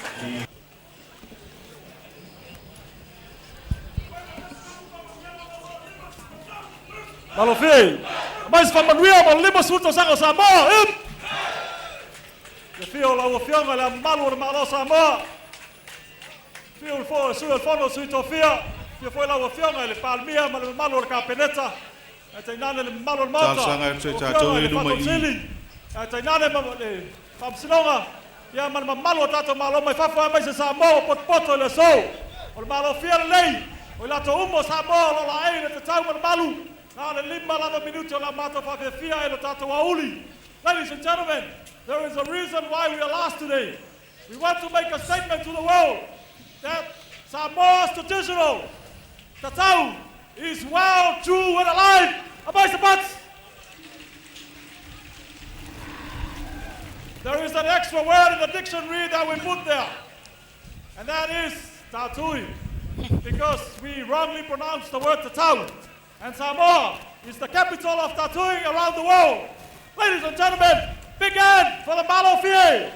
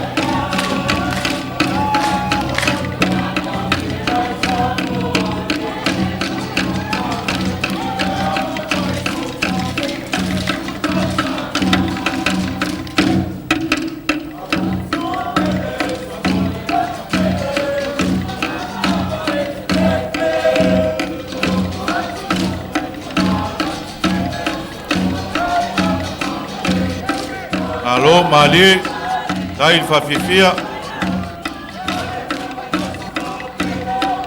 Mātango whia o tō tau, tō la ei, whāranga nu.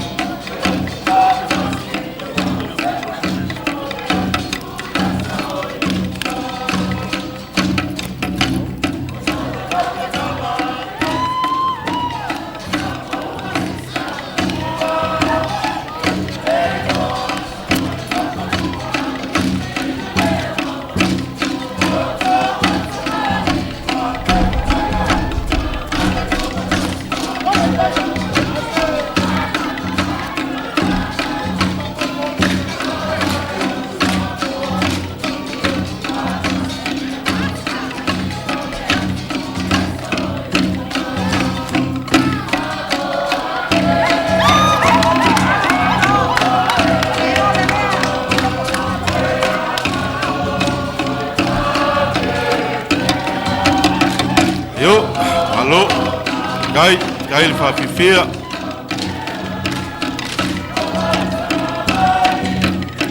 Tai foi fonga.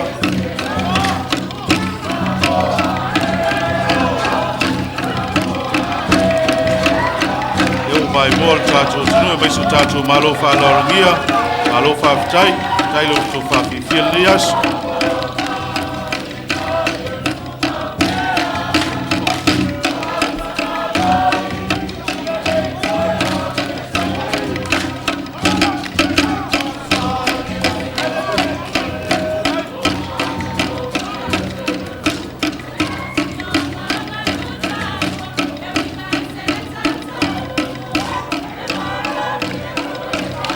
Yo.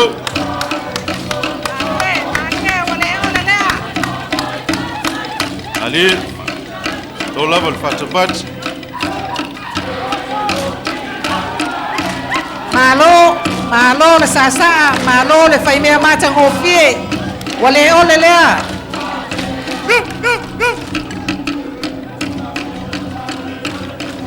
Yo sioki fangu ma keki le umo ni umo ko kau malo fa tai.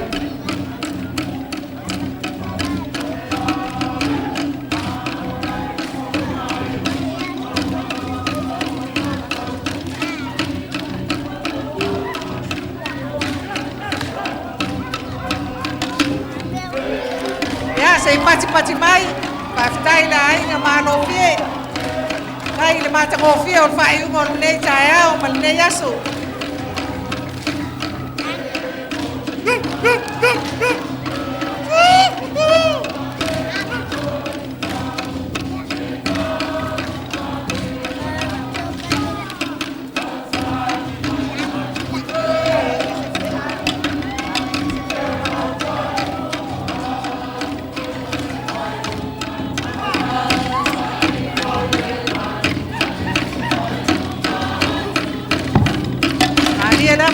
Ali, mata kopi, mana ya?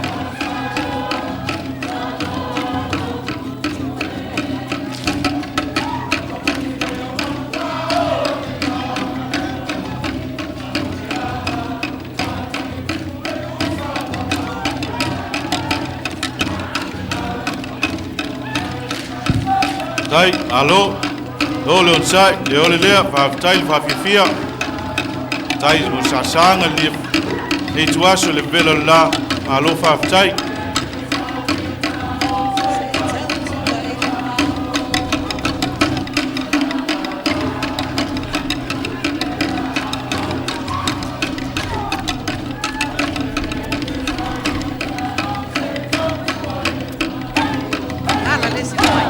alo fa tai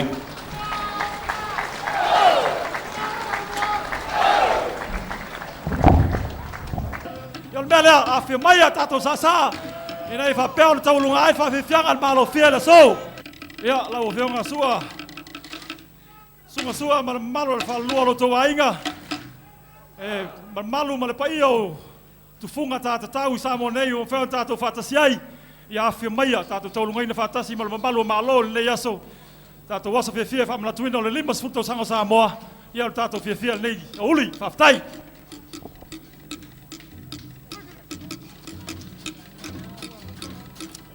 ina walo mai le malo fie mo la tu taulunga ne fiafi ne uli fa mai el tato po kalame o Savali fa lalo pino tato yai mai le taiao malo fa ftai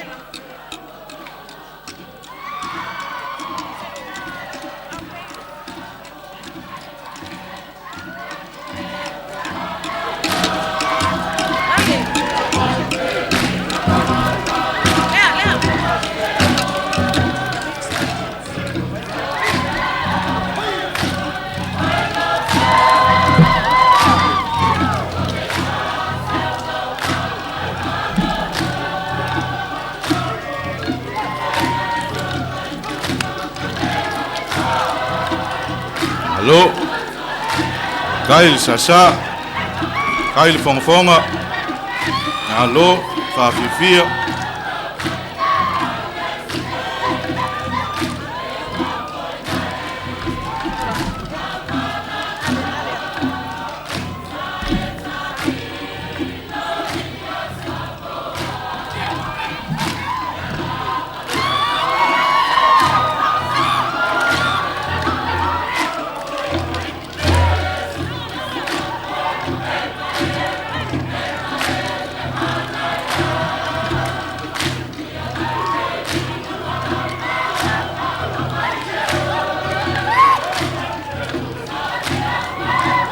Alo whaftai. Au tau tangtanga ia tupo inisio. Yongai. Stau lango mo. E pula mota. La e ina foile. Stau Samoa.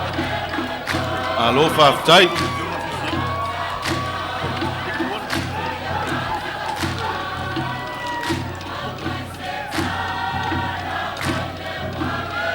Me se foile, te fono le, sa komiti whawhiawhianga.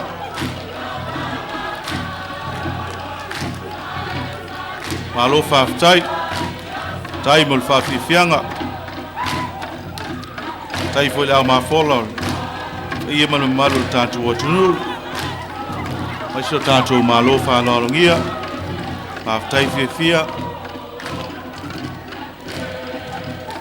Lo leon sai.